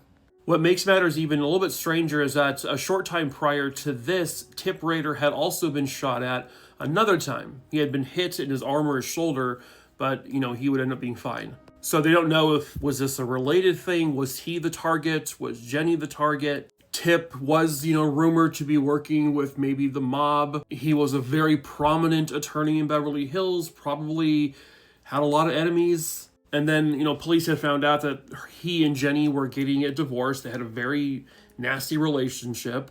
Could that have maybe factored into why this happened? Well, with both of them dead, they really wouldn't have any way of knowing for sure. And so what they told the media was that this was a robbery attempt that just went wrong. Really, really wrong. Nothing was stolen. And the case really kind of just sort of lingered there forever. It didn't really appear that they were really, at least publicly, investigating this. And then many years later, a distant relative of Jenny Maxwell would write this book, Murder of an Elvis Girl. I have not personally read it at this time. But this relative would do a little bit of a deep dive into this, and he found some evidence that the police had not digitized yet. I don't know all of the details because I think it's primarily in the book, but the gist of it is that back in the early 80s after this happened, it is believed that the case was technically solved. And it centered around Tip Rader. What is believed to have happened is that Tip Rader, going through this awful divorce, orchestrated the assassination of his wife, Jenny. This could be why he was shot a few weeks prior, to make it look like someone was out to get him. And that in this incident, during the double homicide, he was actually supposed to just be shot with a superficial wound, so that it wouldn't have obviously killed him. The plan was for him to get shot in the arm or the leg or something to make it look like he had no involvement in this. But Jenny would be the target. She was the one who had to die. But the shooter either didn't know that, or was a really bad shot, or they don't really know, ended up shooting and killing Tip Rader as well. Is that officially the official story? No. That is because the shooter, the killer, has never been apprehended, never been caught. No one knows who they are. But that is the belief that Tip inadvertently ordered his own hit. And you know what? If that's the true story, if he had ordered his wife to be murdered, and he accidentally got murdered alongside of her, oh well, he got what he deserved then. But if not, who knows? But I think one of the reasons why the case sort of fell out of the spotlight is because they had this general idea of what happened. They just don't know who the exact shooter is or was. They are a murderer, though. They are someone who committed a double homicide, and so that person needs to be caught, assuming they're still alive. And maybe, just maybe, you have the information on who their shooter was. And if you do, you can contact the police anonymously to say what you know. If you have any information on the murder of Jenny Maxwell Rader and her husband, Tip Rader, please call 213-473-0476. Why? Justice. That's why. Hello, true crimerers. This is the case of Jody Plauché. Viewer discretion is advised. Now, this is one of those rare cases that I talk about where the victim in this case was not killed. This is Jody Plauché. Jody and his family lived in Baton Rouge, Louisiana. Just, a good, normal kid. When all of this started, Jody was actually in karate classes. So that's Jody there, and I think that's the dojo master. And then this is one of his, basically, employees. And that guy's name is Jeff Doucette. This is at a time when parents could drop their kids off at, say, like a karate dojo, and they could fully trust the adults that were, teaching them. A lot of people will say that, like, the 80s and the 90s is really where that trust began to die. And a lot of times it's because of stories like this. This is a photo of Jody and then Jeff Doucette in the background. When Jody was 10 years old, Jeff Doucette began to molest him. Sexual abuse, sexual assault, rape, you name it. Unbeknownst to Jody's parents. I think Jody would later state that he never wanted to tell on Jeff because he knew his dad would make this violent. In February of 1984, Jeff would essentially kidnap Jody, drive him to Texas to where his, family lived. Then from there, he took Jody all the way to California, to Anaheim, to go to Disneyland. Jody was obviously reported missing right away, and he was missing for roughly a week when authorities working on tips found him and Jeff in a motel room. Jody was examined, and it was more than evident that he had been raped recently. And this is the moment where Jody is reunited with his mom and his father there. His father's name is Gary. Touching moment. Meanwhile, 25-year-old Jeff Doucette is arrested, and he is going to be extradited back to Louisiana. Jody gets there ahead of him. Jeff would then be walked through the local airports there in Louisiana by police. And then this happens. You do not see anything graphic. I'll try to cover up a certain moment, but you see nothing graphic. You hear a pop, and that's about it. So this is Jeff being escorted through the airport.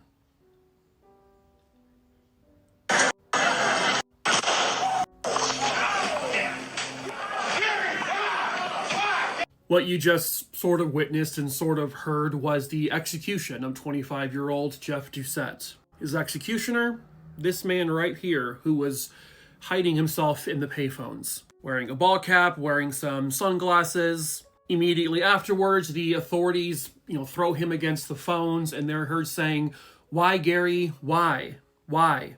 Yes, his name was Gary. The man who shot point blank and killed Jeff Doucette was Gary Plauché, Jody's father. He found out where Jeff would be, taken in at the airport. He disguised himself, and he waited for that moment, took out his gun, shot him right behind his ear, and basically killed him instantly. He then basically throws up his hands and is willingly taken by police, and he himself is arrested. I know that in the immediate aftermath for the next few months, Jody would later say he was angry at his father, very upset for what he did. He didn't want Jeff to die. He wanted him to get into trouble. He said he knows that Jeff never would have stopped.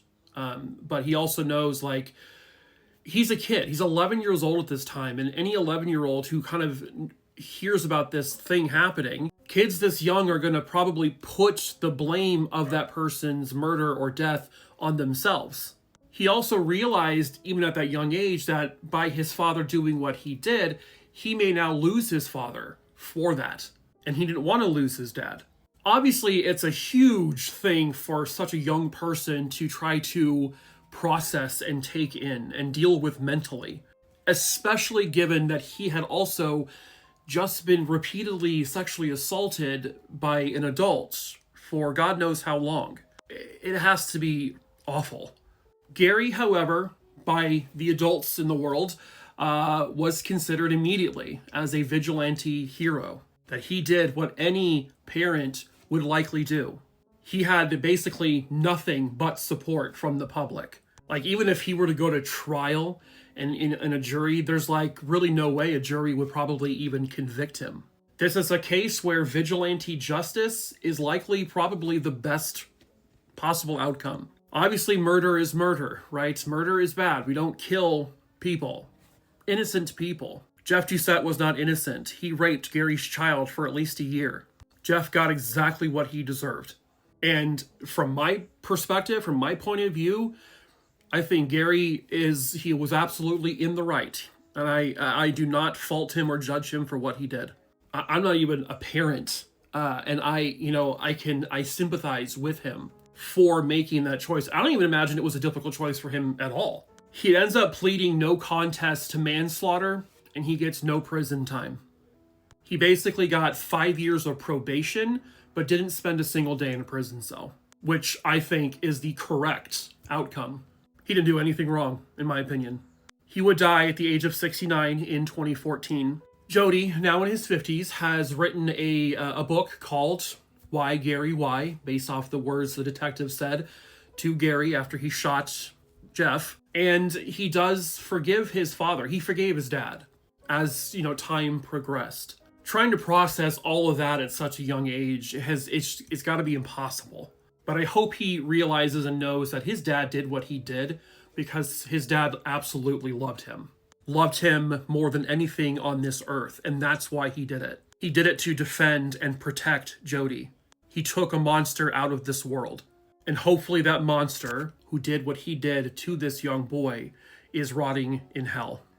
He didn't deserve to die, but his death was completely preventable. Hello, true crimerers. This is a case of John Chow. Viewer discretion is advised.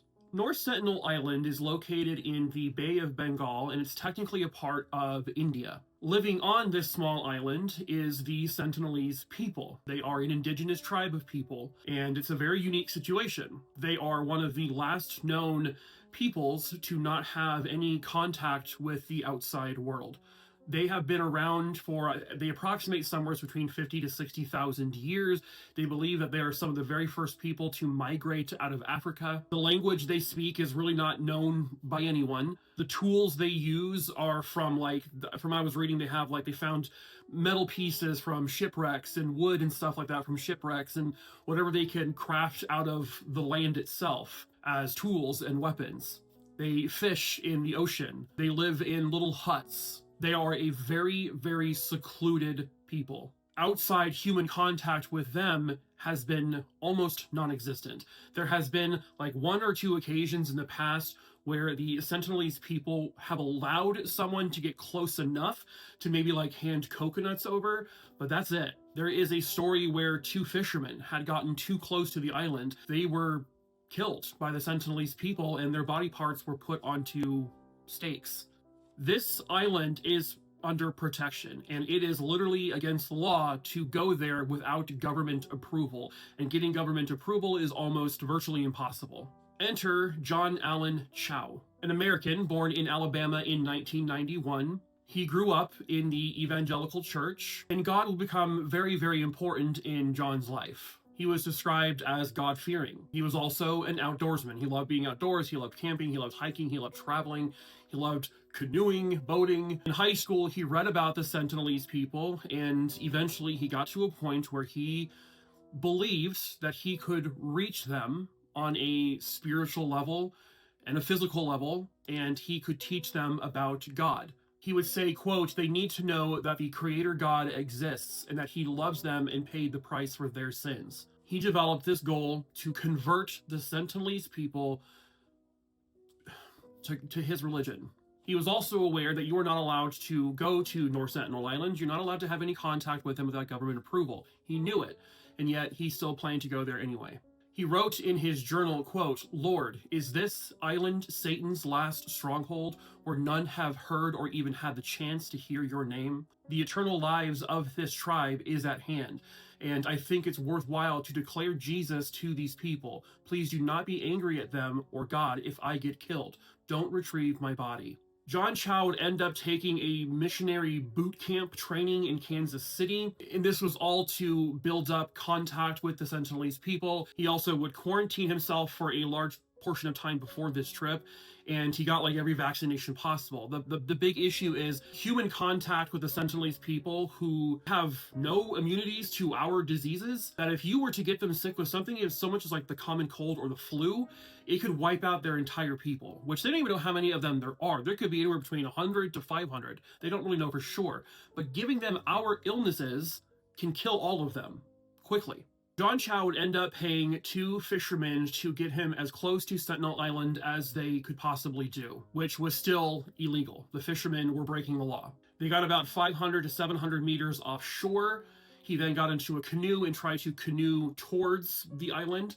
The fishermen said, "Do not go any further. They are going to hurt you." As he got closer, though, the people got to the shore, and they were like waving their spears and arrows and stuff at him, and they were basically hostile. Understandably so. He turns back. He goes back a second time and he starts to sing gospel songs towards them. He says that he could hear them laughing at him, and they seemed amused and they were bewildered by him. He then tries to give them fish and food, and at that point a few of them fire arrows at him, piercing his Bible that he brought. And so he retreated.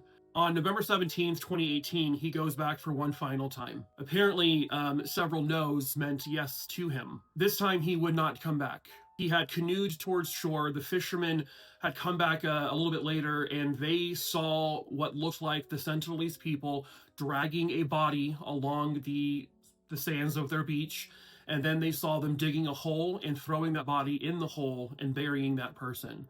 That was John Chau. They had killed him, what they believed they had shot him with arrows, killing him, and then they buried him. Eventually, John's family finds out about this, and they're like, "What can we do?" And the authorities would get close to the island.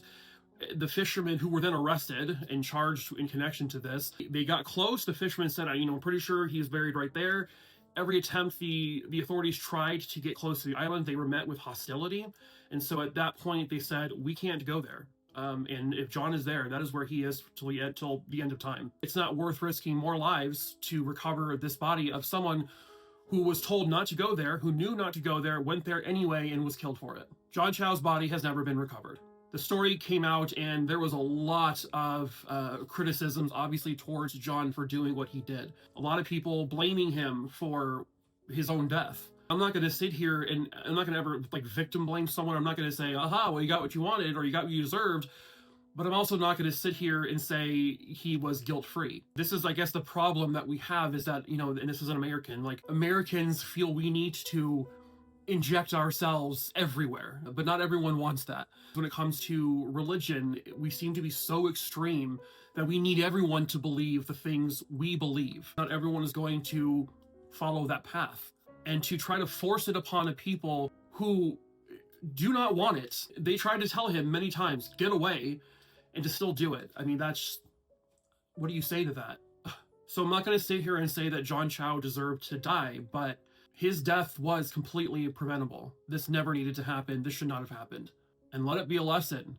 Leave the people of Sentinel Island alone. Were they victims of the Zodiac Killer? Maybe.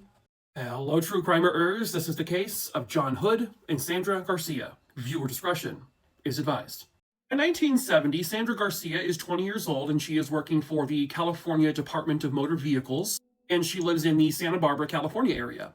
She is dating 24-year-old John Franklin Hood. John was a decorated Vietnam War vet. He served in the 64th Armored Division. He reached the rank of Staff Sergeant and was awarded the Purple Heart. Not to mention, he also won the Bronze and Silver Stars. John and Sandra were a very lovely couple who probably had a very good future together, but that future would never come to be. Because on February 21st, 1970, the two of them decided to take a romantic trip to the beach. John picks up Sandra from the home where she lives at with her parents, and they take about a 15-minute drive down to a beach in Santa Barbara. They are seen leaving Sandra's parents' house at 6 p.m. exactly. And they are going to an area that some people at the time referred to as the Cemetery Beach, because it was a cemetery that overlooked the beach, here at 901 Channel Drive. This is that stretch of beach where they had planned to go. They don't know for absolute certain, but they believe that the couple arrived at the beach parking lot or by the cemetery at about 6:15 p.m. or so. At some point the following day, there are two people discovered on the beach underneath a blanket. Both of them were dead. They had very clearly been stabbed to death. They were identified as 20-year-old Sandra Garcia and 24-year-old John Hood. It would confirm that John had been stabbed 11 times, but Sandra appeared to get the worst of it. She was also stabbed multiple times and was severely beaten to the point where she was basically unrecognizable. This was an absolutely brutal killing, done in a very public area. Unfortunately, there just wasn't many clues left behind. They did find the car that they came in. Nothing seemed to be out of the ordinary. And the only piece of evidence they really had was the murder weapon, or one of them at least, this little pocket knife. It was found basically halfway buried in the sand just next to their bodies. It's a small little knife. It has a 4-inch blade with this little saw attachment to it. And whoever did this used a lot of strength, a lot of force to do it. They likely would have had to take out John first because, he is the guy. He would have fought back. They also could have been held at gunpoint by someone, and maybe that's why both of them were still there. And it appeared that they had been killed exactly where they were found. But sadly, their case went cold very quickly. I guess there were two young men who were seen in the area around the same time that the murder would have likely happened, which the window of time for them is pretty big. They think the murders happened between 6:35 p.m. and maybe around midnight. But these two young men who were seen, they were wanted for questioning, but they never came forward, and no one knows who they were, or if they had anything to do with this at all. At one point, the Zodiac Killer was considered to be a potential suspect in this case. I mean, this really did fit the bill for the crimes he committed. Now, his known victims are between 1968 and 1969, primarily in the San Francisco area. Santa Barbara is a pretty good distance away from San Francisco. But he has also been linked to potentially other murders in different parts of California as well. I mean, certainly more than capable of traveling to commit more murders. It's just that the crime scene, everything, it just seemed very familiar. But the big thing is that the Zodiac Killer never left their weapon behind. And for this person to just leave it there, it seemed very unusual. I don't know if they got any physical evidence from it, like fingerprints or anything. It was found buried in sand, so I'm not sure if they would have been able to anyway. But also, why bury it? That did seem kind of odd. Almost deliberate, if you will. Like, the killer was almost teasing the police, maybe. Like, here's the weapon, but you're not going to be able to do anything with it. Because why not chuck it into the water? Why not take it with you? Why leave it behind? And it wasn't fully buried, it was only partially buried. Which means it almost seems like they wanted people to find the knife. Which is the kind of toying with police bullshit that the Zodiac liked to do. But he never claimed, responsibility for this double homicide. No letters about it or anything like that. The truth of the matter is nobody knows who killed John and Sandra. Their murders have remained unsolved ever since. As we say, someone somewhere out there has got to know the truth, and perhaps that someone is you. Their killer may be dead at this point. That doesn't mean answers don't deserve to be found out. If you have any information on this double homicide, please contact the police at 805-897-2465. Is anybody else just insanely creeped out by this concept of what I like to call the just before? I coined that for you, so you're welcome. It's the idea of like the people in the World Trade Center just walking around, picking up a fax, chatting with their coworkers, and having no idea what's about to happen. I'm going to tag her video right here below so you can watch the entire thing, but everything she said I agree with. I think about this all the time. I'm glad to see someone else actually like say it out loud. And I don't know if it's just like my naturally paranoid brain or if it's just the fact that I talked about thousands of true crime stories over the past 4 years that has like turned my brain into this. But I think about that shit all the time. A person is just doing their normal life, right? Completely unaware that they are 5 minutes away from dying or an hour and a half away from being brutally murdered. It's actually good timing when I saw her video because I posted this video or a video about this last night along with a couple other stories. And I mentioned in my video pretty much the same concept. This right here is one of the most haunting things I've ever witnessed in my life. This is the person who ends up killing Missy Beavers in this building. This is literally her killer walking around minutes from murdering her. And what I said in the video is Missy Beavers is in this church at this moment. She is completely unaware that this man is walking around this place looking for her to kill her. She's going about her normal life. She's thinking her normal thoughts. She has no idea what's about to happen to her, but we do. Obviously, in hindsight, we see this, we're seeing him knowing full well what he's about to do to her, but she has absolutely no fucking idea. And this is the kind of thing that literally, like, it takes over my brain. Every time I have a video where I start with, like, this is the last known image of so-and-so, I know and we know that what's about to happen to them. But all we see is an image of, like, a happy person, maybe a little girl on her bike. Because I remember I covered a case where the last known image is of a girl on her bike in her apartment complex. She's just minutes away from being kidnapped and murdered by a neighbor. I've done cases where there's footage of a victim in their apartment building, just casually walking in, going upstairs to their apartment. You have footage of them going into their apartment. They don't know they're walking into their murder, but we know that. And it's such a haunting feeling. You know what I mean? And I love that she also mentioned like the World Trade Center, because when I was covering those 9/11 stories for that month between August and September, it's every time I thought that, like, this person who I'm talking about in this video woke up that morning. They had a bagel and some coffee. They got their newspaper. They walked into the World Trade Center building. They're going up, the elevator. We know that they're about to die, but they don't know that. And like she also mentions in her video, like, if I'm ever somewhere, and I rarely leave my house, but if I'm ever somewhere, I always like, oh, there's a camera. Is this going to be it? Is this footage going to sometime at one point be on a fucking true crime documentary? This is the last known footage of Mike. It's like living in a constant state of paranoia. But like, not just for me, it's this paranoia for people like this, that we know what's about to happen to them and we can see it, but there's nothing we can do about it. And there's nothing the victim can do about it. But they're happy. They're in their moment. They're in their life. 3 minutes from now, she's going to be bludgeoned to death. It's such an eerie feeling. You know what I mean? I'm glad I saw your video because I'm glad someone else at least has that thought process. Glad I'm not the only one.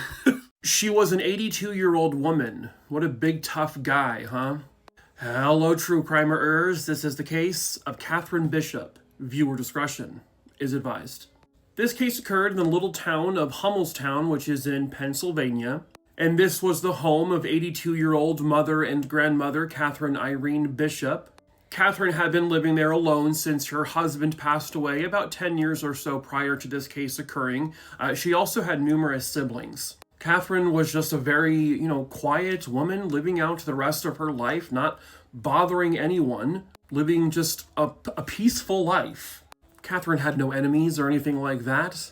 No one hated her. No one disliked her. She was just a sweet old woman, a wonderful mother, a staple in the community. Everyone knew her. Everyone loved her. And then something really horrific occurred.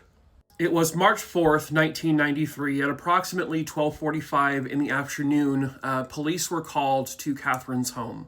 A neighbor had noticed that there was a broken window in her side door, and so they feared that something was wrong in the house. Once police arrived in the home and they announced themselves and got no response, they entered the home. And that is where they found the 82-year-old woman, Catherine Bishop, had been savagely beaten to death. The coroner would later determine that not only has she been punched, but she had also been stomped on by someone. This was brutal. I mean, why would anyone need to go to those extremes with, kind of a frail old woman? They also noticed that she put up a fight. She had broken fingernails, she had defense wounds on her hands and her arms, so she tried to fend off her attacker. Police also found some crossword puzzles next to her body, and one of them was halfway done. They found a pen still in her hands, so they know that she was probably awake doing that crossword puzzle when this all occurred. But something that confused police, though, was the fact that the broken window in the side door, the glass was not found inside. It was actually found outside on the doormat. That's very unusual because if you're breaking into a home, the glass will always go inside, not out. So I don't really know if they know why that happened, because they ended up determining that the actual point of entry into the home was this basement window. There was actually a scuff mark from a shoe, of someone climbing up the wall to jump in the window. They did find some partial palm prints and a shoe print, but they were so degraded that they were so wiped over that you really couldn't get any information from them. They interviewed everyone in Catherine's life. Obviously, there is no one in her life that would have wanted to do this. There wouldn't be any financial benefit to anyone, nothing substantial. She mostly kept at home. She didn't really get involved too much with people. But what they did discover is that Catherine did have work done at her house from several different companies. She also had things delivered there, like she had her gas delivered there, and so they had to reach out to the gas company because they found a receipt that showed that she had gas tanks delivered, 3 days prior. But they were quickly able to determine that the delivery men had nothing to do with this. Then they found out from family that Catherine had hired someone to clean her chimney. And this was someone from the National Chimney Sweep Guild. Didn't know that was a thing. These people also charged an arm and a leg to do this. She did have that service done very recently, very shortly before this happened. And something her family noticed right away. She had a basket in her house that had a few rolls of cash that probably equaled out to be about $6,000. This was something that Catherine kept out so people would see it, but it was missing. That entire thing was now empty, and so the motive now became robbery. So did these people who entered her home see this, decide to come back later at night to steal the money? These are the two men who did the chimney sweep. The owner of the company, Tim McEnany, and his, co-worker or protege, Andrew Reichman. Initially, both men denied having anything to do with this. They did admit that they were in the house, but police would, look into their alibis and backtrack some stuff. They found out that Tim McEnany had been to a bar around midnight the night the murder would have happened. Now, a neighbor said they heard the glass breaking sometime around 10 p.m., but it was so distant that they weren't really even sure where it came from. The bar was 15, 20 miles away from her house. And so breaking in, killing her, stealing the money, and getting to the bar around midnight was very, very possible. They had enough to get a warrant to search Tim McEnany's property and anything like clothing and whatnot. They found an article of clothing, a pair of pants, and in that clothing they found these little tiny chips of white paint. They also found a dark-colored shirt that he would have been wearing the day this would have happened, and there were black fibers from that shirt. When Catherine's body was found and processed, they found black fibers on her face. Those black fibers matched or were consistent with the black fibers of Tim McEnany's shirt. They also found tiny fragments of white paint chips on Catherine's body. The white paint chips found in his pocket and on her body were the exact same. Furthermore, they determined that those white paint chips came from the windowsill of her home, where the point of entry was. And these particular white paint chips were only from this area. The rest of the house was a different color, slightly different color. Tim also did have a cell phone, which was not a very common thing to have for everyone in 1993. But they determined that from his cell phone, he called Catherine Bishop's house phone at 10:03 p.m. That call went unanswered. He tries again at 10:07 p.m., again unanswered. They believe this was him seeing if she was either awake or at home. So they believe at that point he broke in through the basement and he made his way upstairs, where Catherine surprised him by still being awake doing crosswords, in which he then savagely beat her to death and then stomped all over her body, just to steal somewhere around $6,000 from a little basket, just to get caught within days, really. The physical evidence against him was very strong, and it was scientific forensic evidence, so he was arrested and charged with her murder. Andrew Reichman, however, his cousin slash business partner, work partner, whatever he was, they had no physical evidence tying him to the crime scene whatsoever. No witnesses could place him anywhere near there. They had nothing on him, and so they could not charge him or arrest him at all. So he was never charged. Tim McEnany, however, does go on trial, and he is found guilty by the jury. Shortly before his sentencing is about to be called out, he tries to jump out of a second or third floor courtroom window. But the officers there manage to stop him before he does. He is then placed back into his seat where he hears his sentence of life in prison. All for $6,000. I mean, I don't get people. I just don't, and I never will. But thankfully, she got justice. He would go missing from a Halloween party and then found dead. Hello, true crimerers. This is another episode of Deadly Halloween. Viewer discretion is advised.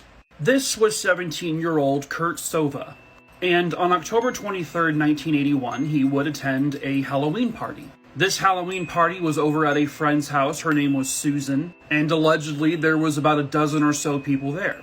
The party took place at a duplex. Now, Kurt didn't tell his parents that he was going to this exact Halloween party, but at some point during the night during this party, Kurt would go missing.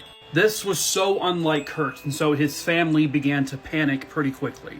Kurt's mother got a hold of the person throwing the party, and at first she said, no, there was no party, and definitely Kurt wasn't here. Then when she called back a little bit later, the friend said, okay, I lied, there was a party, yes, he was here, so why lie?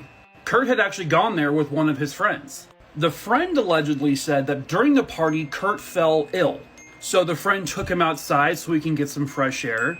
It was cold, so the friend went back inside to get Kurt's jacket. And then when the friend came back outside, Kurt was gone. 5 days later, in a ravine that was already searched by family and police, they would find the dead body of Kurt Sova.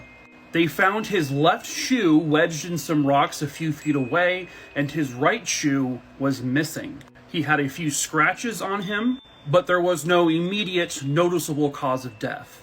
The coroner couldn't even really determine how he died.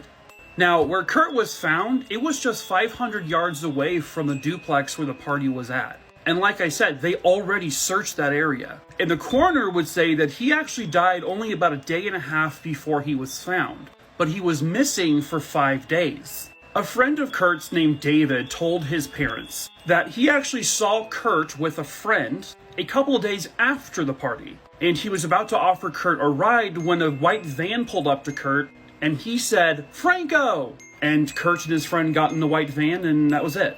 This story has not been corroborated. The parents went to the duplex where the party was held, and in the basement, they noticed there was a cot that looked like someone had slept in it. So Susan said, the girl who lived at the house, I don't know, maybe someone was sleeping in my basement. But this death is still unsolved to this day. And there's one more weird thing. In January of 1982, just 3 months after Kurt's murder, a 13-year-old acquaintance of Kurt Sova, his name was Eugene Kivet, he also vanished from the exact same area, and then he was found dead in a ravine, missing his right shoe. His death, also unsolved. What the hell is going on there in Ohio? On Halloween night 1973, a 9-year-old girl from Fond du Lac, Wisconsin would go missing. Hello, true crimerers. This is the case of Lisa Ann French. Viewer discretion is advised. Lisa was born on June 2nd, 1964 in Oshkosh, Wisconsin. By age 9, she was a member of the Girl Scouts. On that 1973 Halloween night, Lisa left her house around 5:45 p.m. Her costume that night was that of a hobo. She was wearing a black felt hat, a green parka, and blue masking tape on her jeans. They also put some makeup on her cheeks to look like freckles. Lisa was supposed to go trick-or-treating that night with her friend Anne, but Anne had gotten in trouble, so she was grounded and was not allowed to go out that night. So Lisa French went trick-or-treating by herself. Somewheres in the 6 o'clock hour that night, she got to the house of one of her neighbors, Gerald Turner Jr. And after that, she was never seen again. Lisa's parents had given her a 7 o'clock curfew, but she never got home. By 10 o'clock that evening, they organized a neighborhood search for the little girl. They did not find her anywhere in the neighborhood.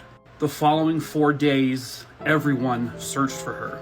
5,000 volunteers. They had auxiliary police officers, the U.S. National Guard, and the Girl Scouts all actively searched for her.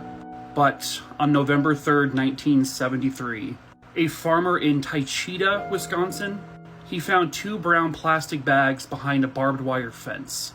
One of the bags had a costume in it, the costume of a hobo.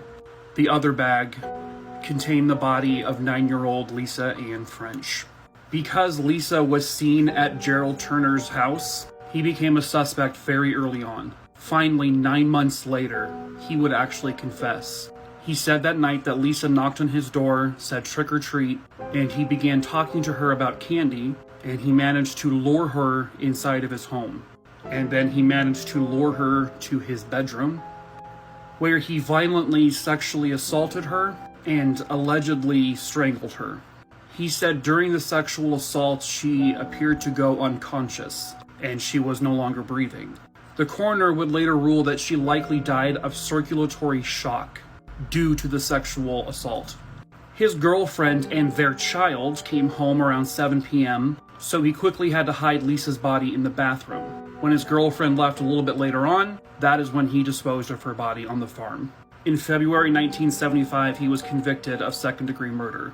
He was sentenced to 38 years, where he's been paroled a couple of times, but he is currently back in prison. She went out to get milk, but has never come home.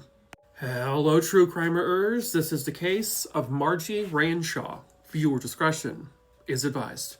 This case takes us to the little town or village of Barryton, Michigan. That is where 29-year-old Margie Ann Ranshaw lived with her daughter. Her daughter, at the time this all happened, was just 2 months old. So from what I've read, Margie did have schizophrenia. Shortly before this case occurred, she had told her father that she was hearing voices in her head. And these voices were telling Margie that she needed to leave. What kind of treatment and whatnot she may or may not have been getting, I'm not sure. Margie was also known to hitchhike kind of randomly, and she would be gone for 2 or 3 months at a time. But every single time she did, she always came home. But on one day in 1987, she left and has never come back.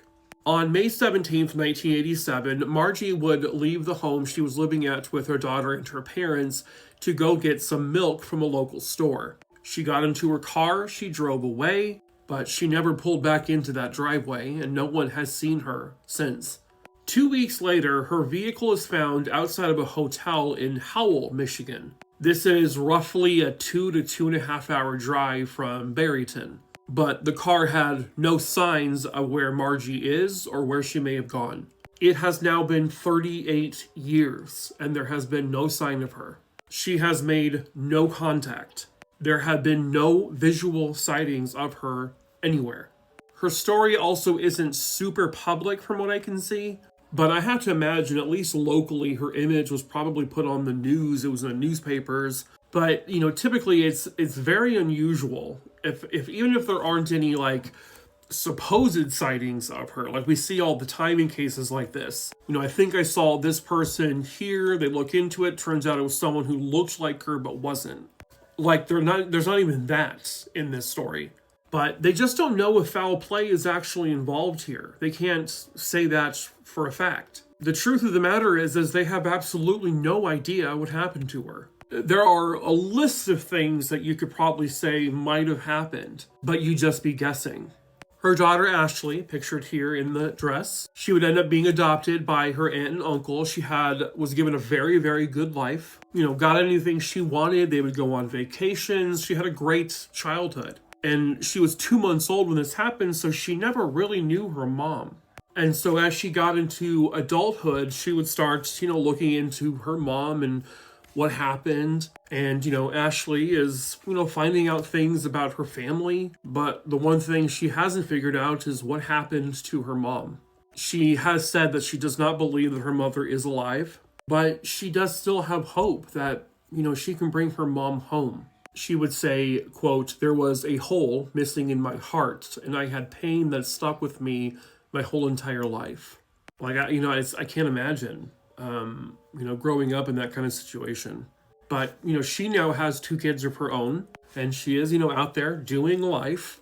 But Ashley deserves to know where her mom is and what truly happened to her. Not rumors or gossip, the truth. That's what she wants.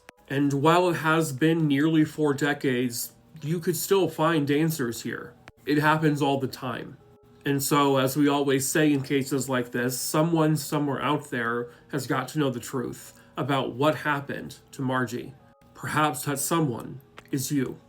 If you have any information on the whereabouts or what may have happened to Margie Renshaw, please contact the Sheriff's Department at 231-592-0150.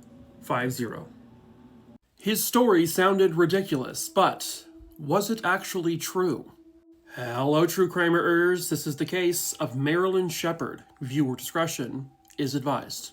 Marilyn Shepard was born in 1923, and she was born into a very wealthy family. She grew up in Cleveland, Ohio. Her father was an inventor, so she grew up with a very affluent lifestyle. Marilyn actually met Sam Shepard in junior high, and the two of them became a couple that stayed very strong through college, and so it led to marriage. And then that would lead to them having a child together. They had a son. At this point, Sam Shepard is now a very popular neurosurgeon there in Ohio. He is considered to be really well liked, really well respected, a very prominent member of the community. And they grew up in this really beautiful home in Bay Village, Ohio. Marilyn had a lot of natural charm. She was certainly an incredibly graceful person. She taught Sunday school, and she was just a really devoted wife and a very loving mother. Marilyn and Sam seemed like the perfect couple. But were they? Well, rumors of affairs that Sam was having began to kind of dig away at their relationship. But Marilyn still wanted this to work, and so the two of them worked hard at kind of getting back to where they were. This takes us to the night of July 3rd, 1954. Marilyn and Sam were hosting a small little pre-4th of July party at their home in Bay Village. Shortly after midnight, the couple would say goodbye to the last friend who left their home. Marilyn goes upstairs, puts her son to sleep, tucks him in, and then she goes to the bedroom and she lays down. According to Sam, he went to bed or lay down on the couch in the living room. Sometime before 6 in the morning, he woke to the sound of what sounded like Marilyn screaming. So Sam books it upstairs to the bedroom, where he sees a man with a bushy-style hairdo attacking his wife. But before he can do anything, the man turned and then struck him over the head, knocking Sam unconscious. Sam says that a short time later, he came to, he got up, and he saw this bushy-haired intruder running away from the home. And he says that he gets into a fight with this man just outside the back of their home. This altercation between the two individuals was so bad that Sam fell unconscious again. He woke up a short time later. His neck was in excruciating pain. Sam runs back into the house, and he finds his wife, Marilyn, deceased on her bed. She had been severely beaten. There was blood spray everywhere. By some miracle, their son was still asleep and never heard a thing, and was also left unharmed. Sam does something kind of unusual next. He doesn't call police right away. He instead calls his friend, the mayor. And at that point, the police and rescue are basically sent to the home. Sam himself is rushed to the hospital, where he does in fact have some neck injuries. At one point, the news reported that his neck had been broken, but that was actually not the case. The injuries, for the most part, were fairly superficial, but also not injuries a person could fake on their own easily. Possible? Yes. Oh, God. Jesus. Sam would give a description of the bushy-haired man he says beat his wife and then fought with him. And they come up with this composite drawing, described as a white male, again with bushy hair, not terribly young, not terribly old. Sam didn't get the best look at the man, though. Now, later on, there would be witnesses in the neighborhood who said they also saw a man very similar to this that they also described as having kind of bushy hair. In terms of Marilyn, it was bad. Her body had been positioned in a very sexual manner, and I believe they also collected what appeared to be male bodily fluid. However, back in 1954, they didn't even know what DNA was, so there was literally nothing they could do with that. But her clothing had been, pulled up to her neck, and her pants had been pulled down. And what I'm going to show next is a clay recreation. TikTok, okay, this is not the real person. This is fake. Okay, TikTok, calm down. So they recreated the injuries to her head, and you could see how severe the damage was. Marilyn had over 30 wounds to her head and her face. She had been bruised. She had black eyes. She also had defensive wounds on her. She did fight her attacker, but unfortunately lost. The house itself did appear in some rooms to have been rummaged through. Marilyn's desk that she used had stuff thrown everywhere. Sam's doctor bag had been thrown about. Now, they also found blood, I guess, in a sink in the basement, but there was no blood between the bedroom and the basement, which would indicate someone cleaned up blood.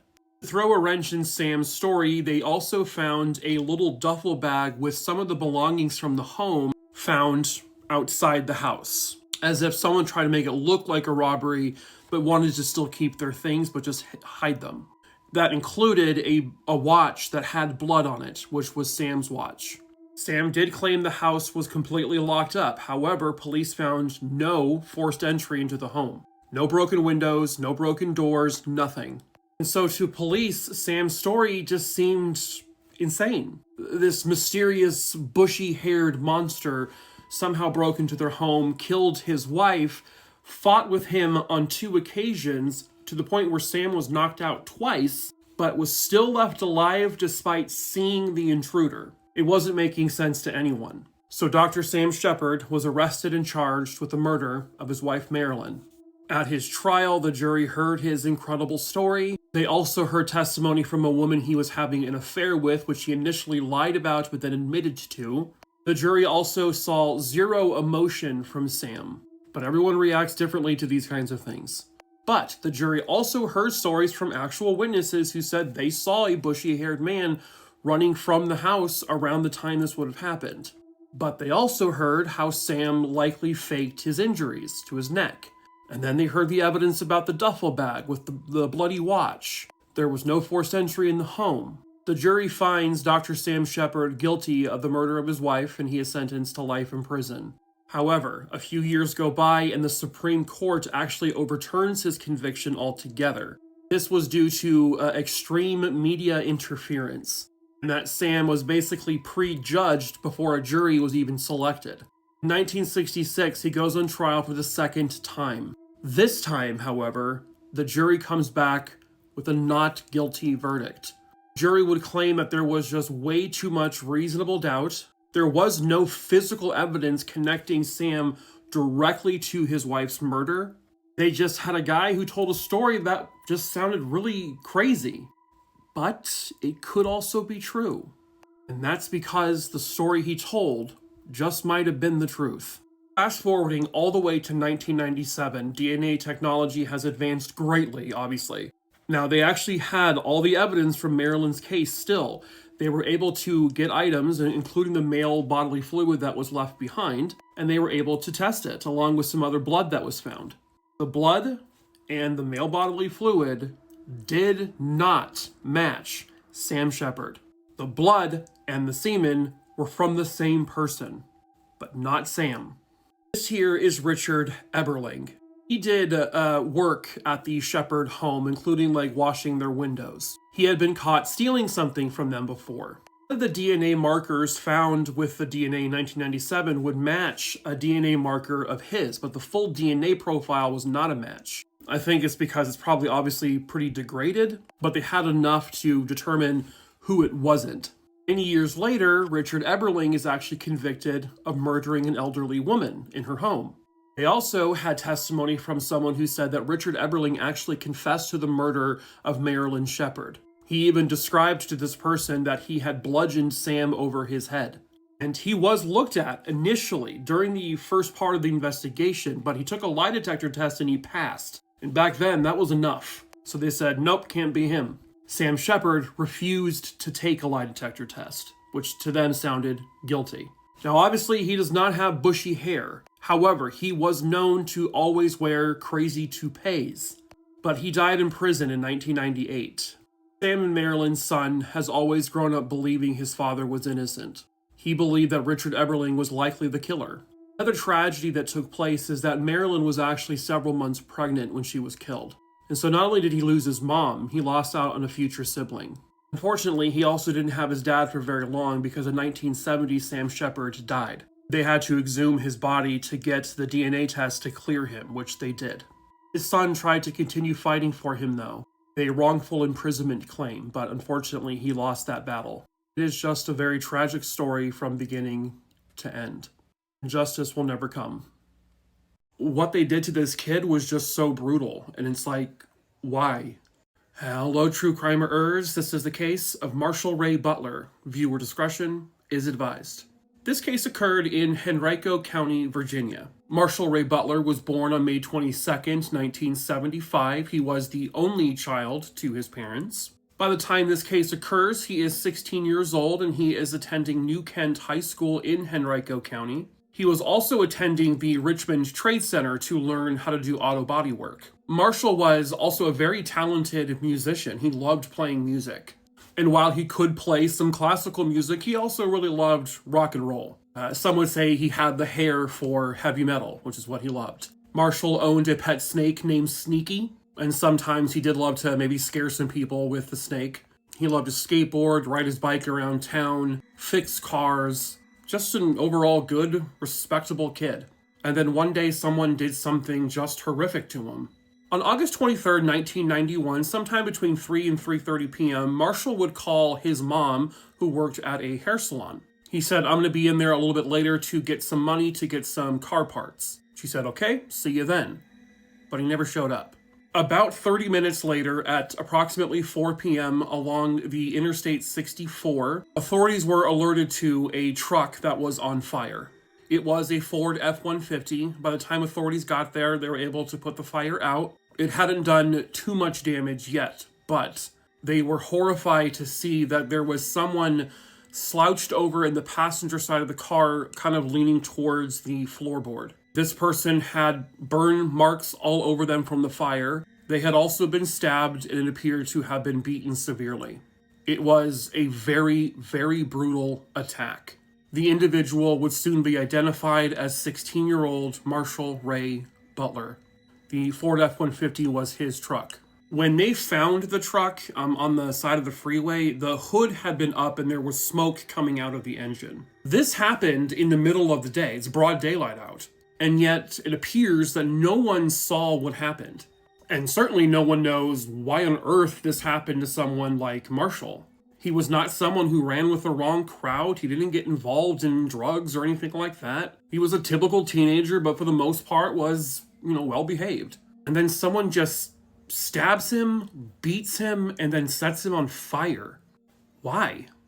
Police say they have found fingerprints on the truck that did not belong to Marshall or like his mother. They found 2 separate sets of fingerprints that did not match anyone in the family. They believe these might have come from his killer. However, if they know the identity of who belongs to those fingerprints, it's never been revealed. But it does sound like they have two persons of interest. The community would rally together. They held a concert to raise money to help bury Marshall. Meanwhile, they're still out there trying to find out who did this and why. But they were getting nothing. They were getting nowhere. They don't know what the motive was. Nothing appeared to be stolen. I mean, he was 16. He didn't really have much. He never got to the salon to get the money from his mom. You know, was he involved in something that people didn't know about? Was he running with the wrong crowd that just so happened to maybe have kept it secret? Unfortunately, it just isn't known. His mother would spend the next couple of decades fighting for justice for her son, trying to find out desperately who did this and why, and to bring them to justice. She fought hard, but unfortunately, she will never know the answer, because Marie Butler Austin, his mother, passed away in 2024, never knowing the truth she fought so hard to find out. But someone somewhere out there knows who did this and why. They believe that back then, these were probably teenagers or maybe someone in their early 20s who did this, and maybe other teenagers knew and were terrified to come forward. It's been over 30 years now, though, and certainly you're no longer associated with those people.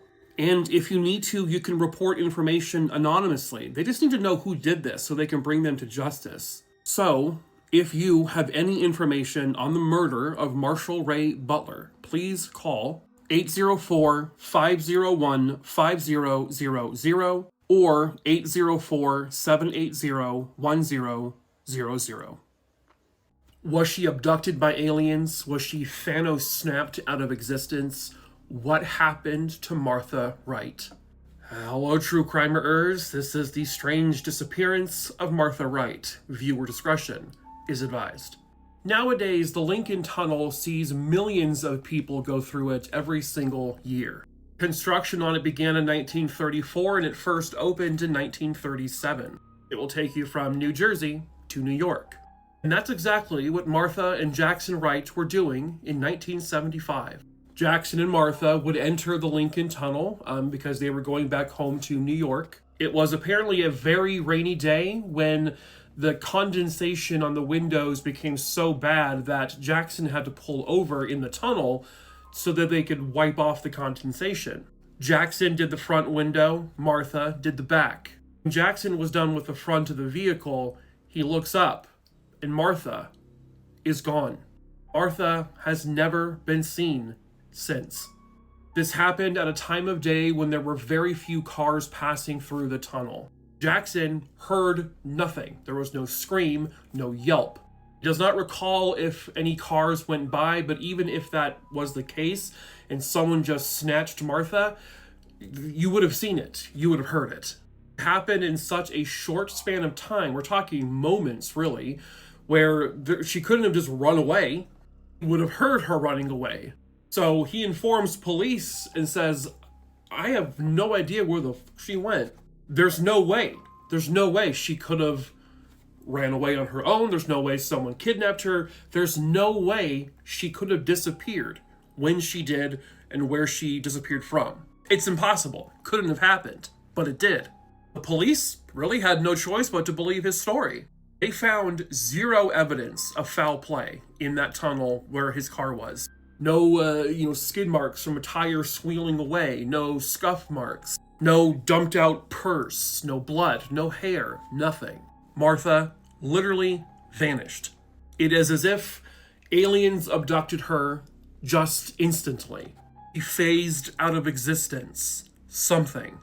But we know that people don't phase out of existence now, do they? Or do they? Could aliens have abducted Martha? But why abduct someone randomly from the Lincoln Tunnel? Seems weird. What if Jackson's lying? What if she was never in that tunnel to begin with? If it was a convenient cover story? They found no evidence and no proof of any wrongdoing. That doesn't mean he didn't do something to her. And that is where it's at. No one knows what happened to Martha Wright. She was not seen by a single other person after that day. With no evidence of foul play, all they can say is that Martha was there, and then, in an instant, she was not. If there was a penalty worse than death, this is the type of person who would deserve it. Hello, true crimeers. This is the case of Mary Love. Viewer discretion is advised. Mary Jennifer Love was born on November 11th, 1991. She only got 6 years on this earth. She was described as just a very sweet little girl, always very friendly. She loved playing outside and being a kid. Just a very innocent young girl who didn't really know a stranger. She was just friendly with everyone. On June 24th, 1998, Mary Love would disappear. She vanished from the Springwood Village apartments where she lived with her family, and this is in the vicinity of Cincinnati, Ohio, in Hamilton Township. She was outside playing, outside of her apartment, and then she was gone. Her parents reported her missing that same evening within like an hour or two, and the search for her began. Thinking the worst, her father would beg to whoever may have done something to her, bring my baby back to me, bring her back alive.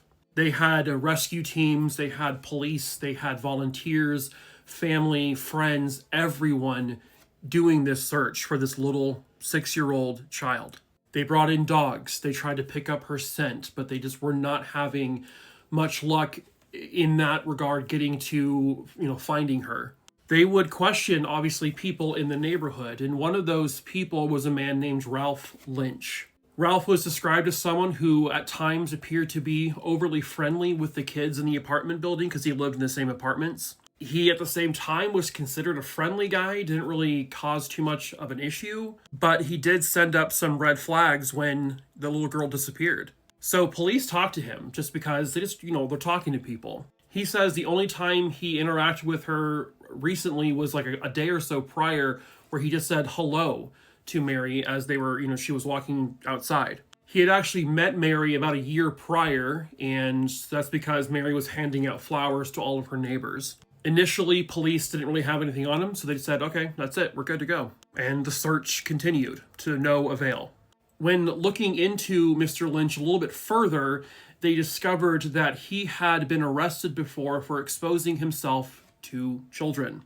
So they bring him back in for questioning again. This time he actually admits, yes, I have done that before. I have exposed myself like that to kids. He also gives them information that he has touched children before. Now, because they have no concrete evidence he did anything to Mary, they have to let him go. But a day or so later, they bring him back in. And apparently the pressure got to him. He says he did see Mary the day she disappeared. And this is actually after police have said to him, we know you're lying about, seeing her on the day she disappeared because a neighbor said they saw you talking to her on the stairwell. In which then he admits, okay, I did talk to her for a little bit. He then tells them, I picked her up. And when I did so, her, a certain part of her body was directly in his face, and that got him going, he said. And that's just like, it's just, and then he just tells them what happened. He confesses. He lured the 6-year-old girl into his apartment where they sat on the floor, they watched movies and ate popcorn, where he then began to massage her back, and then it progressively got worse and worse. I'm not going to give the details. He did go into detail about all the very specific things he did after that. I'm not going to say them. But he admits to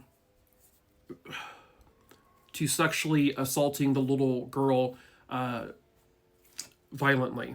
Then he strangled her. He put her into his bathtub where he poured water down her throat, I guess to make sure she was dead. And then after she was dead, he did more things to her. He then put her body into an old vacuum box, and he put her into his vehicle and then just threw her away like she was a box of garbage. He then leads police to exactly where he dumped her, and they go there and they find her. And it's brutal. It's very, very brutal. The coroner can confirm basically everything he said that he did to her. Not just the murder part, but all the other stuff. In his apartment, he had a whole bunch of like child's toys, stuffed animals, that kind of thing. He then openly admits that he has had other young children around Mary's age come into his apartment, and he did horrible things to them as well, but they lived. He put this 6-year-old girl through unimaginable hell and anguish and pain and fear.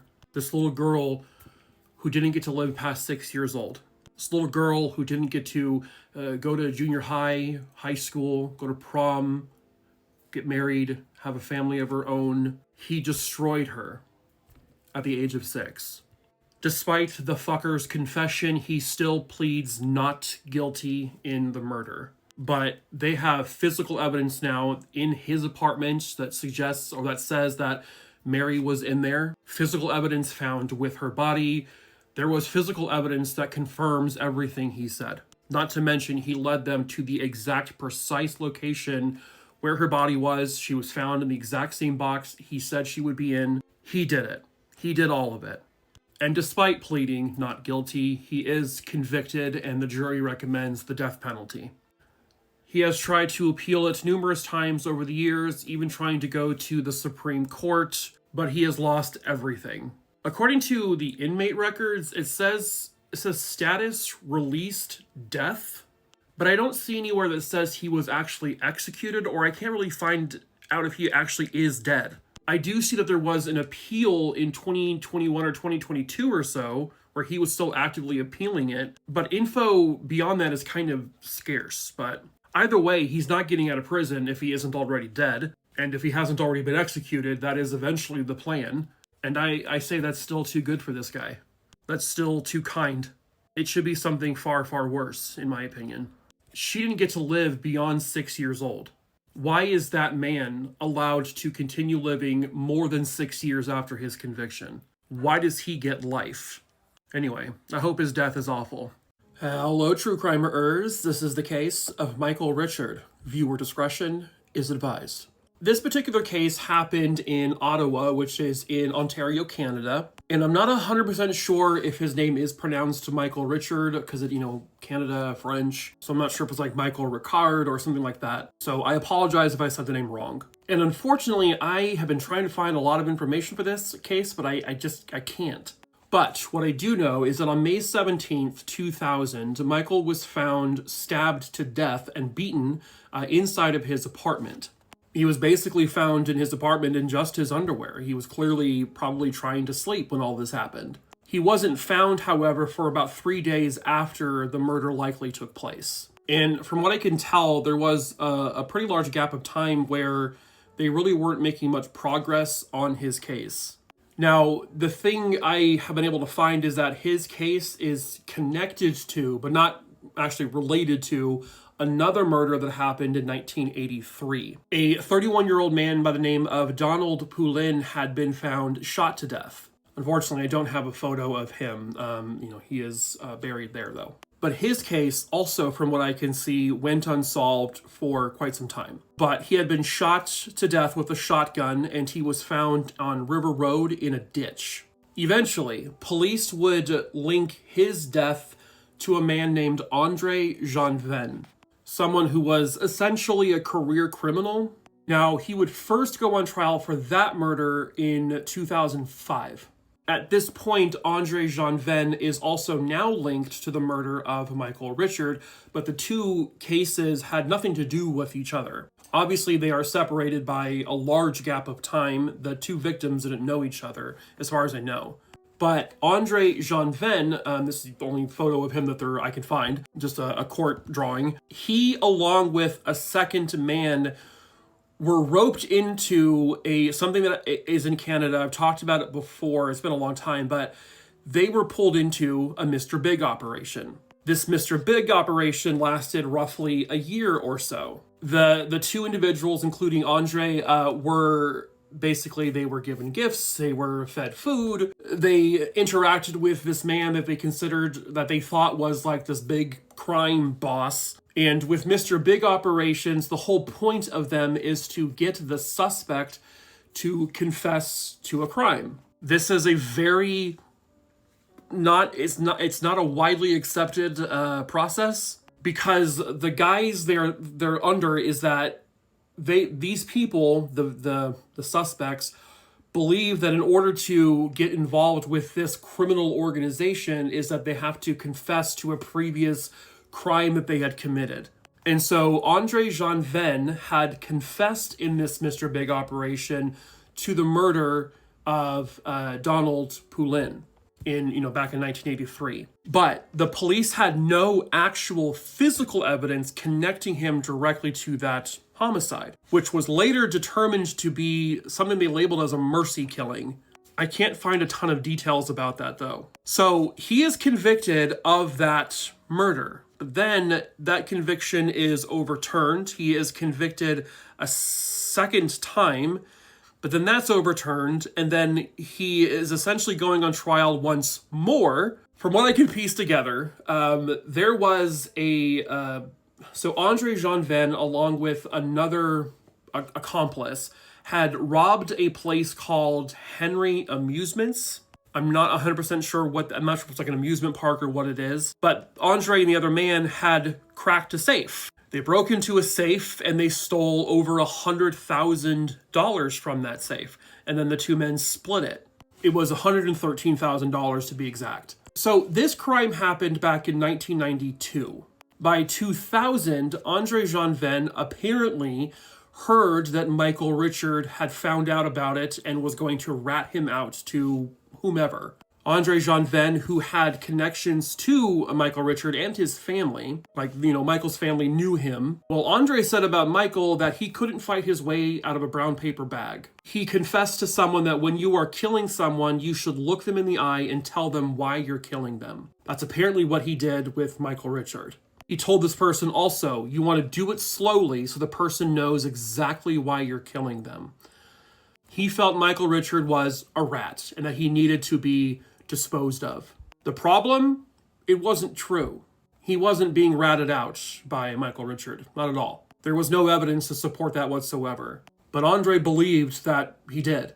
And so he committed this retaliatory murder of him by beating him savagely in his apartment while he was just in his underwear, and then shot him. And then just left his body in the apartment for it to be found, 3 days later. Michael was shot with a .32 caliber bullet, and Andre had at one point owned a .32 caliber gun. He had told a witness prior to the murder that he had a score to settle, and he took his .32 caliber and apparently settled that score.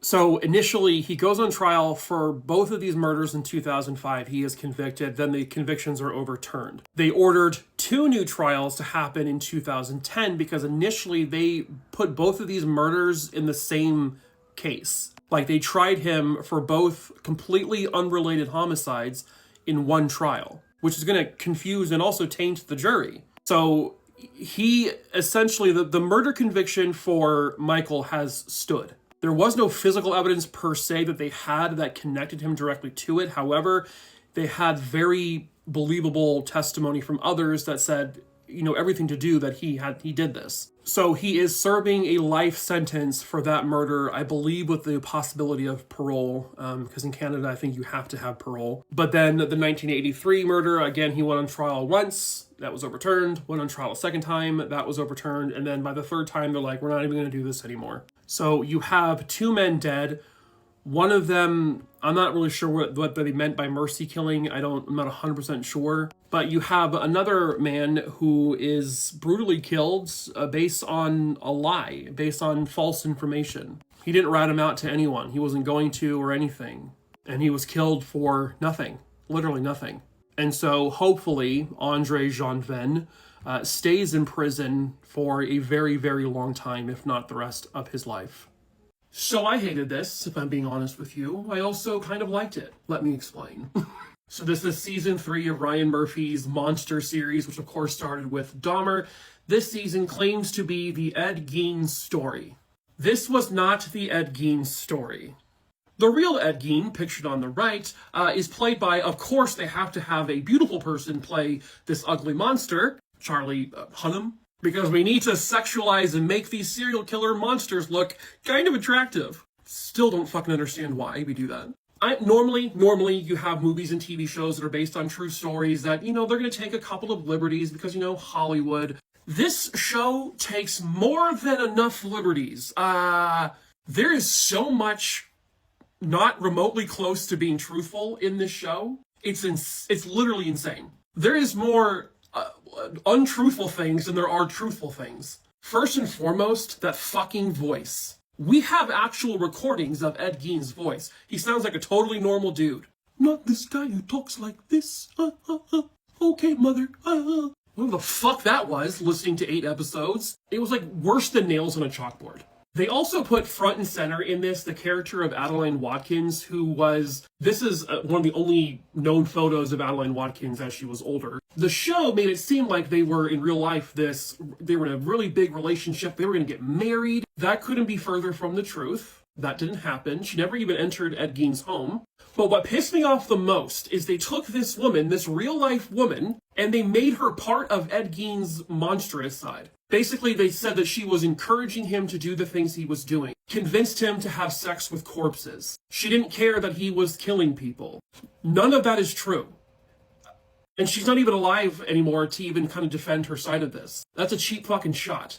They had this episode called The Babysitter, one of the worst fucking episodes of the entire season, where Ed Gein basically is hired on as a babysitter for 2 kids. Like, that never happened. It was all to introduce the plot of a real teenage girl, Evelyn Hartley, who went missing in that area. This is the real one pictured on that side. This is her portrayed in the show. But the show very matter-of-factly states that Ed Gein murdered her very brutally. He was never convicted of her murder. He was questioned briefly, but that was it. And there's just so many more examples of all the shit they get wrong, like on purpose. They deliberately do it. Don't call this the Ed Gein story and then feed nothing but lies about the actual story. Because you have people who watch these things and go, and they take it as, this is the truth. Okay, I'm being told the true story. They're going to really believe that Ed Gein used a chainsaw and waved it around like the fucking Texas Chainsaw Massacre guy did. He never did that. He never killed people with chainsaws. He killed 2 people, 2 older women. But his biggest thing, the more disgusting part of this, and this is one of the things they definitely got right, the real Ed Gein dug up bodies, fresh bodies that were recently buried. He removed the skin from those bodies and he made actual skin furniture, and like this is an actual chair he made of someone's skin. This is an actual mask that he made of a person's face. This was his house, and they depicted it, accurately in the show. Something they also got right was the whole inspiration behind why Ed Gein became the person he was. He had an infatuation with his mother, played, by the way, brilliantly by Laurie Metcalf. I absolutely loved her in this in a very limited role. She's not in a whole lot of it. But Ed Gein's whole thing was after his mother died, he tried to dig her up, but she was buried in a cement coffin. He couldn't get her out, so he went to the grave next to hers with a woman in it, and he took out that body. And he posed it in his house, as if it was his mother. And it's what, his desire to impress his mother, to be like his mother, it's kind of what fueled his entire psychotic break.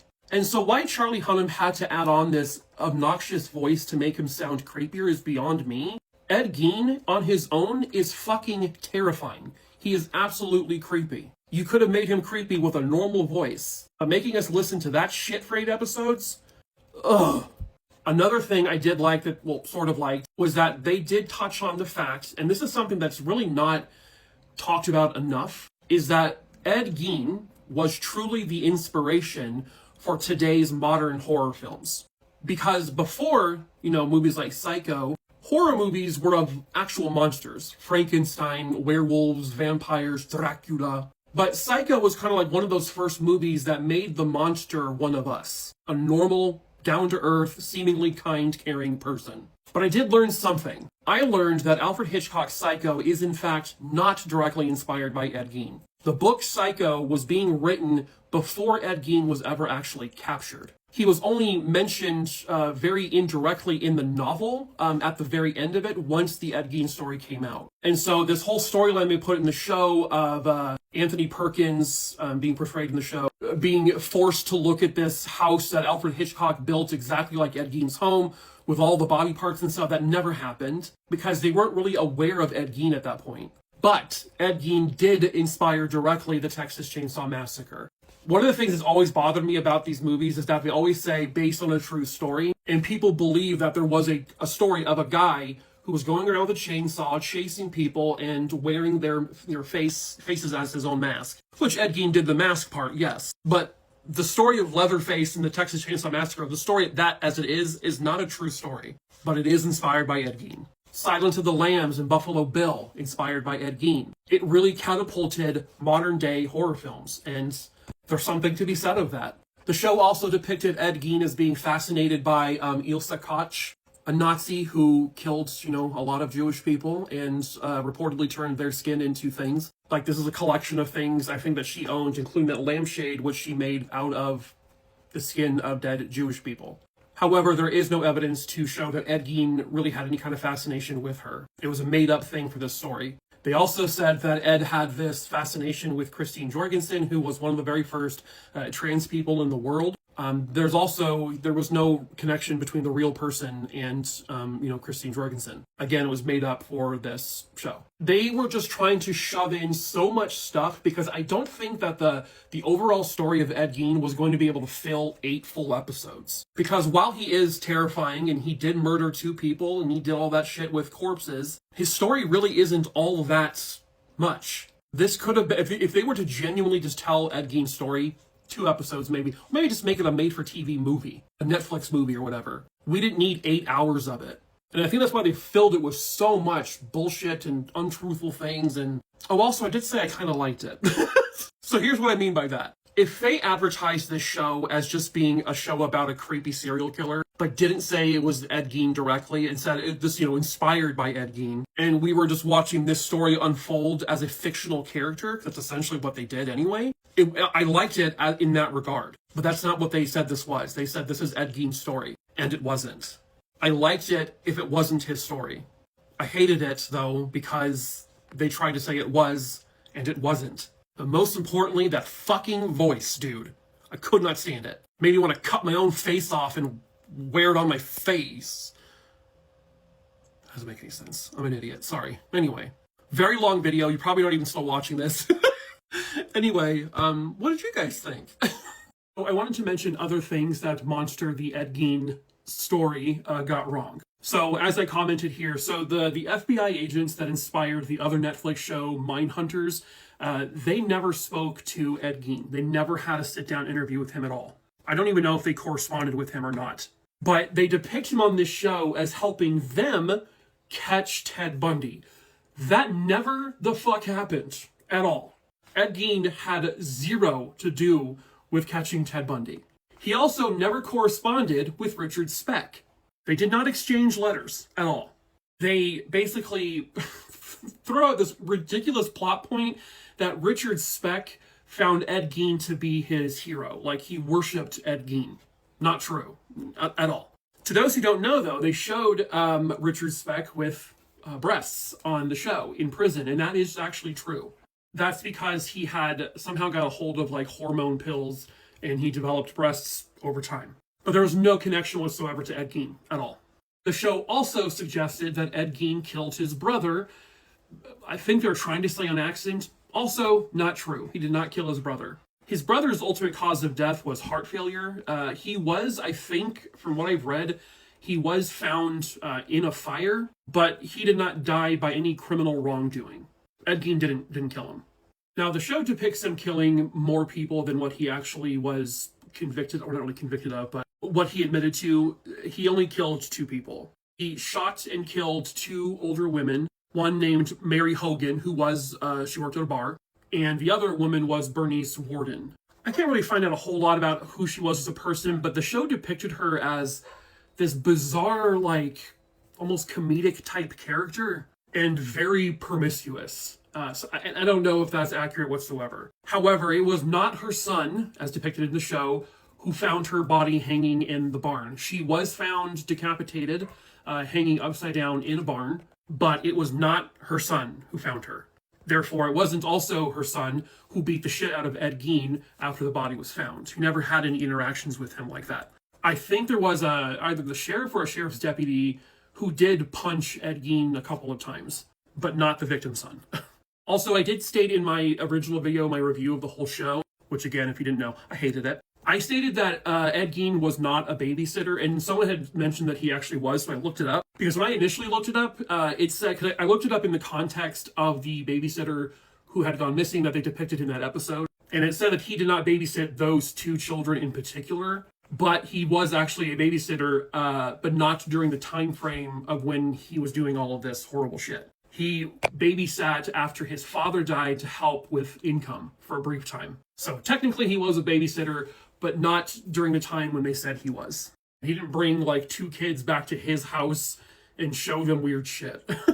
And then finally, this is Ed Gein's real voice. Not like this when he was talking about killing people, you know. I just ate their skin and I made skin suits, you know. Two was the sexual part. Second thing. One was painted victim. And that one, when they died, I just put the tape over it. The jury didn't like it, you know. How did this start? Like I said, might be 4 years. So there's a bunch of photographers from the newspaper who want to take a picture. You want to take a picture? It's not here anymore. Still get fixed.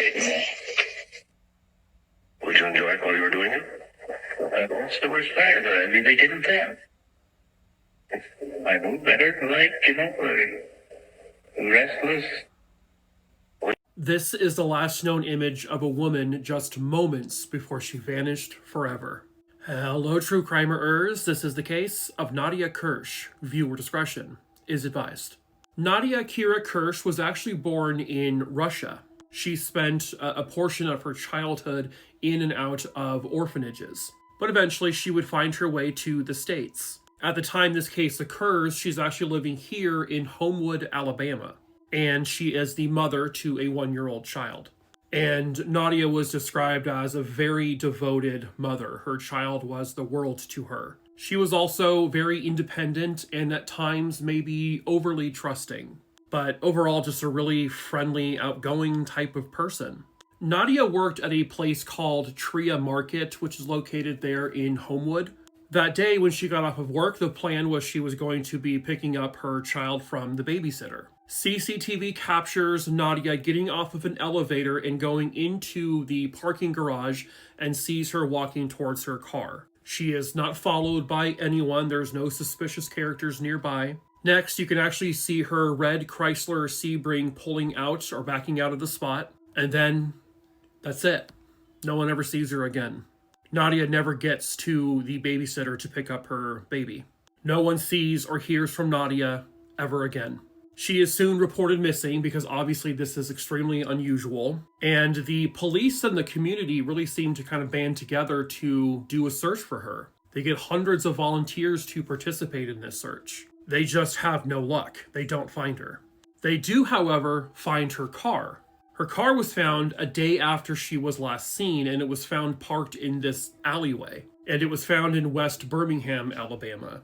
However, there was no concrete evidence in the car, especially no evidence of any kind of foul play or a struggle. 3 days after her car is found, they find her purse underneath an overpass, and I believe things were missing from it. But all of this being found, there's still no sign of her. Her mom and her family are holding out hope that she is going to come home safe. That hope, though, begins to dwindle as the days and then the weeks and then the months go by. But, none of that stops the family from looking for her. They're obviously talking to all friends and other, co-workers, seeing if anything can help find her. But again, nothing. The police would eventually take this from a missing persons case now to a possible homicide case. They believe they have enough evidence to show that she was likely killed, possibly in a botched robbery. And at one point, they actually arrested someone for that. In 2010, which is like a little over a year after she disappeared, this man here named Jacques Haywood, he was actually charged with capital murder in Nadia's disappearance, meaning they would be going for the death penalty. He became a suspect because he at one point was Nadia's boyfriend, but they had been broken up. Now, witnesses say they saw a black SUV at some point parked behind Nadia's red car. And this was all in front of Nadia's apartment building. So based on those witness testimonies, the police do believe that Nadia did at some point get to her home. It's just that no one saw her. But the ex-boyfriend did drive a black SUV.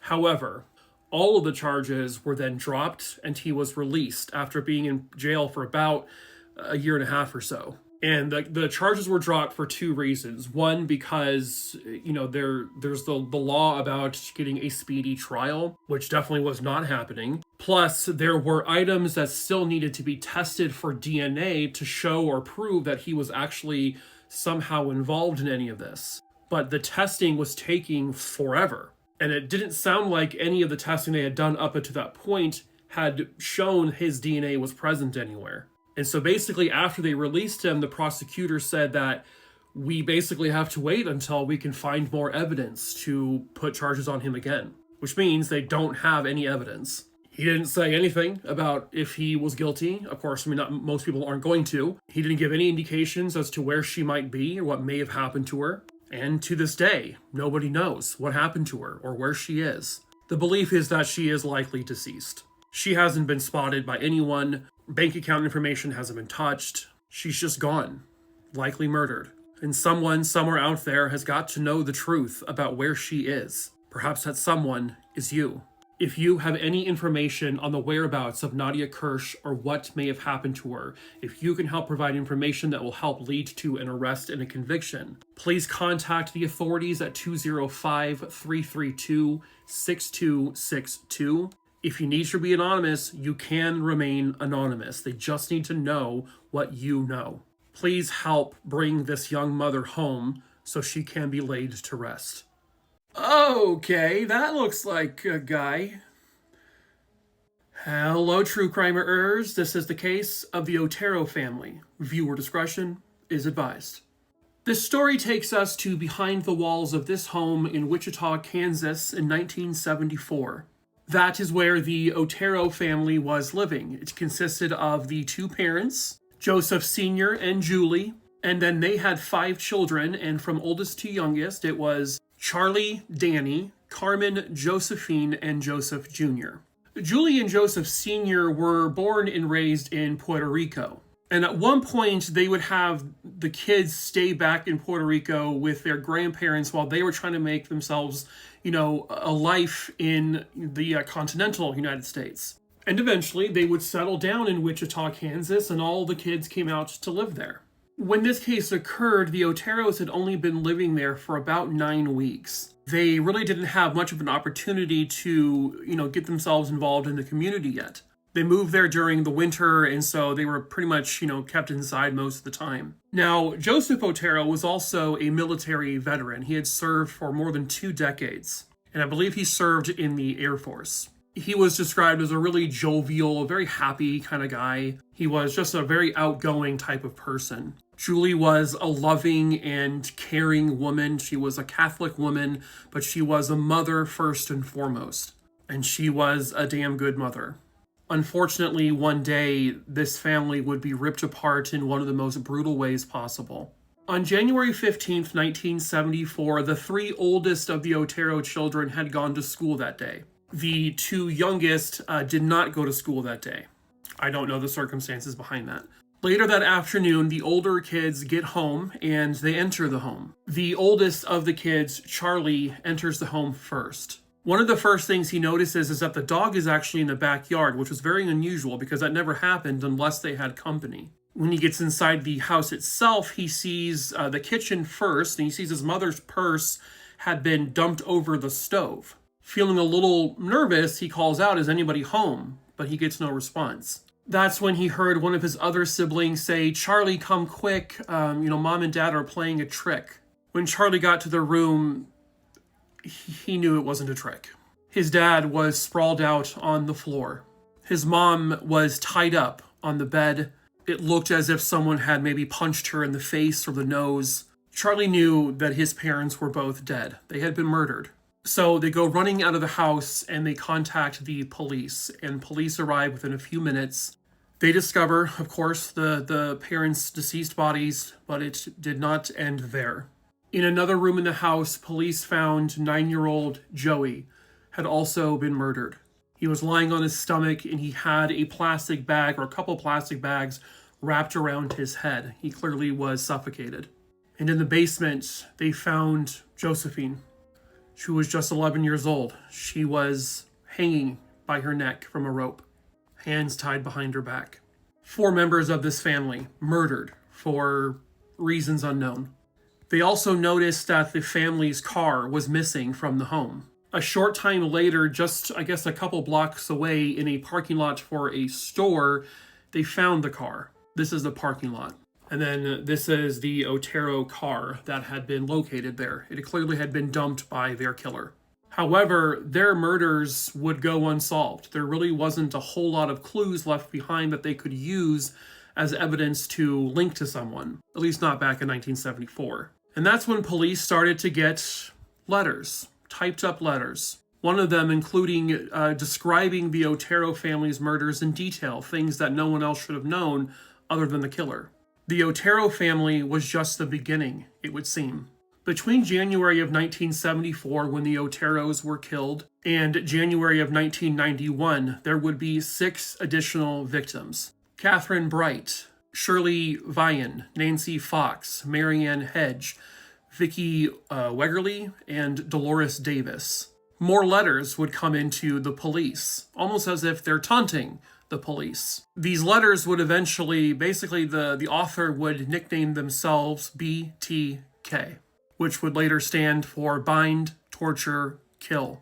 Now, this is a sketch that was made from someone who saw a man who looked like this getting into the Otero family car and leaving from the house back on that day in 1974. It sounds like there were descriptions similar to this of, a man being seen with or near the other victims, but again, they still had no idea who this was.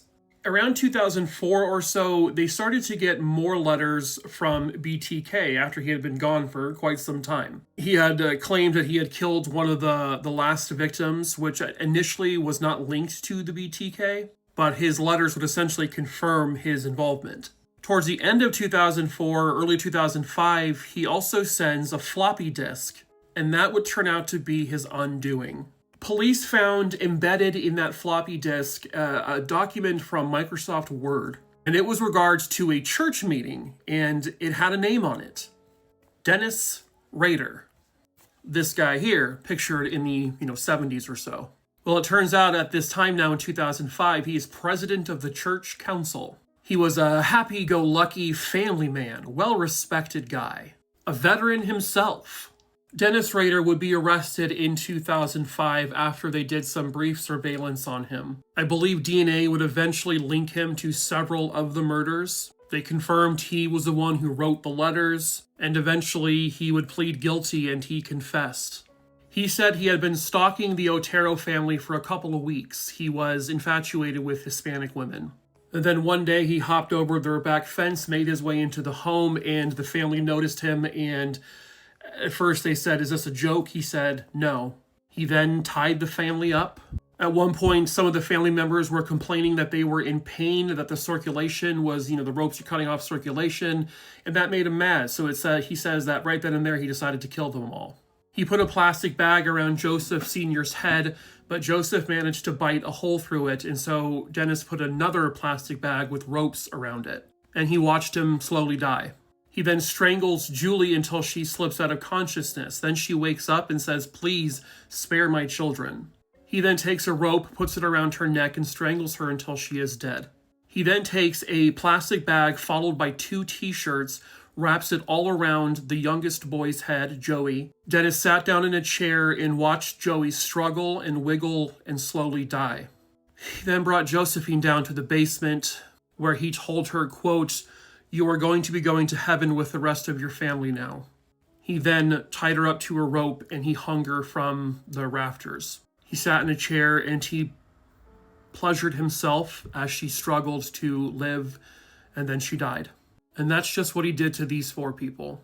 He did a lot more to others. They found like torture kits in his home. He set up this display in a public place for someone to find to taunt residences. That's supposed to be Josephine, the 11-year-old, tied up to a pipe. They also found these utterly horrifying Polaroid photos that Dennis took of himself when he tied himself up in the positions he tied his victims up in. Yeah, good luck getting that out of your head. Eventually, he pleads guilty to all 10 murders, and he is sentenced to 10 consecutive life sentences without parole. He is, without a doubt, one of America's worst monsters. This monster would insert himself in the investigation, which would lead to his capture. Hello, true crimerers. This is the case of Pandora Colesrud and Evan Clark. Viewer discretion is advised. Pandora Colesrud was just 18 years old. She had this vivacious personality, an infectious smile, a joy for life. She was truly a bright light to everyone she came into contact with. She loved her dogs, she loved music, she could play the violin, the cello, the guitar, and she really loved being outdoors. She loved to go horseback riding and camping. And this was 17-year-old Evan Clark. Evan was an only child. His mom would say that he was not a typical teenager. He had a very old soul. He was funny, he was incredibly intelligent, he was kind, he was entrepreneurial, he loved photography, he had a passion for cars. He was a very popular young man. Pandora and Evan both attended Arcadia High School, which is in Phoenix, Arizona. I believe the two of them were friends, and in May of this year, they would go on a camping trip. It was actually during Memorial Day weekend. The two of them went camping here at Mount Ord, which is about an hour and a half to maybe 2 hours north of Phoenix. This is in my neck of the woods. And in the area where people would typically camp, it's a very secluded area. It's the middle of nowhere, and like cell reception isn't good up there. Very far away from, close civilization. On May 26, 2025, police were informed that there were 2 bodies inside of a car near Mount Ord. 2 individuals had been found shot to death. They would quickly be identified as 17-year-old Evan Clark and 18-year-old Pandora Colesrud. And they were found in or near Evan's silver Mercedes. Because of the seclusion of this and because of how open everything also is, investigating a case like this is going to be very, very difficult. Cell service isn't exactly the best up there, and so pinging cell phones isn't going to get you exact information. With this being outdoors, getting stuff like fingerprints and DNA is going to be difficult. But at the crime scene, they did find several shell casings. There was blood everywhere. There was a pair of gloves and a pillowcase with blood on it also found in Evan's car. And when looking into the 2 teenagers, they couldn't find anyone in their lives that would have wanted to do this to them. I mean, they're 18 and 17 years old. There wasn't anyone else with them camping, and so, who would do this? And that, to most people would say this was a random killing, and those are very difficult to solve. There were other campers in the area who said they had interactions with a man who was very strange. Their interaction happened on May 25th, and this was a group of 5 campers who just had a brief interaction with this guy who seemed to be very kind of creepy looking and was just odd. And so police were really kind of hoping for more tips, maybe about this guy, or any information from anyone who may have been camping there the same weekend. And that's when they met a certain fella. This guy here, 31-year-old Thomas Brown, who lived in Chandler, Arizona. He would come forward to police to state that he was, in fact, camping there that weekend. He even offered to provide tips and even offered to give them his footage from his drone that he says he flew over the area around that same time. I mean, he was right there front and center at this point. So while that's kind of happening, they're also sort of doing like a background check and looking into him. And they found some social media posts. One of them stated where he wrote, quote, that he regretted staying one more night, LOL. He said, quote, a gang of rando adults playing music and camping next to me. He also posted an article about the murders a couple days after that. He stated that he had actually been camping on Mount Ord with his wife and dog, and that his wife decided to leave early and he stayed an extra day or so. It's not known if they went there in separate vehicles or how exactly she left. The tips he provided was that he actually interacted or saw the 2 teenagers He said on May 25th, when he was up at the top doing the drone thing, he came across the two teens and they spoke briefly, but they never had any physical contact. He also admitted to rummaging through a gray tote that was near their campsite and touching a rifle. It was an air rifle, I guess, but he said he didn't take or steal anything. Police just asked him outright, did you have any physical contact with them? Are you sure about that? And he says, I'm sure. Did you ever go inside their vehicle or touch anything inside or outside that vehicle? He says, no, I did not. And he was sure about it. They then ask him, are you willing to provide a DNA sample? He says, sure, go ahead. Which brings us to October 2nd, 2025, just a couple of days ago. 31-year-old Thomas Brown is arrested and he is being charged with the double murder. His DNA was found inside the car, with the gloves found in the car. He also turned out to be the guy who was creeping out those other 5 campers, who was acting very strangely. This photo to me, by the way, and this guy in general, this whole case really gives like Brian Koberger vibes. Because they found no connection between him and the victims. None. They did not know each other. They had never met. This was a random thing. Police have not stated what the motive is, if they even know what that is. But unfortunately, people like this are out there and they exist and they roam freely and just suddenly have this desire to do this kind of thing and then they do it. Sometimes there is no motive. But again, I don't know if there is or not officially in this case. The case is obviously still ongoing. He is going to be going to trial at some point, but it does sound like they are fairly confident that this is the guy, that this is their killer. And by all accounts, they have the evidence to prove it.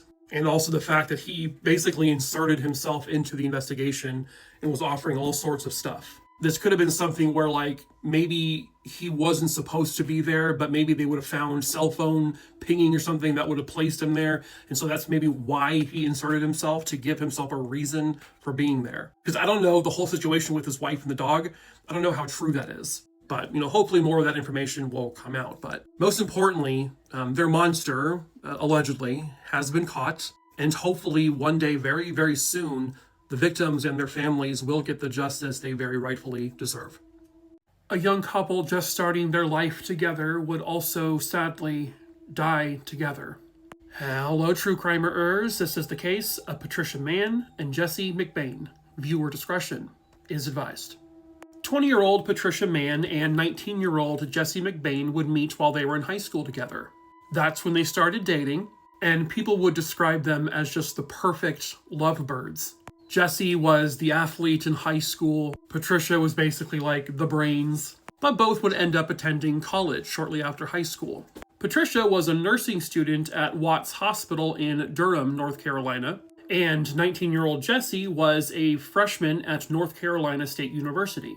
Engagement was certainly something that was going to be happening in their life. They foresaw that their futures were going to be destined to be together forever. However, if that were to happen, no one will ever know. This was Watts Hospital, the hospital that she was a nursing student at, and the date is February 12th, 1971, 2 days before Valentine's Day. Jesse would make his way to the school so that he could attend this dance together with Patricia. Jesse had to actually make a deal with his brother in order to use the car that night because he didn't have one of his own. They shared the car. So technically, he wasn't supposed to be able to get out to the school. But Jesse got the car. The two were seen very happy together at the dance, and they were seen leaving the dance at about 11:30 p.m. Patricia had to sign out of her dormitory, and there was a curfew, and then she needed to be back by 1 a.m. They get into the vehicle that Jesse is driving, and they go out to a nearby lover's lane. This was really close by to the hospital. I guess there was basically these, the lover's lane was like these cul-de-sacs that had been dug out for future neighborhoods, but nothing had actually been built there. And so the local youth kind of took that spot as like their lover's lane. The thing is that Patricia never got back to her dorm. Jesse never got home. The two lovebirds who were madly in love with each other are now missing. Their friends and fellow students took action almost immediately and began searching for them, starting with the area around the hospital. On February 16th, a few days after they were reported missing, the vehicle was found, and it was still parked near the Lover's Lane area.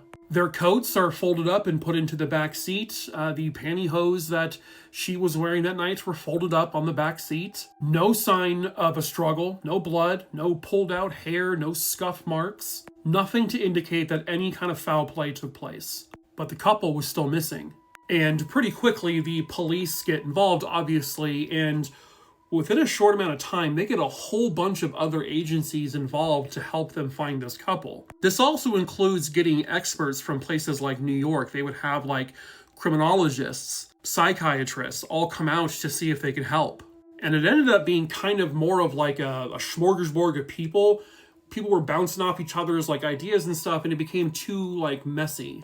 And it really kind of hindered the case from the get-go. There was actually some belief that maybe the couple eloped, maybe they kind of planned this. But both of them had just started their college education, and they were both very, very serious about it, and they kind of squashed that whole idea pretty quickly. The search all came to an end about 12 days after their disappearance.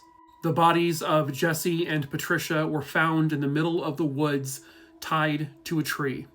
This is the specific tree that both of them were tied to. They had been tied, their hands had been tied behind their backs with rope, and then their heads or necks or something were also attached to the tree with a rope. And they were found, a decent distance, like a half a mile to a mile or so away from where the car was found. You can see where it says McBain's car, and that arrow up there is pointing to where their bodies were found. But it was like deep into the woods. This is not an area that the two of them would have just gone to willingly. It was more than obvious that they were forced out there. Ultimately, their causes of death were asphyxiation related to being strangled to death by the ropes. The coroner was able to determine that it appeared that the ropes had been pulled against their necks for an extended amount of time and then released, and then pulled again against their necks for an extended period of time. Almost as if, they wouldn't call it torture, but they would say that this was not a quick death for either of them. This was a struggle. And they were able to determine that the couple they were both alive for quite some time. But not only that, both of them also had multiple stab wounds to their chests. From what I understand, the stab wounds were actually inflicted post-mortem. So they did not actually contribute to their deaths. But it does go into the psychology of their killer as to, why someone would do that. Patricia also had, her liver had been ruptured, and it appeared that someone had punched her or stomped her very, very hard, which caused that liver to rupture. And like I said, there were multiple people that got involved in this investigation, profilers and all that, who said, I know who the killer is, I can identify the killer. But it became so messy and so convoluted that it really just screwed up the investigation. And really nothing came of any of it. Nobody knows if this couple was targeted, like if this person went after them directly, or were they just in the wrong place at the wrong time? I also don't see any indication that Patricia was raped or anything. Nothing appeared to have been stolen from any of them. They left the car, where it was. They didn't steal the car. It's very strange. And it's really creepy because it's like they were just out there, what lovers lane doing what people do. And someone just clearly abducted them for no reason, apparently, and then brutally strangled them for likely hours. For what? For why? Nobody knows. In the years since, especially more recent years, since that DNA technology has advanced greatly, obviously since 1971, before DNA was even a thing, they have since taken the ropes and other pieces of evidence from the crime scene, because they still have all of it. They have desperately been trying to see if they can pull any kind of DNA from these, touch DNA, skin cells, something, and they just have had no luck. It is not from a lack of trying. They are desperately trying to get some kind of evidence from this stuff, but maybe it's just too old, maybe it wasn't stored properly. Could just be bad luck that maybe the killer, maybe they wore gloves.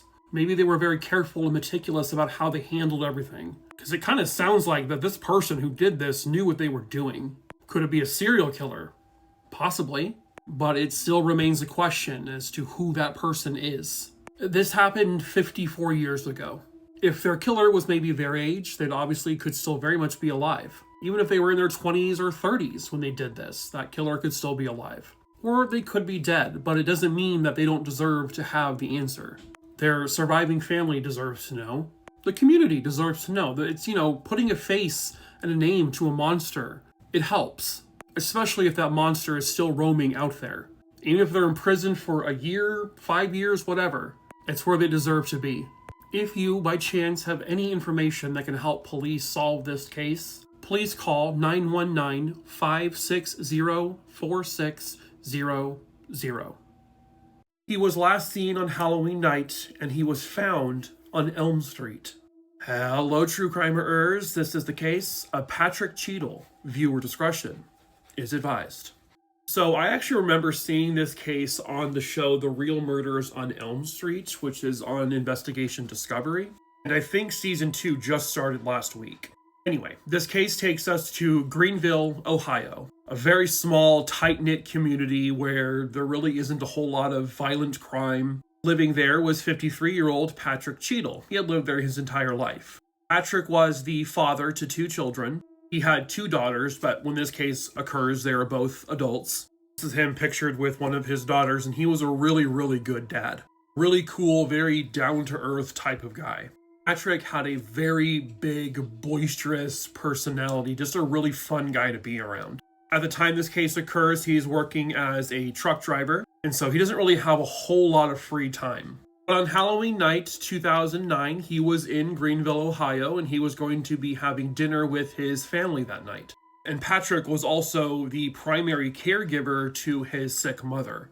And that's something he wouldn't abandon, and he certainly wouldn't abandon his kids either. Patrick never showed up for the family dinner that night. And his daughters, his family, became concerned right away when they couldn't get a hold of him. He wasn't answering his cell phone. And on November 3rd, 2009, a few days later, one of his daughters gets a phone call from someone. This phone call from a family friend says they think they saw Patrick's van parked on the street. So the daughter goes to where this person says the van was, and she confirms, yeah, that's my dad's van. Found in a neighborhood where they don't think he knew anyone. His van was found parked on Elm Street, which of course just sort of adds that little eeriness to it. But when police arrive and gain entry to the van, they find Patrick Cheadle. Patrick was lying on the back seat or the back portion of his van, and his head was saturated with blood, which told them immediately that he had some kind of head wound. They just didn't know what yet. The van was also a hard scene to process because there was a lot of stuff in there. Most of it being completely irrelevant, but they have to, log everything. There was no blood like spray or anything in the van itself. And Patrick's head had been saturated with blood, but it was almost dried up. And so what that told them was that he was actually not killed in his van. He was dumped in his van, and then just the van was dumped off on Elm Street. Later, the coroner would determine that Patrick had been shot and killed. The coroner found small traces of marijuana kind of just sort of lying on his collarbone. His daughter would also tell police that, her dad did, use marijuana. He was a recreational user. She also told police that her dad did have about $13,000 in cash on him. Well, when police found the van and Patrick, they found roughly $3,000 in cash covered in blood in the car. But $10,000 was missing, which to them is immediately going to be the motive. Robbery. Drugs. They also found Patrick Cheadle's cell phone in the van, and they were able to get the phone records. They determined that one of the last people that Patrick called was actually a local teenager, 19-year-old David Meisner. They go to David Meisner's home. He is not there. His parents are there and say that they don't know who Patrick Cheadle is. Never seen him before. Never heard of him. By the way, he actually lives in Bartonia in Indiana, which is like 20 miles from Patrick's home. I think initially they believed that Patrick was purchasing some marijuana off of David. They also found out that living in that home was this man here, Terry Durbin. He was a relative of David Meisner and the parents that the police talked to. So David Meisner's parents would say that on Halloween night, later that night, Terry was there drunk and he was high, and he was getting drunk and high with the 19-year-old, David. When police finally spoke to David Meisner, he was clearly terrified. He would later reveal to police that Terry Durbin basically made David purchase a gun.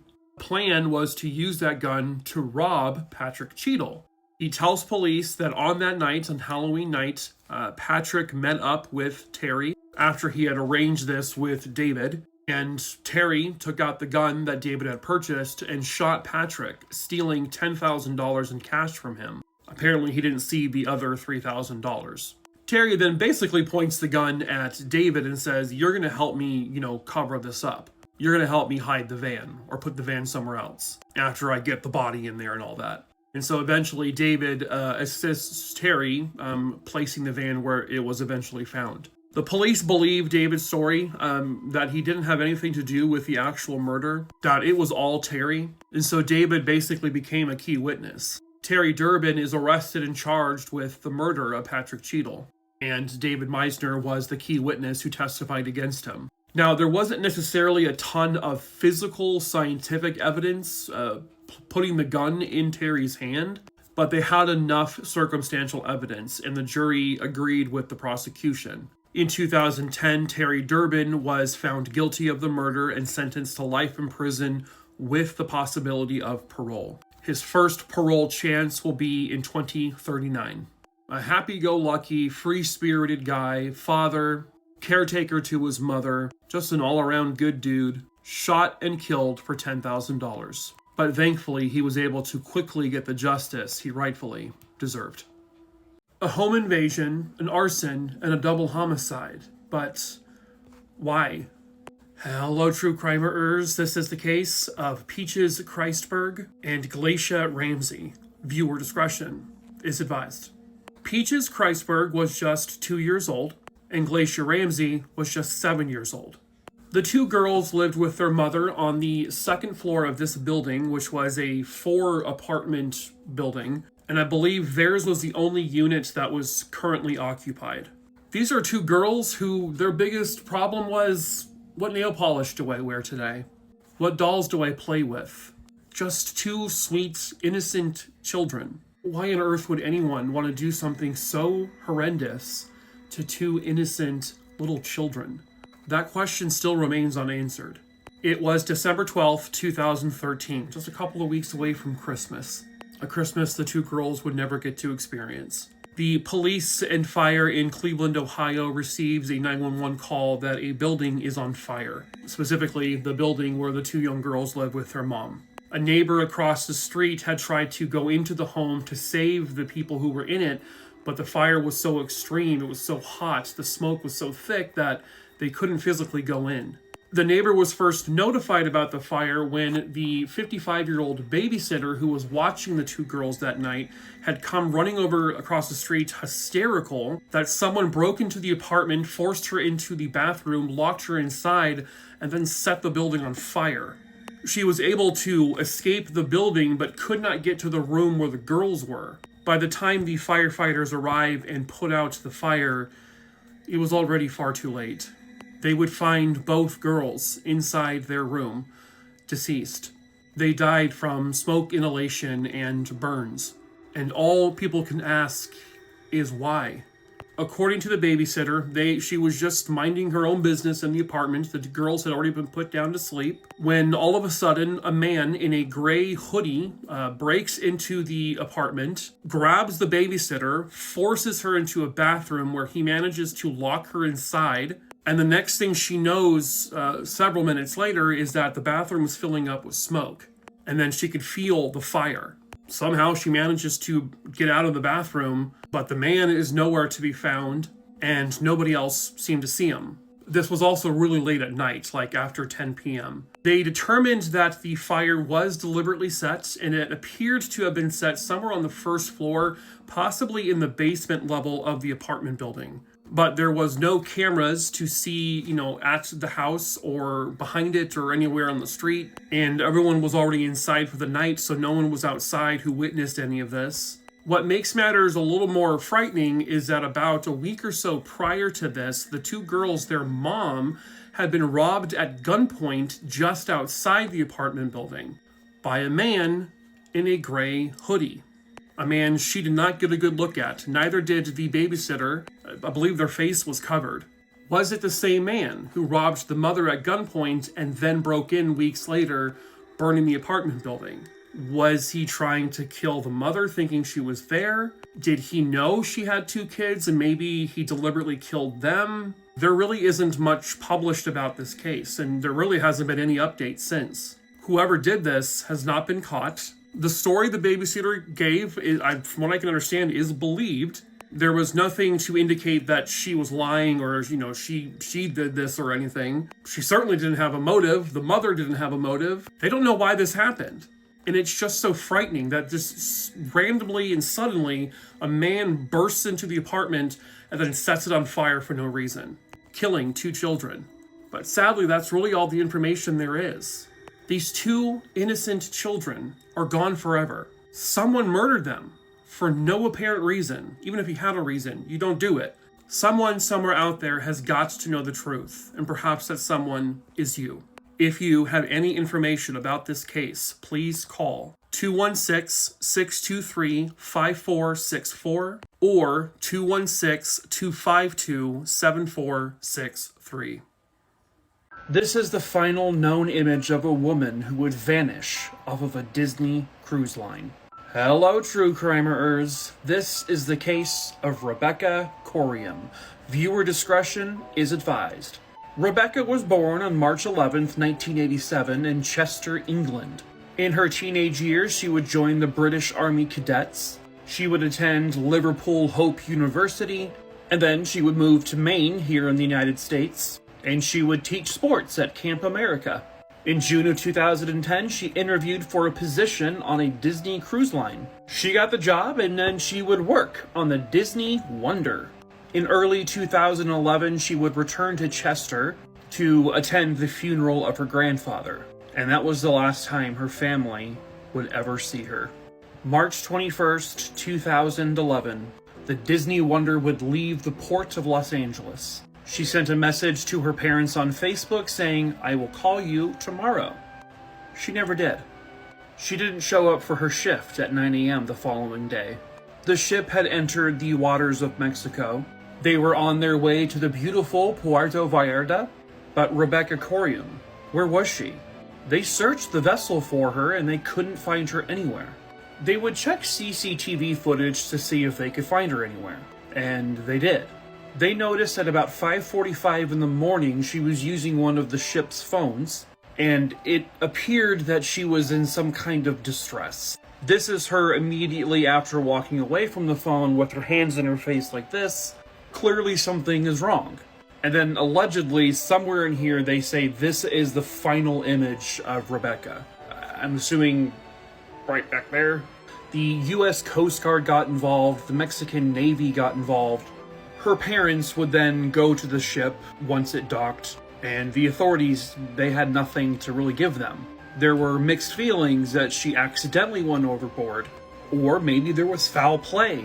When they received Rebecca's belongings, they had a pair of shorts in them that were ripped in the front. It looked as if a struggle had happened. They also told them that a pair of flip-flops was found on deck 5, where they allege she fell off. But close inspection would show they weren't even her flip-flops. The theory is that possibly someone on the cruise liner planted those there to lend credence to the theory that she just fell overboard. Then, her girlfriend, Tracy Medley, came forward 6 years later. She worked with Rebecca, and she revealed that Rebecca was on cocaine. She said they had a threesome the night that she went missing, and she is confident that Rebecca deliberately jumped overboard, because she allegedly threatened to unalive herself before, but she has never been found. What happened to Rebecca Corium? Robert Robertson's execution has been given a stay. To those who don't know, a stay of execution is not a reversal of the death sentence. It is literally just them putting the scheduled execution on halt. They're delaying it. I've talked about his case before with regards to the death sentence he got, but a really quick recap, Robert Robertson was accused of and then arrested and then eventually convicted and given the death penalty for the 2002 death of his daughter, Nikki, which then the prosecution at that point stated she died from shaken baby syndrome. Robert Robertson would be the first person in U.S. history to ever be given or be executed for shaken baby syndrome. However, the science he was convicted of back in 2003 is now considered to be junk science. That their understanding of shaken baby syndrome in 2002 is vastly different than what it is considered to be today. That Nikki may not have actually died of shaken baby syndrome at all. As a matter of fact, she may not have even been murdered. That there was zero foul play in Nikki's death. Now, that part has not been proven in court. As of right now, Robert Robertson is still convicted of the murder of his daughter. But his lawyers and the Innocence Project are currently working to try to get him a new trial altogether, because of the fact that our understanding of shaken baby syndrome is way different than what it was before. That science was not correct. Something to also note is that this is in Texas, where they typically execute people first, ask questions second. You also have an onslaught of Republican lawmakers in Texas who are stating that he should not be executed, that this death penalty needs to be completely reversed, that he needs to get a new trial. Because Republicans, especially in Texas, tend to be way more pro-death. The detective who investigated Nikki's case, the person who presented the evidence to get him arrested, who helped convict him, that detective is also now saying, I was wrong. It wasn't correct.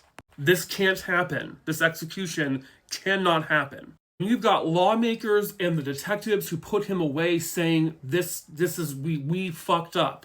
Then you should listen, especially in Texas.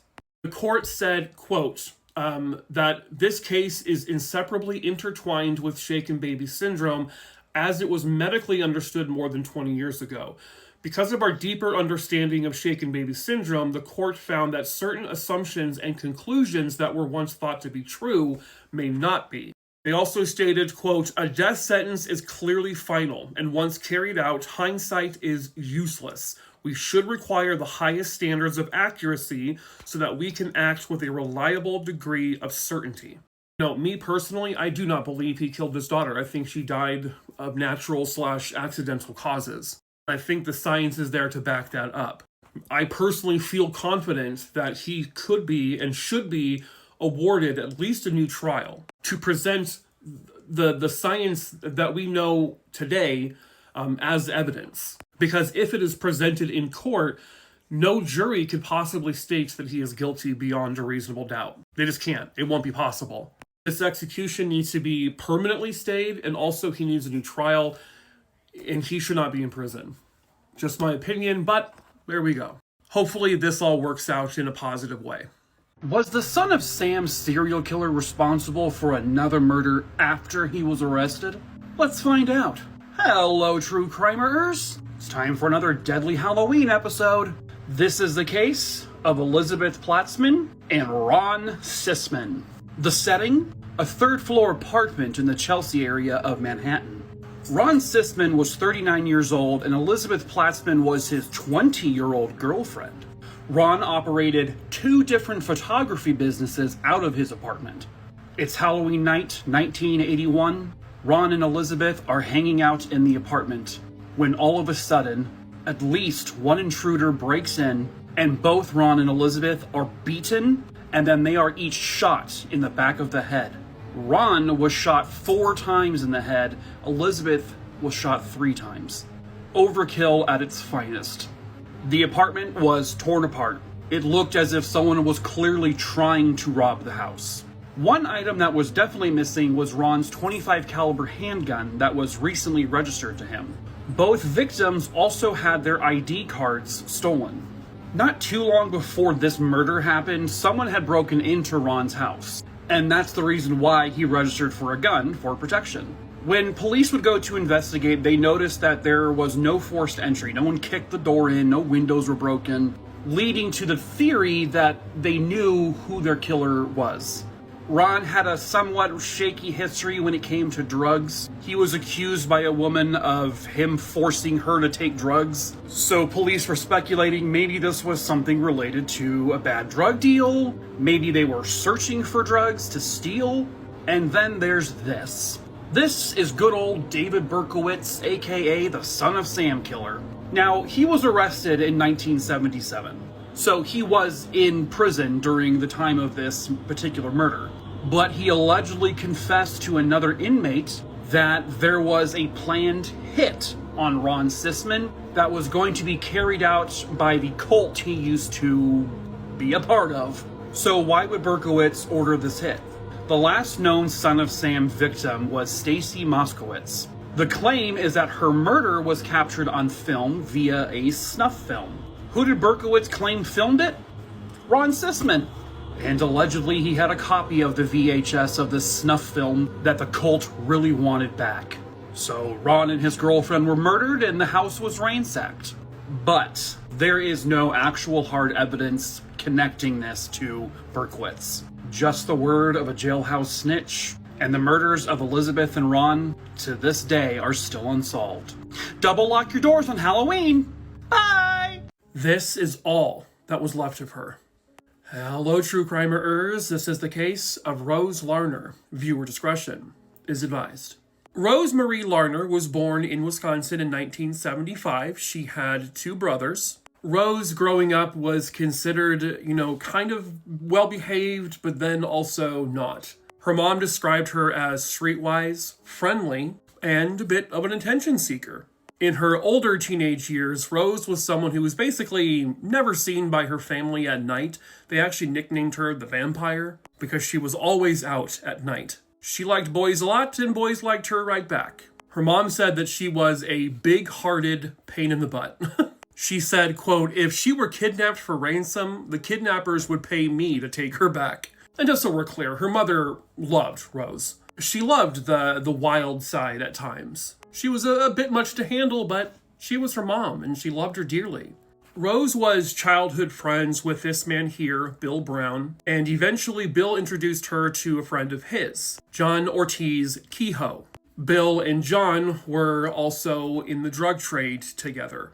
Eventually, Rose got kind of caught up in that world as well. Rose being, kind of the rebellious person who at times was a bit too much to handle. Her and John had this on-again, off-again relationship, but by the time this case occurred, he had broken up with her, stating that she had embarrassed him. She had wrecked his truck, and he just didn't really want anything to do with her anymore. But Rose insisted, I still want to be with you. On the night of December 7th, 1993, Rose would go to this convenience store, which is where her mom worked, just to, say hi to her mom. She told her mom, "I'll be home a little bit later," but that never happened. Rose never came home that night, and Rose was never seen by her family ever again. She would eventually be reported missing, and it got to a point where they considered foul play was involved, because she just literally fell off the face of the earth. All of her belongings were still at home. No one had heard from her, no one had seen her, just all of a sudden. And they were interested in, is John Kehoe involved here? There were witnesses who stated that they saw Rose with John Kehoe that night. He denied seeing her, and police just had no evidence at the time to say he did anything to her. They also felt that Bill Brown must have known something because he and John Kehoe were very close. They were, business partners, they were friends. But again, he wasn't talking either. But after 2 years of pressure, Bill Brown would finally come clean. And he would go to police and tell them exactly what happened. That night, Bill Brown just so happened to run into Rose outside of the convenience store. She asked him if she could hang out with him and John. They called John, and John said, "Okay, you can come over, but only if you sleep with both of us." Rose initially said, "Yes, that's fine, I'll do that." But when it came time to it at John's home, she said, "No, I'm not going to do that." According to Bill Brown, that was like the final thing that puts John Kehoe over the edge. He was tired of her embarrassing him, that, he didn't want anything to do with her. And now she's not going to sleep with him and his best friend in a 3-way. So John Kehoe, right then and there, strangles Rose. He used an electrical cord, wrapped it around her throat. And while he did that, he also slit her throat. Then he chopped up her body. He then forced Bill Brown to help him dispose of the body. They brought her dismembered remains to a cabin that, I guess, John Kehoe used, and they put her body in a fire pit where they burned her to tiny fragments and ash. They then took Rose's remains, her ashes, and along the freeways and highways in this area, which, by the way, is in Albion, Michigan, that's where she was living at this time, they dumped her ashes just everywhere and just all over the roadside, making it impossible to ever find, any piece of her. Police needed to find some way to corroborate this story. So they go to John Kehoe's grandparents' house. That's the house they were at when all of this occurred. They search the home, and again, this is about 2.5 years later. The house is relatively immaculate, very, very clean. They don't notice anything. They look everywhere. They don't see any traces of blood or hair. They're thinking to themselves, we're never going to be able to solve this. We're never going to be able to confirm this story. But then they took luminol to the shower, and when they sprayed luminol, they found a big glowing spot that looked like the outline of a bucket. However, the blood had been so old and it was, so degraded that they couldn't tell whose blood it was. And then one investigator noticed the tiniest little drop of what they thought was blood on the inside of a door frame. The blood from afar looked like a part of the wallpaper pattern, but then they realized it was not. They tested this blood to determine if it was human blood, and it was. Now, by chance, a couple of years before Rose's disappearance, she had been involved in a sexual assault case. They took her blood at that time. And thankfully, they still had that blood. So they tested that blood against their blood drop, and it was hers. They found her blood inside John Kehoe's grandparents' house. Police then go to the cabin that Bill Brown described they burned her body.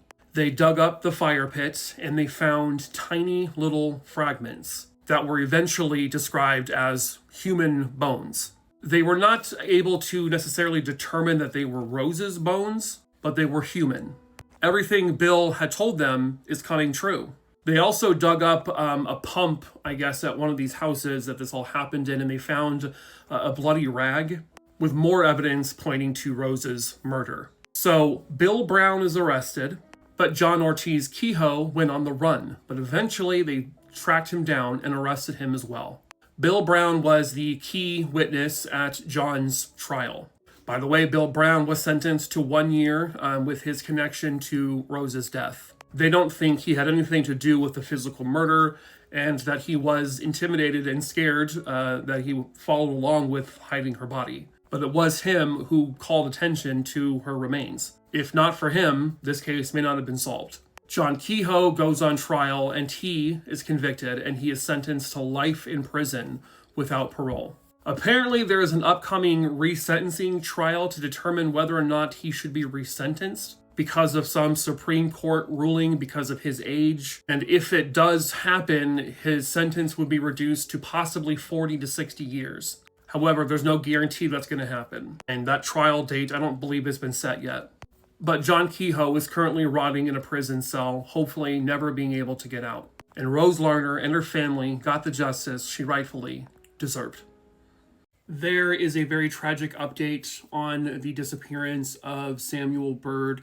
I covered his case a little while back. By clicking on the comment, you can see the original video. The 14-year-old boy was last seen on June 1st, 2025, leaving his home in Edmonton, Canada.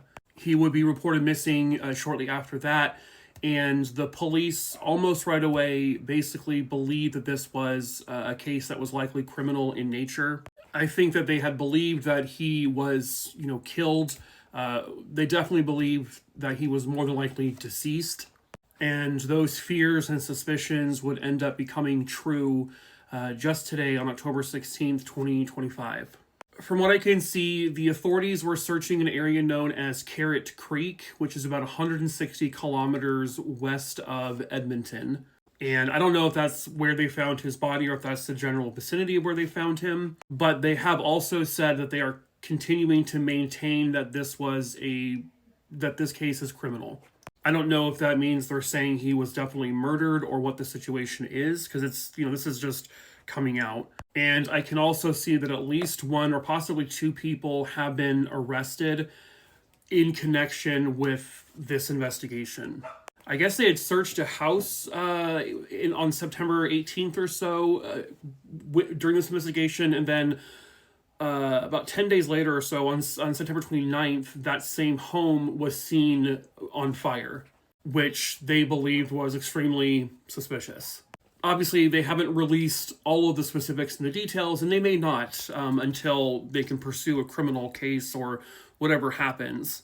But, at the end of all of this is a 14-year-old kid who is now gone forever.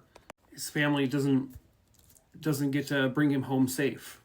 But they do get to bring Samuel home. Obviously not in the way they wanted, but they at least get to lay him to rest.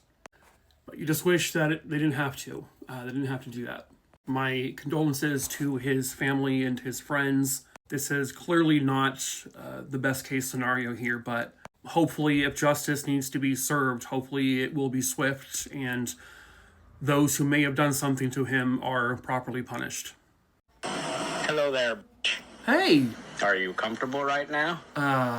So Halloween's around the corner. So I thought, let's hear some spooky, real true crime audios. This first one comes from the Golden State Killer. In these actual recorded calls, he calls a victim, asking if Ray is there. Brief call, but it hangs up. Then they call back later. And it's terrifying. Hello? Yes, Ray there? Is Ray there? Absolutely, Mr. Dillon.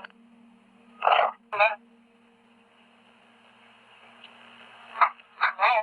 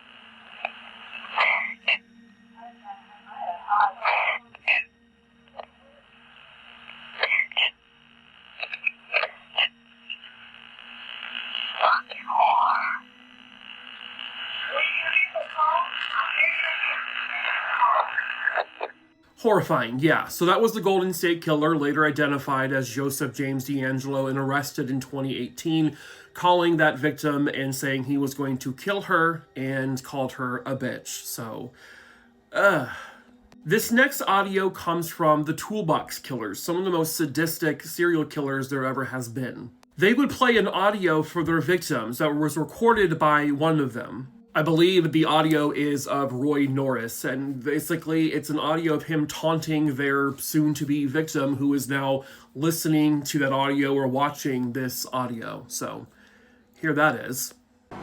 Hello there, bitch. Are you comfortable right now? I doubt it. Wrists and ankles chained, gagged, probably blindfolded. You are disoriented and scared too, I would imagine. Perfectly normal under the circumstances. Now, you are obviously here against your will. Totally helpless. Don't know where you're at. Don't know what's going to happen to you. You're very scared or very pissed off. I'm sure that you've already tried to get your wrists and ankles loose. No, you can't. Now you're just waiting to see what's going to happen next. You probably think you're going to be raped, and you're f***ing sure right about that. Yeah. And then finally, this last part is actually a news clip from when the trial was happening for these two men.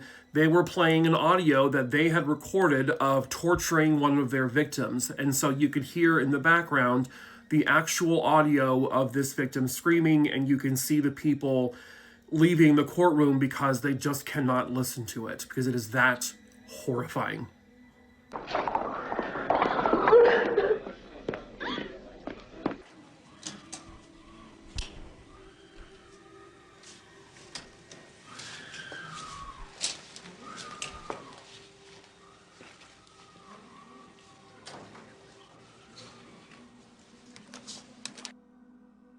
I just never heard anything like that in my life. I've never heard screams like that. I don't know. It was bad.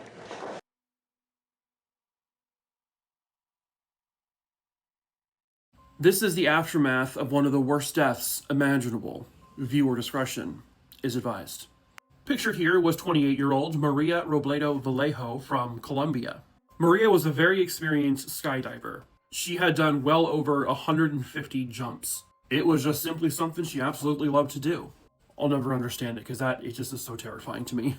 In September of 2019, she would actually end up coming to the United States, and she went to California. And I believe this is actually her in the yellow helmet. This is a day before the incident. On the day of the incident, Maria would go to the Lodi Parachute Center, and that's located in Acampo, California. Here's the thing about this place. I've actually talked about other stories from here.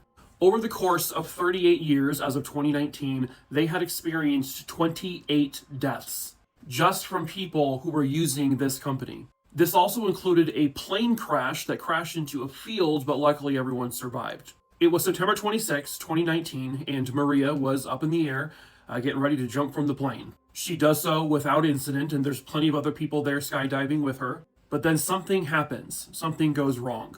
According to witnesses, and this was the other skydivers and people driving along Highway 99, they saw a person who was skydiving and their parachute deployed, everything seemed normal, but then all of a sudden this person begins to basically launch in another direction.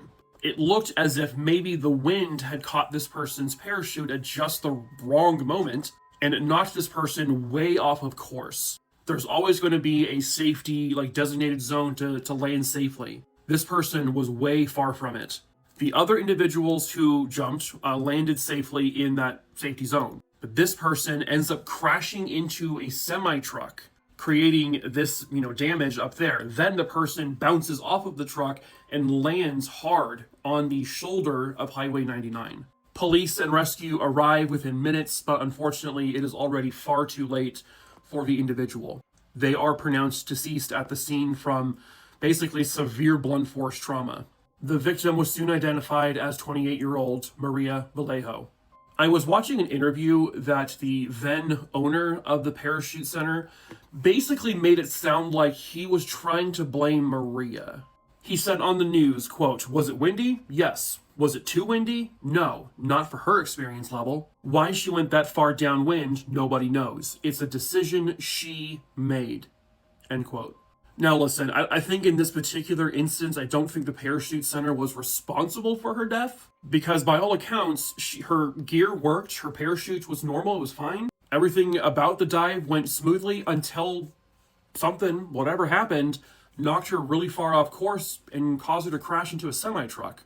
But for him to come out and say it's a decision she made, that seems insane to me. It almost implies like he thinks she did this to herself on purpose. But that has never been established. Witnesses on the highway said that they saw her clearly struggling to get back on course. She was struggling with the parachute, which again was in working condition and it had no defects to it. But Maria was well aware of what was happening and she was clearly panicking, it seemed like. That doesn't sound to me like someone who was trying to do this to herself. I think this was just one of those awful freak accidents. Ultimately, we won't know what was going through her head because she's no longer with us. I can't imagine how much fear she probably had going through her at that time, but I hope now she is somehow resting in peace. This is a very slow, very basic, very generic ride, and you would think there is no way someone could die on a ride like this. Well, you would be wrong. This is another Deaths at Theme Parks. Viewer discretion is advised. This story takes us to Lagoon Amusement Park located in Farmington, Utah. All sorts of roller coasters and various rides there. One of those rides being the tamest one of all, the Sky Ride. It's a very similar ride that you've seen at a bunch of other places before. Obviously, you sit, you are, you're harnessed in, and you just go across the park, and you get a nice little scenic view. Well, on an August day of 2021, someone captured this video.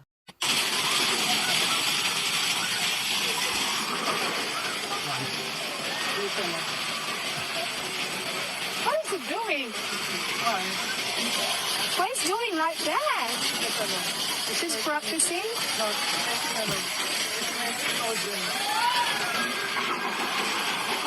Other writers are confused and maybe even horrified to see that a man is dangling from cart number 51. And when you watch that video and you see the images, this dude is eerily calm. He's not wiggling, he's not moving, he's not trying to do literally anything. He's not screaming, he's not saying a damn thing. And there are many occurrences on this ride where he could have jumped or fallen. He would have been perfectly fine. He would have been kicked out of the park, obviously, but he just so happens to lose his grip and he slips and he falls at one of the highest possible points, which was about a little over 50 feet high. From what I've read, the man fell to the concrete below and part of his, pelvis bone would end up piercing into an internal organ. He was rushed to the hospital, but he was not able to be saved. The man died falling from this ride. They have listed him as a 32-year-old man. They have not released his name. And what he was apparently trying to do was he got into the bucket seat and he got himself down and he grabbed onto the bar where you see him hanging from. And I guess he was going to try to do pull-ups or something like that for whatever reason. But obviously, as you see in the video, he's not even doing anything. He probably could not lift himself up. Take this next part with a grain of salt because I don't know. I only saw this part on Reddit, and so, I guess people locally have stated that the man they believe he was intoxicated, which wouldn't be a surprise. And, this all stemmed from that. But again, I can't confirm that part. But he did willingly get down. I mean, there were witnesses there. There were people who saw him literally slipping down to that bar. And then he fell. And quite honestly, he died in a very painful way. I mean, this was not a quick death. There was some agony in all of it. And you just have to ask yourself, why? Was it worth it? No. So please, folks, don't do this kind of thing. It's not worth trying to impress someone. Be smart. Hello, true crimerers. This is another missing or murdered Indigenous woman case, and this is the case of Stella Yvonne. Viewer discretion is advised. This case takes us to Bethel, Alaska, and in 1996, when this case happened, it had a population of just under 6,000 people. Pretty small little town, and it appears to still be a fairly small city at this point. But that is where 17-year-old Stella Anastasia Yvonne lived with her family. She was living with her grandmother at the time, and she was a member of the Yupik indigenous community. Everyone described her as a really fun, very kind young girl. She was a fun person. She loved having fun. She loved hanging out with her friends. And everyone loved it when she was there because she made everything fun. On the night of September 28th, 1996, Stella would go to a friend's house where a little party was being held, and she was there until about 3 o'clock in the morning or so. Stella was able to get back to her grandma's house, and the door, unfortunately, was locked. And so she's knocking on the door, trying to get her grandma to open it, but the grandma does not come to the door. She calls out for her grandma. She gets no response. Now, they just so happen to live across the street from the Bethel Police Department, so Stella goes over there and says, "Hey, is there anything you guys can do to help me? My grandma's not answering the door." So they go over there. They also tried to wake up the grandma, but again, she was fast asleep. So the police officer offers to Stella, "Well, I can drive you somewhere, somewhere nearby if you like." And Stella says, "Okay, you can take me down to my sister's apartment. She lives a couple miles down the road." And this was at a Bethel Native Corporation apartment complex. Stella gets there around 4:30 in the morning. Her sister does open the door and she does go inside. Stella tells the sister, "I'm only going to be here for a couple of hours. I just need to wait for Grandma to wake up so she can let me in." About an hour to an hour and a half later, Stella then leaves her sister's apartment to walk down to the grandma's house. And that is it. That is the last time her sister ever sees her or talks to her. That is the last time anyone ever saw Stella again. Apparently, there are witnesses who saw her leaving the apartments, which included her sister seeing this, and I just don't know if there's any people who actually saw her walking down the road or not. It doesn't sound like there was any witnesses to that. But she has vanished. She just poofed into thin air. She's gone. She has not been seen by anyone ever since. There has been no activity from her whatsoever. She gave zero indications that she was planning to run away somewhere. And unfortunately, with Indigenous women, in this country, they go missing a lot and they're never found. A lot of that is from a lack of care, I guess, would be the appropriate word to use, which is completely insane and unbelievably unfair. But that is the grim reality that we live in. This was a 17-year-old girl who was there one moment and is now gone. And there's very little really published about her story.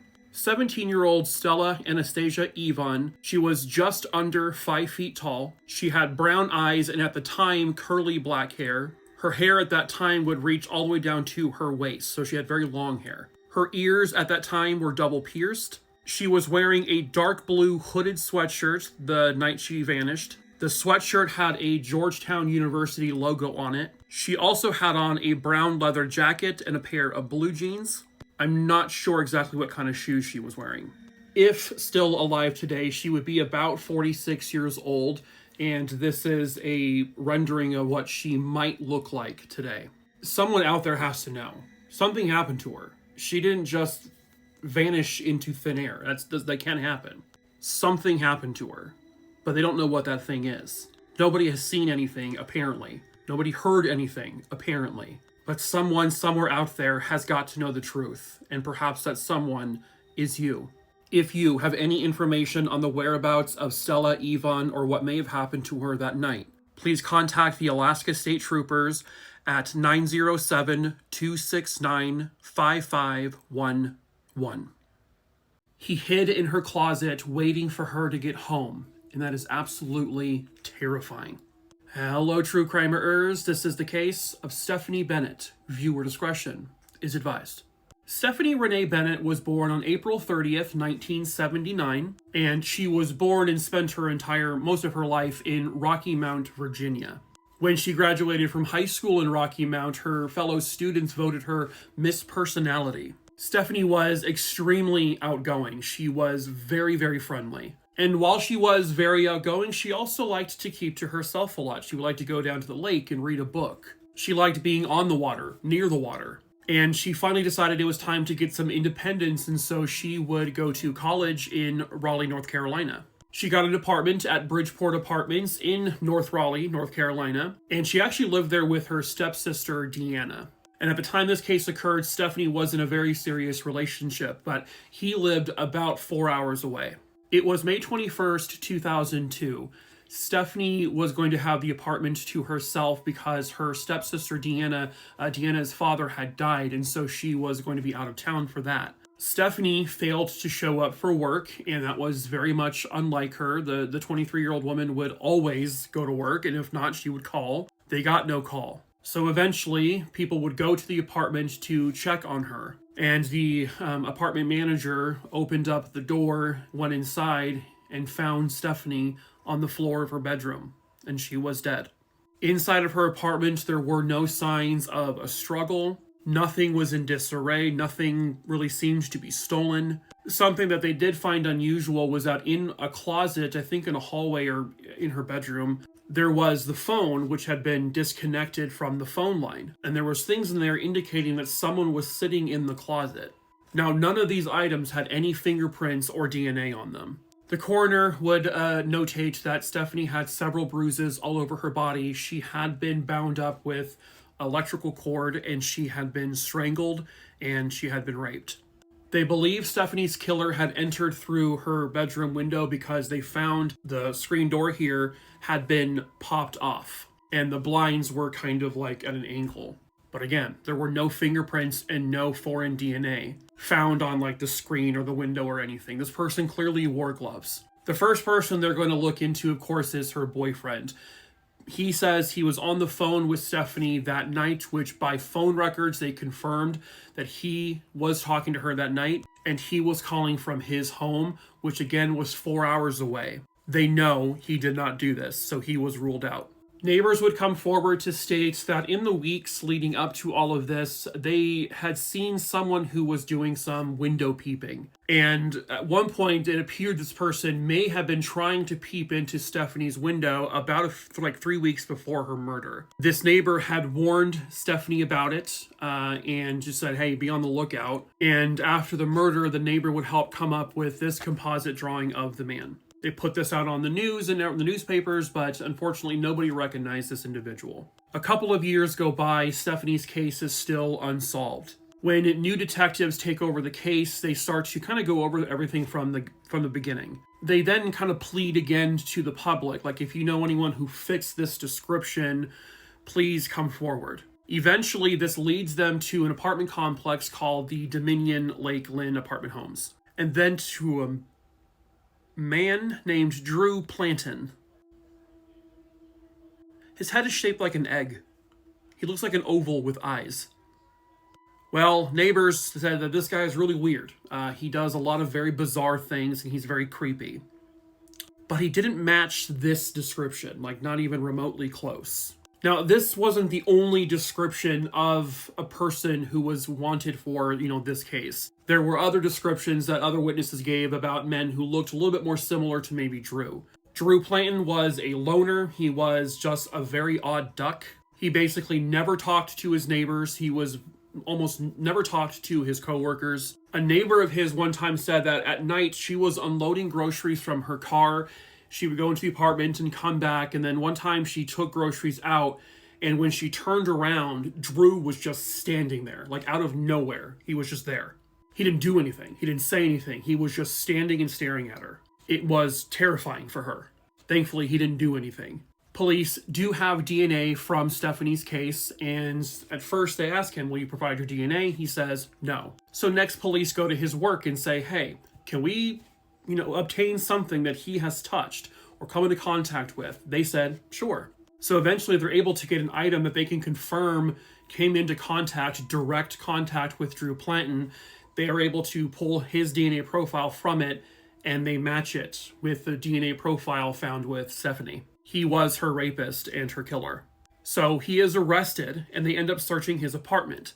They find all sorts of weapons and tools. They find guns. They also find several pieces of mail with regards to a woman named Rebecca Huseman. Rebecca Huseman in 1999 was shot and killed while she was sitting in her car. She was shot by a .45 caliber. Now, this happened in Michigan. Police were able to confirm that Drew was living in Michigan when she was killed. They also knew that Drew had .45 caliber weapons at his home. They're able to obtain that gun, and they're able to match up with the bullets found with Rebecca. It was a match. So now they have him not just for one, but for 2 murders. This is an image from Forensic Files, but I thought it was absolutely horrifying. So again, this was in Stephanie's closet. They fully believe that Drew broke into her apartment, went inside the closet, took the phone off the hook so that she couldn't call 911, and sat there with the door cracked open and watched her, completely unbeknownst to her. Absolutely terrifying. And then when she went to sleep, he struck.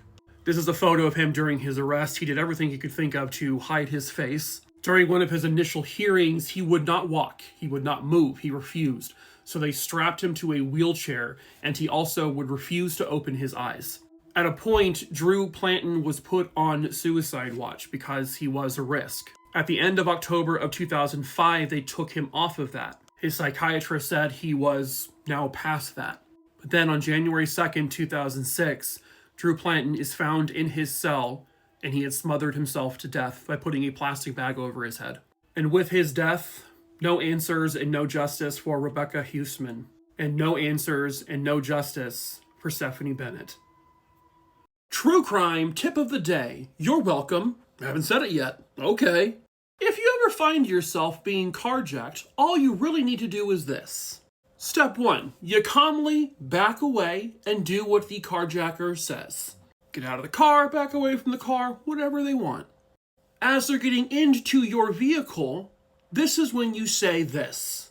All right, But just so you know, the 2 vaginaless bodies in the trunk are your responsibility now. And then you turn around and you start to slowly skip away from the car. I mean, actually skip. Like schoolyard skipping. And then you need to hum some kind of tune that really amplifies the crazy, you know? La la la la la la la la la la la la. Really sell it. Really sell the psychotic break in you. You need them to believe that there are 2 bodies in your trunk. And there might be. I don't know who you are. But they need to believe it. Odds are, they'll get out of the car and say, whoa, you're a crazy motherfucker. And then they'll take off and you get your car back. And then at that point, you can just drive your car into the nearest lake or ocean to hide the bodies that are actually in your trunk. So there you go. That's your tip of the day. Bye. True crime tip of the day. If you ever find yourself being chased by a serial killer, like, say, for example, around the woods, in a cabin, or maybe in Ohio, my advice to you would be, stop it. Stop it. What are you doing? Stop. That's dangerous, being in Ohio. Why are you playing with a serial killer? Why are you even near one? I feel like that's really irresponsible. Have you looked inward to see why the hell you're even in that situation? It's 2025. You shouldn't be out there playing hide and go seek with some fucking vulva-stealing, decapitating serial killer. You should be playing hide and go find a pitchfork to shove into his eye sockets and rip them out of his head before he can do it to you. I'm sorry. I don't mean to get heavy, okay? I've been heavy for quite some time. I'm very much obese. But that's my advice to you. You're welcome. True crime tip of the day. Do you suspect that your neighbor might be a serial killer? Because maybe your neighbor named Gunter keeps shoving it down the neighborhood's throat that he owns a windowless van, and that every single night he plays on repeat, full blast, that fucking Enya song where she just hums the whole fucking time.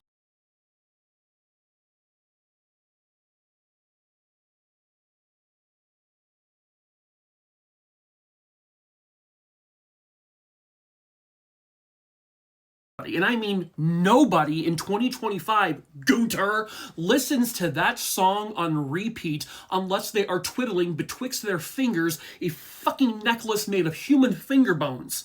And how come the neighborhood cats keep seeming to disappearing in front of Gunter's house? And how come he keeps trying to serve us what he calls chicken legs? I mean, not us. I mean, you know, just in general. Anyway, where was the tip part of this video? Where was I going with this? I don't know. Next up on True Crime Tips, victim blaming. 10 times where it is okay to do. Poison candy or a razor blade in your apple are Halloween urban legends that we've all heard. But did you know there really was a Candyman? Hello, True Crimerers. This is another Deadly Halloween. Viewer discretion is advised. This was 8-year-old Timothy O'Brien of Pasadena, Texas. On Halloween night 1974, he put on a Planet of the Apes costume, and along with his sister Elizabeth and 2 neighbor friends, they all went out trick-or-treating. Timothy's father, Ronald O'Brien, along with the neighbor children's father, would walk around the neighborhood with the children. The group had approached a house with most of the lights off, but they thought they would give it a try anyway. The kids knocked on the door, and after a few moments, no one came to the door. So the children just got impatient, and then they ran off to the next house. But Ronald O'Brien, he stayed behind. He thought, I can get something out of this house. And I guess he was right. He caught up with the kids and told them he managed to get someone to come to the door, where they gave him 5 21-inch long pixie sticks. Basically, sticks of pure sugar. When the night was over and they got home, Ronald had given 2 pixie sticks to the neighbor to give one to each of his kids. And then Timothy O'Brien, before getting into his house, he noticed one of his friends from church, so he gave him one of the pixie sticks. Just before bed, Timothy had asked his father, "Can I please have one piece of candy before bed?" Ronald said yes, and Timothy chose the pixie stick. When Timothy ate it, he said, "Ugh, this is kind of bitter." So his father gave him some Kool-Aid to wash it down. Apparently the powder was like really thick and kind of got caught up in the straw. Within moments, Timothy said his stomach began to hurt really bad. And so he immediately ran to the bathroom where he began vomiting. He also started to convulse on the floor. Ronald picked up his young boy and he said all of a sudden he went limp in his arms. They got to the car to rush to the hospital, but Timothy, he died before they got there. He died less than an hour after eating that one pixie stick. The news spread like crazy throughout the neighborhood. No parent was allowing their children to eat any of the candy. Elizabeth was about to eat hers, but then they said, no. Luckily, the other 3 kids also did not eat theirs. All of the pixie sticks in the neighborhood was collected by the authorities. The medical team would run a test on them. All 5 of those pixie sticks had lethal doses of potassium cyanide. Ronald would lead police to the home where he claims he got the pixie sticks. But when they got there, the owner of the house had an airtight alibi. He wasn't even home that night. And quickly, Ronald became a suspect. Police determined that Ronald was $100,000 in debt. 1 month before his son's death, he took out $20,000 in insurance policies on him. He poisoned his child. He wanted to poison Elizabeth too. He was convicted of capital murder, and he was executed in 1984. An Amityville true crime docuseries. Sign me up. So this is called Amityville: An Origin Story. Apparently it came out in 2023. I had no idea it existed until this morning when my Prime Video recommended it to me because I have the MGM thing. So I watched it. It's 4 episodes long. Yeah, I consider this to be a true crime docuseries because honestly every part of this thing really is a crime. So it first kind of goes into the Lutz family, the family who famously moved into the Amityville home a year or so after the DeFeo family murders. And of course, all of that, supposedly horrifying, terrifying ghost demon shit started happening to the family, and they fled the house after 28 days and never looked back. And then George and Cathy Lutz benefited from it by, a book was being written about it, which then turned into, of course, to the Amityville horror film, which was based on this family. The second of the 4 episodes then goes into the DeFeo family murders, the very real, very true, horrifying story about how 6 members of this family were all shot and killed while in bed. And they were killed by one of their siblings/children, Ronald DeFeo Jr., who would eventually be sentenced to 6 terms in prison. He died in prison sometime in 2021, I think. These were the parts of the docuseries that I found most interesting, obviously with the true crime aspect to it. There are some things that I didn't really know about it that I kind of learned from watching this.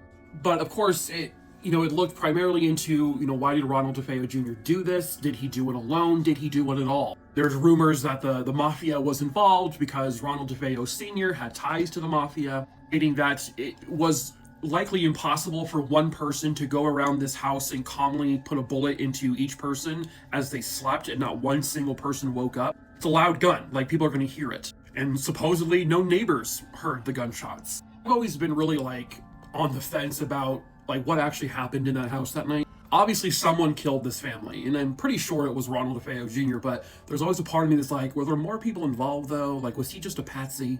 But Jr. would also go on in prison to say that he only killed one person that night. It was actually his sister who killed the other 5 members of the family, and he just killed her in self-defense. People believed he was possessed by something in the house that made him do it. He doesn't remember doing any of it. It was ghosts. It was because the house was built on a Indian burial ground, is what they said. Then within a year, the Lutz family moved in, and presto, all this crazy shit starts happening. They got floating eyes at upstairs windows. You got pigs flying through the air. You got demon voices. You got the whole kit and caboodle. Perhaps the most famous photo of all from the house is this photo here that supposedly depicts a ghost boy standing at one of the doorways. But something that was, this was pretty much debunked a while ago, and they mention it in here, but if you pay attention here, you can see this boy is wearing a plaid shirt. This is a photographer who was photographed in the Amityville house when that photo was taken. The boy in the picture is him. It's just him in a plaid shirt. Don't get me wrong, I believe in ghosts, 100%. But I do not believe the Amityville house story at all. Now, while the Lutz family never specifically stated that the whole thing was a hoax, their lawyer, who actually went on to write the book that inspired the movie, would later go on to claim that it was all a hoax, that they all set up over a glass of wine. Basically, they're going to profit off of the murder of this family a year prior, by stating that now there's ghosts in the house and all this crazy shit is happening because of these murders that happened. And it would spawn, just so many Amityville-titled films. One of the sons is interviewed throughout the docuseries, and he was basically kind of giving his version of the events. And he would later go on to recount that he and George Lutz, that basically George was a piece of shit. He was not a good person and had no problem benefiting financially off of all of this. Basically, this guy said that George had no problem putting a price tag on all three of the kids' heads to be depicted in film. It was all just a bunch of lies. And again, coming from someone who wholeheartedly believes in the paranormal and ghosts and aliens and all of that, I completely believe. But I do not believe that this ever happened in this house. Obviously, the murders happened. The ghost stuff. They were so desperate to keep this fucking series going that they made one of them about a fucking possessed lamp. A lamp! Anyway, it's a pretty decent docuseries. I would recommend watching it if you hadn't seen it before. Again, I had no idea it existed until today. So yeah, if you have the MGM add-on on Prime Video, you can watch it for free, technically. It's a worthy little watch, to sit down and watch, right before Halloween, I think. Yeah. This is the last known image of a man who has been missing for nearly a year. Hello, true crimerers. This is the case of Thomas Duncan Cullins. Viewer discretion is advised.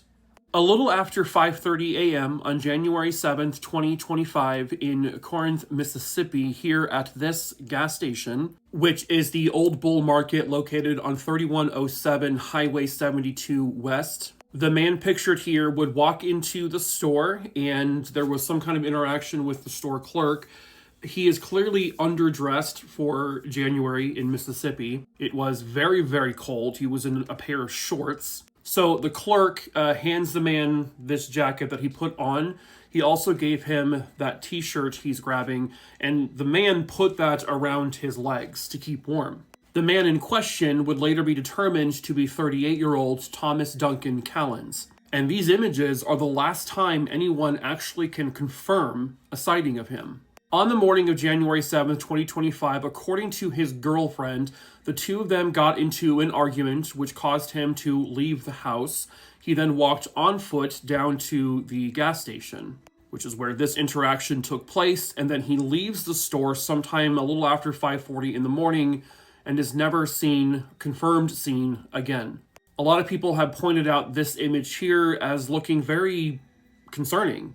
Some people see it as a man who's looking at the camera, calling for help, asking for help, maybe even putting his hands together, praying. He also could just be standing like that just to kind of keep himself warm. But regardless, it's kind of a haunting image knowing that this is the last time anyone has seen him. He was supposed to go duck hunting with his family that day, but he did not show up, and that was very, very unusual for him. They also could not get a hold of him. Now, they do know he had his cell phone on him because the store clerk charged his phone for a few minutes before he left the store. Had they been able to ping that location of his cell phone? I'm not sure. Obviously they haven't found him yet, so I'm guessing not. His girlfriend tried to claim that she was the first person to report him missing, but that wasn't true. It was his brother that did so. Also alarming was that his car was actually still parked at the girlfriend's house. And there are people who question, why wouldn't he get into his vehicle and drive away? That's a question whose answer remains unknown. There have been unconfirmed sightings of him around that same day, just a couple hours later. Some people state that they think they saw him walking towards the direction of Tennessee, but again, it's not confirmed. I was reading that the girlfriend took a polygraph test. However, she really isn't telling anyone anything about what all happened at the house before he left. And allegedly, based on some things I'm reading, it sounds like she started dating someone new within a week or two. It sounds like everyone who knows Thomas is saying that this is very unusual for him. He doesn't do this kind of thing, and so they're concerned about his well-being. But they just don't know if any foul play has taken place. But it's been, we're getting close to a year now, and no sign of him, no contact from him. His image has been put out there across multiple states. His image has been put out on social media, but nothing. And in this day and age, in 2025, when every single person has a cell phone and we're all constantly taking photos and recording things, there's cameras everywhere, you think by now someone would say, oh my God, I've seen him, but nothing. And therein lies the concern. Someone has to know where he is. Someone has to know what happened to him. And perhaps that someone is you. If you have any information on the whereabouts of Thomas Duncan Cullins or what may have happened to him in January of 2025, you can contact the Corinth, Mississippi Police Department at 662-286-3377. You can also contact the Mississippi Bureau of Investigations at 1-888-8-CRIMES.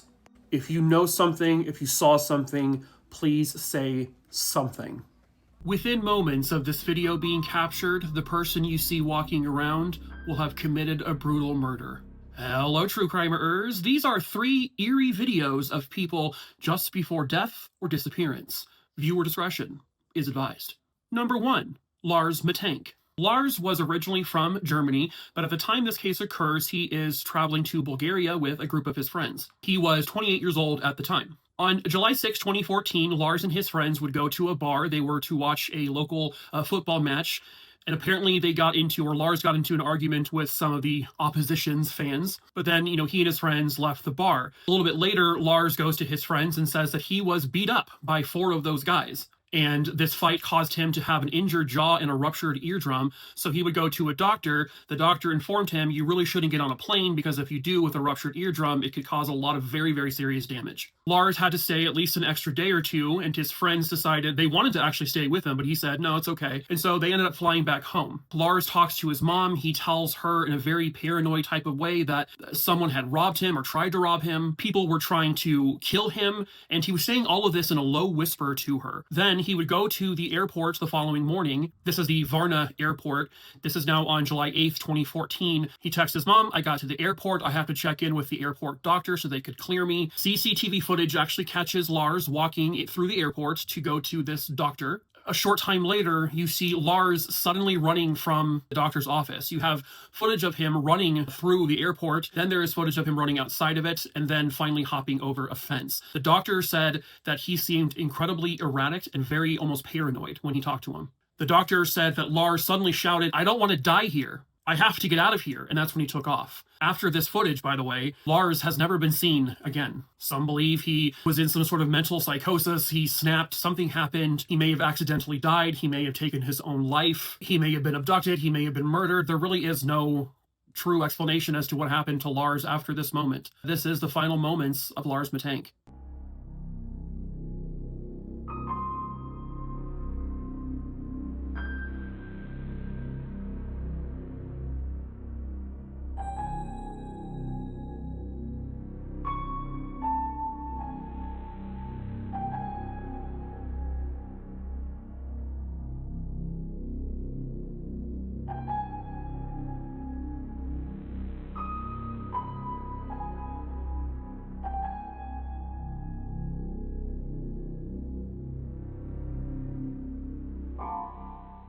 Number 2, the disappearance of Kenny Veach. Kenny Veach was kind of considered to be one of the OG YouTubers. He was an outdoorsman YouTuber. He would record himself on hikes and that kind of thing. Well, at the time this occurs, Kenny Veach is reportedly, according to him, somewhere near or just outside of Nellis Air Force Base, which is in the state of Nevada. In this video, which is the final video he ever posted to YouTube, he talks about a mysterious cave he says is shaped like the capital of letter M, and that it gave him some weird vibes, some vibrations actually. It made him scared, it made him nervous, but he was determined to find that cave again and explore it, but this time armed with a gun. After this video he posted, he has never posted since, and he has never been seen since. In the years that have passed, people have gone to that portion of the desert there in Nevada, which they also say is relatively close to Area 51. People have gone searching for this mysterious M cave, and some people think they have found it. They have, posted photos and drawn the little M's to show how they think it looks like an M. I don't personally see it in some of these, but there have been searches for him, but no one has ever recovered him. Not his backpack, not his camera equipment, nothing. Nothing of him has been found. Some believe he found the M cave and something horrible happened in there. It has remained a mystery ever since. So this is footage from Kenny Veach's final YouTube video talking about the M Cave. And again, after he posted this video, he vanished forever. My mission today is to just do a one-day hike. It's about a 10-hour hike. I got to still go over another ridge and then go all the way down a big crevice that's real narrow and gets kind of scary. I'm looking for a cave that I found, and I didn't have a sidearm when I was here before, and something about that cave just spooked me. Out of all the caves I've ever gone in, this one just made my body vibrate. The closer I got to it, the crazier my body felt, and I was like, all right, I'm not going to go in there right now, but I'm coming back someday. And I talked to some people on YouTube, and I told them, hey, I'm coming out here, you know, because they kind of called my hand on it. So I don't know if there's going to be anything to it, but it might be interesting. If I can find it, I got to relocate it, and this is a big mountain range. It's a pretty rough terrain, so hopefully I'll find it. It's shaped like a big M. It's a big cave that looks just like a gigantic M, and it's about as tall as I am and kind of narrow, and it's stuck on the side of a mountain. So I hope I can find it again. And if I do, I'm going in there. I'm going to put on my light and take my gun out and walk in there and see if I find anything. We'll see. All right, I'm going to turn it off, and then I'll turn it back on here. Look at that. That's pretty cool right there. Huh. All right, off with the camera. Well. Number 3. The murder of Missy Bevers. This footage is some of the most haunting footage I have ever seen in my entire life. Missy Bevers was a 45-year-old mother to 3 daughters. She and her family lived in Midlothian, Texas. Missy was a fitness instructor. On April 18th, 2016, Missy was going to be holding a fitness class inside the church there in Midlothian. She had informed all of her students the night prior that it would be held indoors because of some inclement weather. In unreleased footage, Missy Bevers is seen entering the church at about 4:18 a.m. The class was supposed to start at 5 a.m. A few minutes after 5, her students start to show up, and they go into the room where Missy says the class was being held, and they were horrified to find Missy Bevers murdered inside the room. Missy had been severely beaten to death with some kind of tool or instrument. Shortly after 4 a.m., CCTV footage from within the church shows footage of a man walking around very slowly, very eerily, as he checks door to door and goes down hallway after hallway. Clearly, he is searching for someone. The only other person who would be in that building at that time was Missy Bevers. This person seemed to know that. The person is wearing clothing that clearly says police on it. They believe this is obviously some kind of fake police uniform. Dressed head to toe, has a helmet on. You can't see this person's face. You can't see their skin color. You can't really see anything about them other than the fact that they have a bit of a limp, it seems like, and they do appear to be a bit on the portly side. This is Missy Bevers' killer. There is no doubt. This is the person who was looking for Missy and murdered her. Clearly, this was a planned, orchestrated attack, a premeditated murder. And it's so eerie because when you watch this footage you're about to see, as you're watching it, kind of keep in your mind here, Missy Bevers is alive and well inside this church. She has absolutely no idea that there is a man or a woman, I guess, stalking the halls, slowly looking for her. There has been some belief that the killer may have been possibly her father-in-law. Both her husband and his father, Missy's father-in-law, both had alibis for the time of the murder, however. There's also rumors that the husband had a shirt with blood on it. He said it was dog blood, but police tested it to see if it was actually human blood. It wasn't. It was dog blood, just like he said. There are still some people who believe the father-in-law had involvement in this because he also was a little portly and he also walked with a bit of a limp. But that doesn't mean it was him. Police did check his alibi and claim that it was true. And as it stands now, nobody knows who truly murdered Missy Bevers in that church or why. This is the footage of her killer walking the hallways moments before he kills her.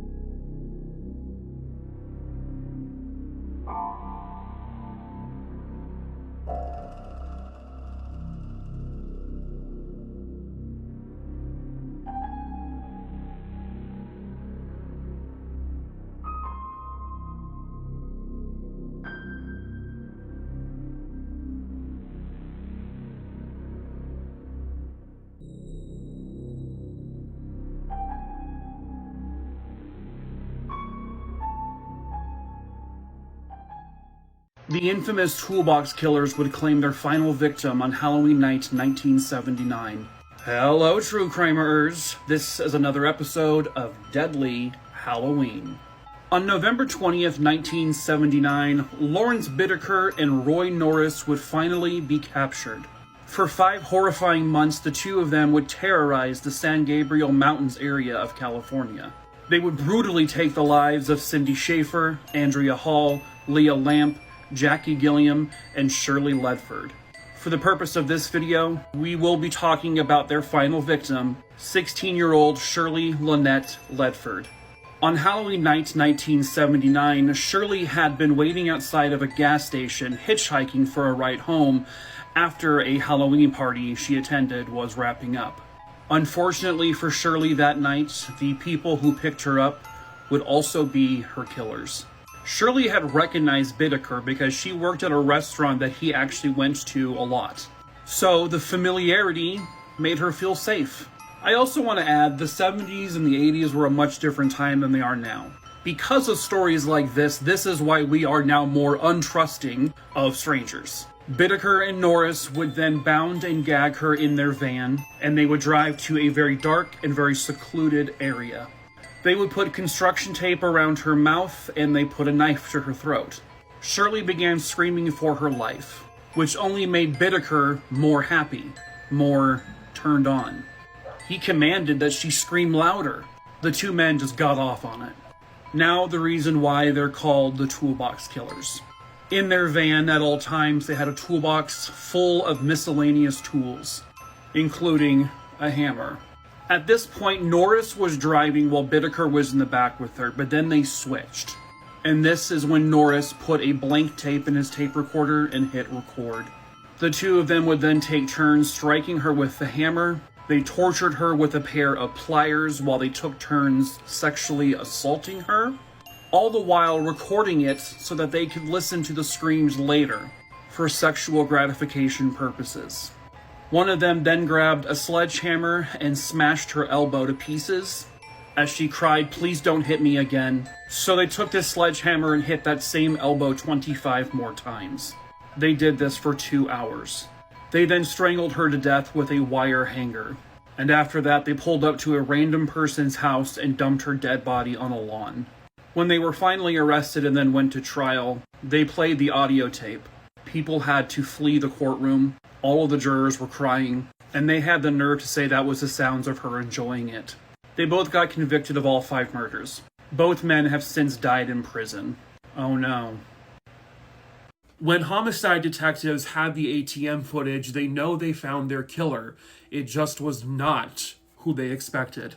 Hello, true crimerers. This is the case of Ursula Duran. Viewer discretion is advised.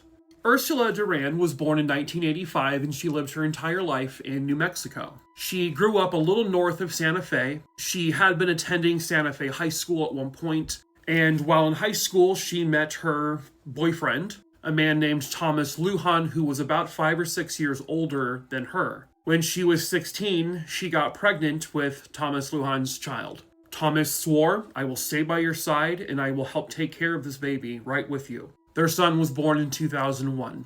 Ursula was a very devoted mother, and because she had missed, the last years of high school, she would end up going into an education program to make sure she got her GED. And she did so, because she wanted to be able to go to college and provide a really solid future for her son. She would do anything and everything for her kid. I mean, she loved him more than anything. She was a wonderful mom.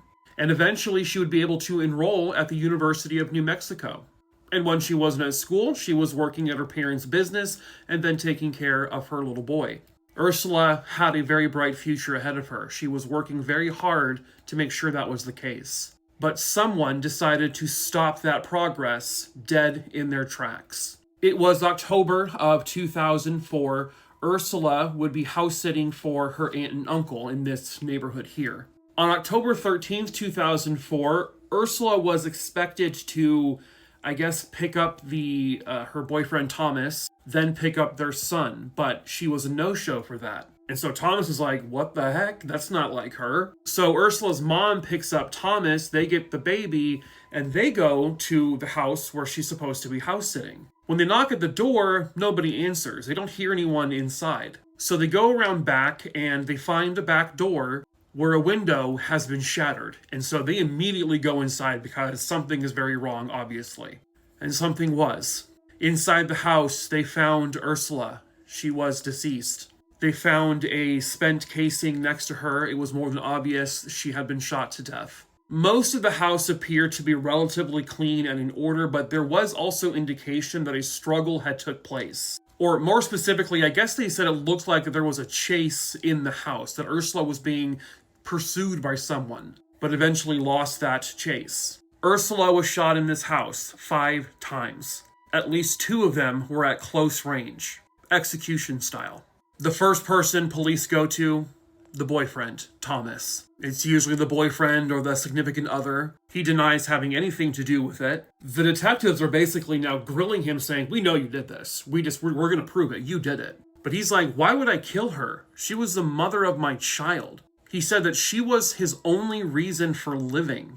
Well, detectives found out that he had been unfaithful to Ursula. The 2 of them had separated. But before this case occurred, shortly beforehand, Ursula says, all right, I'm going to give him another chance. And they were going to be piecing things back together. And by all accounts, the relationship was going back towards a positive direction. But they were still like, we think you might have done this. Then a friend of Ursula said that Ursula had started, or she had a very brief fling with another guy, possibly to get back at Thomas. So police bring in that guy for questioning. They're like, hey, wait a minute, maybe you had something to do with this. It's either you or it's the father of her baby. It's one of you 2, obviously. And that's when they discovered that Ursula's debit card had been stolen. The aunt and uncle also told police that there were things stolen from the house. At first, it didn't look like it because all the expensive stuff was still there. But like a checkbook and cash and stuff was missing. But Ursula's debit card had just been used in Louisiana. Well, wait a minute. Both the guys we think did this, they're here. Well, let's get ATM footage. And they get ATM footage from a couple places. They certainly see someone using Ursula's debit card. But it isn't Thomas, and it isn't this other guy. How do they know? Because it's a 50-ish-year-old white woman using her card. What? Who? Huh?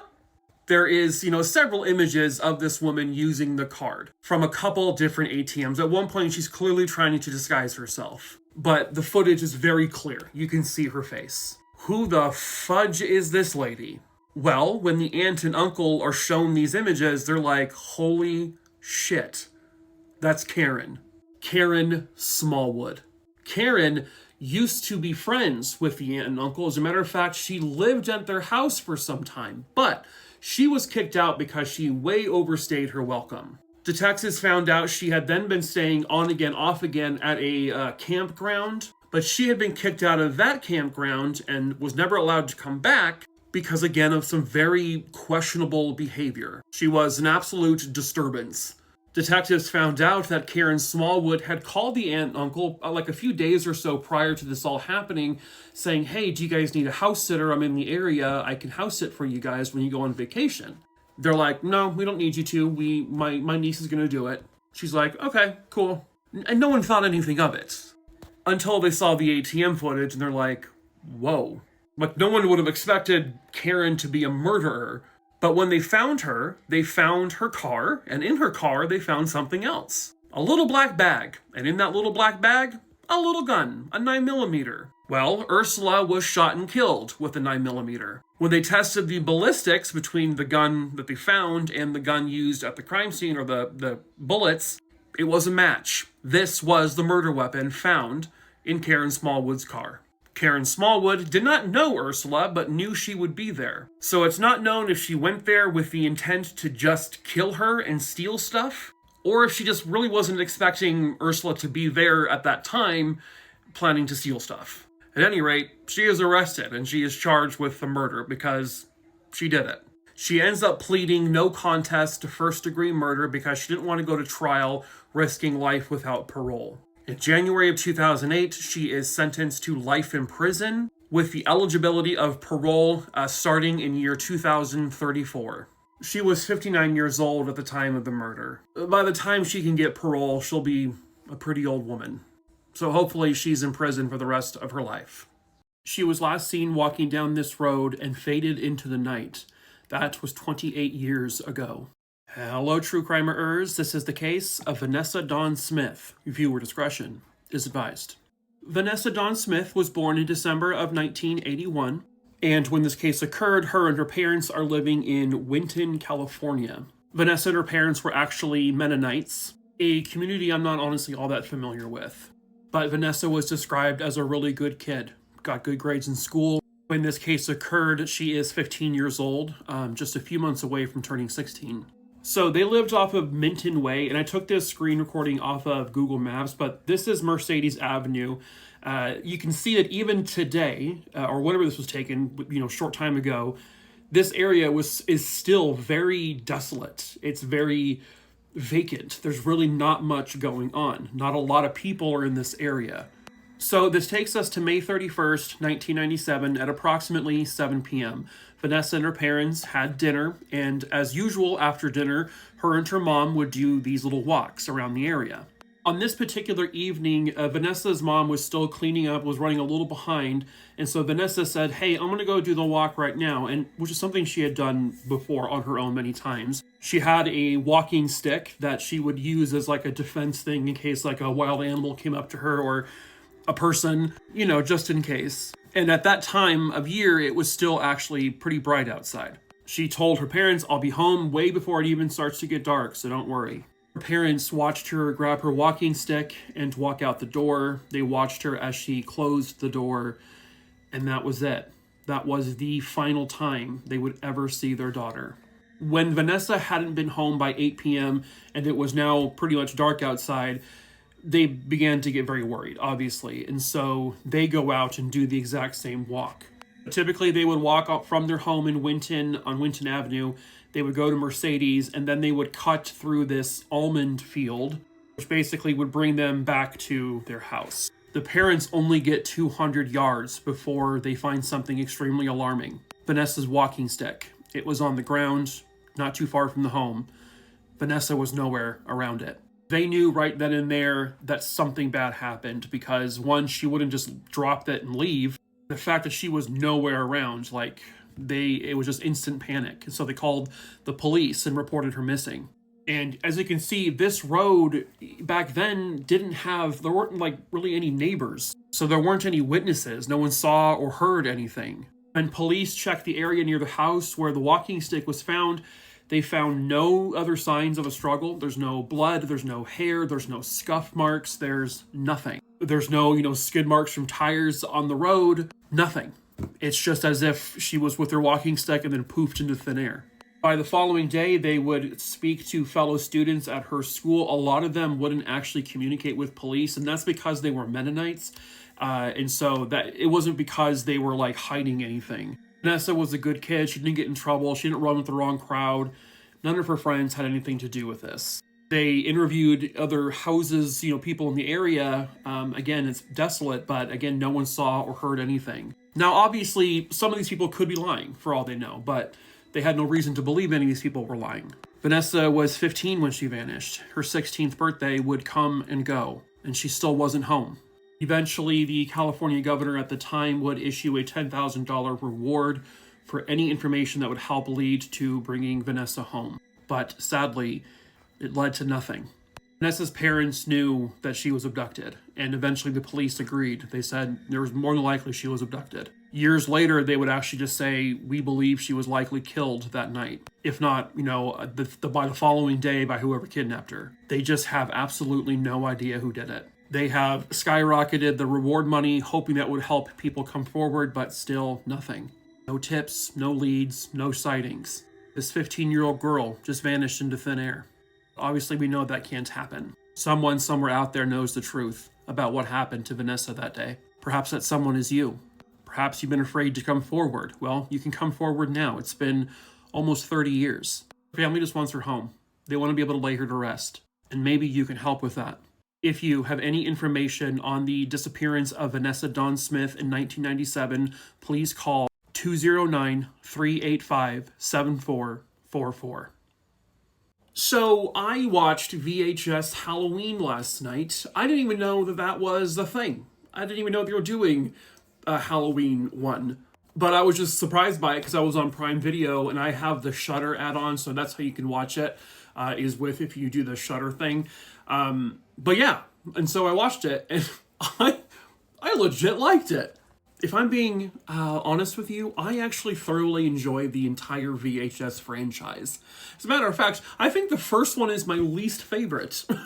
But yeah, I mean, these are all available to stream through Prime Video or Shudder and various places. If you don't know what they are, basically they're like found footage horror movies, but each movie, it breaks it down into like 5 short stories, short movies that just cover the gambit from supernatural stuff to murderers, aliens, sci-fi, like it's everything. But all told through the found footage type thing. Some of them are actually made to look like they were a VHS tape at one point. And honestly, I just think it's such a fun little horror series. They are gross. They're fucking disgusting. A lot of them. Most of them. All of them. I mean, revolting. Hey, that's a face. That's gonna keep you up at night. This is from VHS Jesus Christ. VHS Halloween. This segment is disgusting. They turn body parts into candy. And I mean body parts.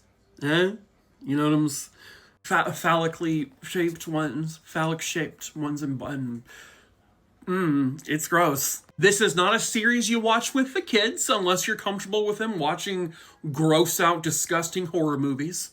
Look at this lady, huh? This one freaked me the fuck out. Watching this at, 1 o'clock in the morning in bed. Just, they pan a camera, no one there, they pan back, boom, there's this lady just chilling there going, hello! Freaky as shit.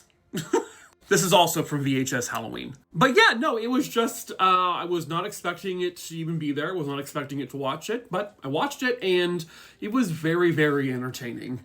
A little nauseating at times, but you get through it by throwing up a couple of times, maybe, a lot of times. Yeah, so if you've never seen them, maybe you've heard about them, I would recommend them. If you like horror films and found footage films, that will make you want to gag all night.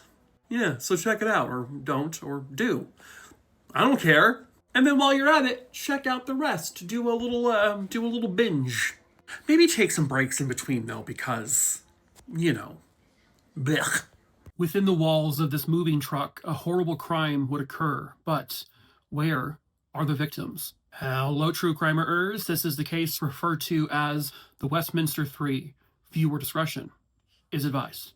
This case takes us back to 1999, and it took place in Westminster, Colorado. That is where 39-year-old Paul Skiba lived with his daughter, Sarah, who was 9.5 years old at the time this case occurred. The woman that he had Sarah with, Sarah's mom, they were divorced. Paul was able to get weekend custody. I think it was every other weekend he got custody of Sarah. Paul actually owned a moving company called Tough Movers. One of his employees was a man named Lorenzo Cheevers. Lorenzo was 37 years old, and he also had children. He had 2 kids. He had a 15-year-old son and a 12-year-old daughter. The date is February 7th, 1999. This was a weekend that Paul had custody of Sarah, and Sarah would sometimes, help him with the moving stuff. At approximately 7 p.m., Paul, Sarah, and Lorenzo had just finished up a job, and they had just gotten back to the location where the moving company was. This is located on Raleigh Street in Westminster at the 7100 block. A couple of days later, Sarah's mom is expecting her daughter back. But Paul never drops her off. And obviously this is a concern. They can't find Paul or Sarah anywhere.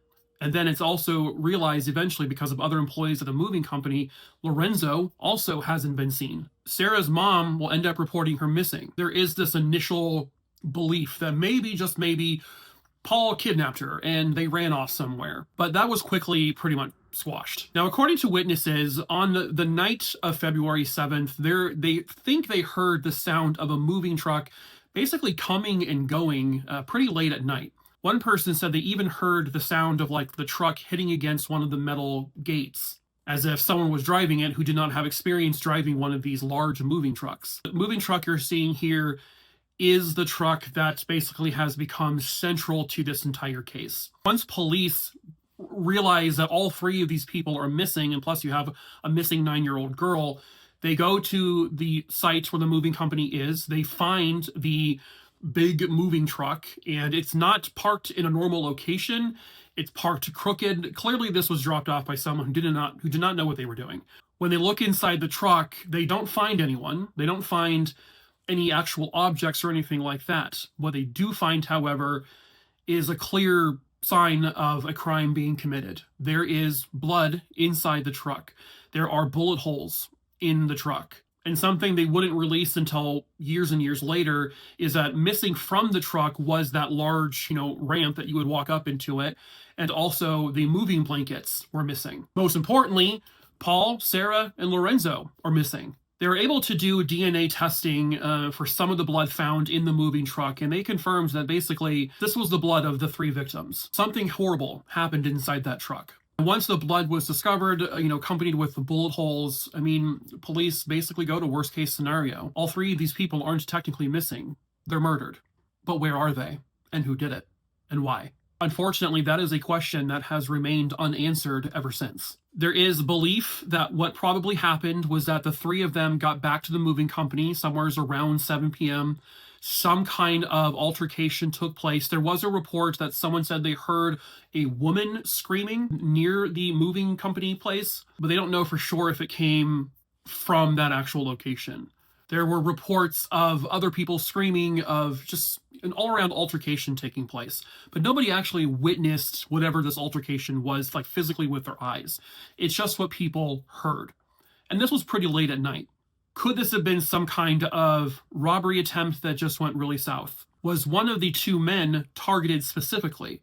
Was someone going after Paul? Was someone going after Lorenzo? Surely the 9-year-old girl wasn't the intended target. Unfortunately, they just don't know. They do not know why this happened. They don't know who did it. Earlier this year, 2025, police have announced that they, through more extensive testing, they do have DNA found in the truck that I believe they're saying does not match any of the victims. There was blood from the victims, but this other DNA does not match them, meaning it could come from the killer or one of the killers. This was probably done by at least 2 people. It had to be so terrifying for 9-year-old Sarah, because she was just there like she always is, helping her dad with the moving stuff.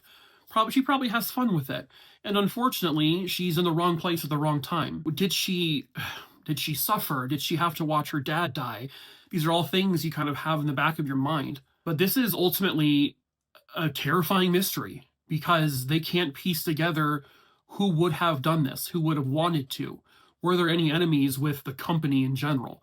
Did they maybe wrong someone from a previous moving job? I believe they've looked into as much of that as they could.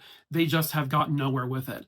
They're really hoping that this DNA they found will eventually lead them to at least one suspect. As of February 2025, there is a $10,000 cash reward for anyone that brings information that would help lead to finding the 3 individuals and also a conviction. Just any information that will help solve this and bring these 3 home so that their families can lay them to rest. Someone somewhere out there has got to know the truth about who did this.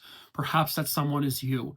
Please keep in mind, as always, if you are scared to come forward, you can report information anonymously. Nobody needs to know your name. They just need to know what you know to help solve this case. If you have any information on the disappearance and likely murders of the Westminster 3, please contact the authorities at 720-913-7867 or 303-658-4360. If you know something or saw something or heard something, please come forward and say something and help the families of these victims get the justice they all very rightfully deserve. The video you see behind me is from inside of an airplane just moments before everyone on board would die. This is another worst freak accidents. Viewer discretion is advised. Just a heads up, for educational purposes only, you will not see anything graphic, bloody, or gory in this video, but I will be showing clips related to this crash, which may be distressing to some. So this is Yeti Airlines Flight 691. It was January 15th, 2023. would depart from the airport in Kathmandu in Nepal, and its destination was Pokhara in Nepal. There were 72 souls on board, 68 passengers, and 4 crew. The video that you are about to see came from a man who was streaming to Facebook from within the plane. Everything appears to be completely normal. No one seems to notice anything. And then at the very end, you see just a lot of chaos. Again, I want to stress there is nothing graphic, bloody, or gory seen, but you do see, like, fire and hear some sounds.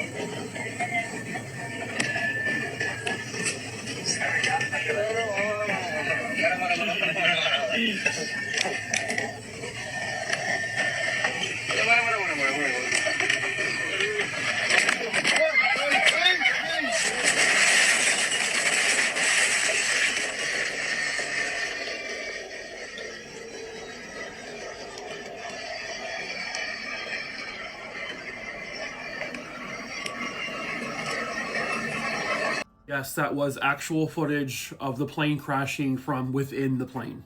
I don't think I've ever seen anything like that before. This next video was taken from someone on the ground who, for a brief moment, you can see the airplane at an angle. Again, nothing graphic or anything like that is seen. You don't see the crash, you do hear it though in the background.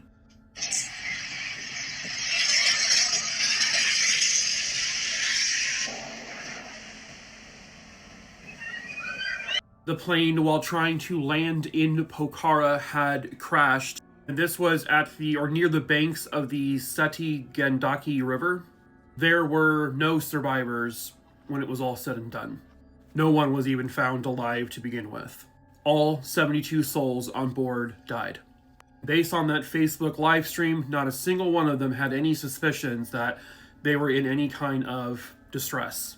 So what they determined, and I'm just going to read this, I'm not mistaking this, is that the pilot moved the condition levers to the feathered position, which is a setting that cuts propeller power to a minimum. This occurred instead of pulling the flap lever as requested. With the propellers feathered, the engines produced no thrust, leading to an aerodynamic stall as the plane lost altitude and speed. Pilots would have realized that they had some kind of power issue. They failed to recognize that the condition levers were the problem, as they did not correct the mistake after the flap lever was moved to the correct position. And I think that's part of the reason why the plane was at an angle. It began to tilt to the left side. It was also determined that there was a lack of proper skill-based training for these pilots.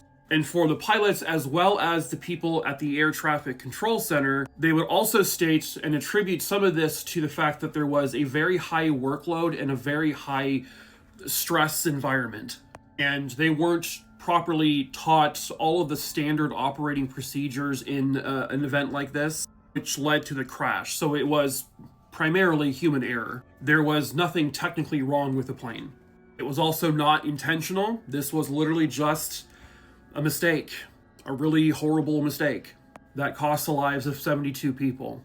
And stuff like this always makes me think we go on these planes, right, and we trust fully the people who are flying those planes, even though we don't know them. They're total strangers to us. We don't know if they're having a bad day or maybe they didn't get enough sleep. Once we're up there, it's in their hands. Our lives are in their hands. It's, it can be scary. This is one of the reasons why I never fly. It's really sad. It's horrific. Those people did not deserve what happened to them. And that footage from within the plane is something that I have never seen before.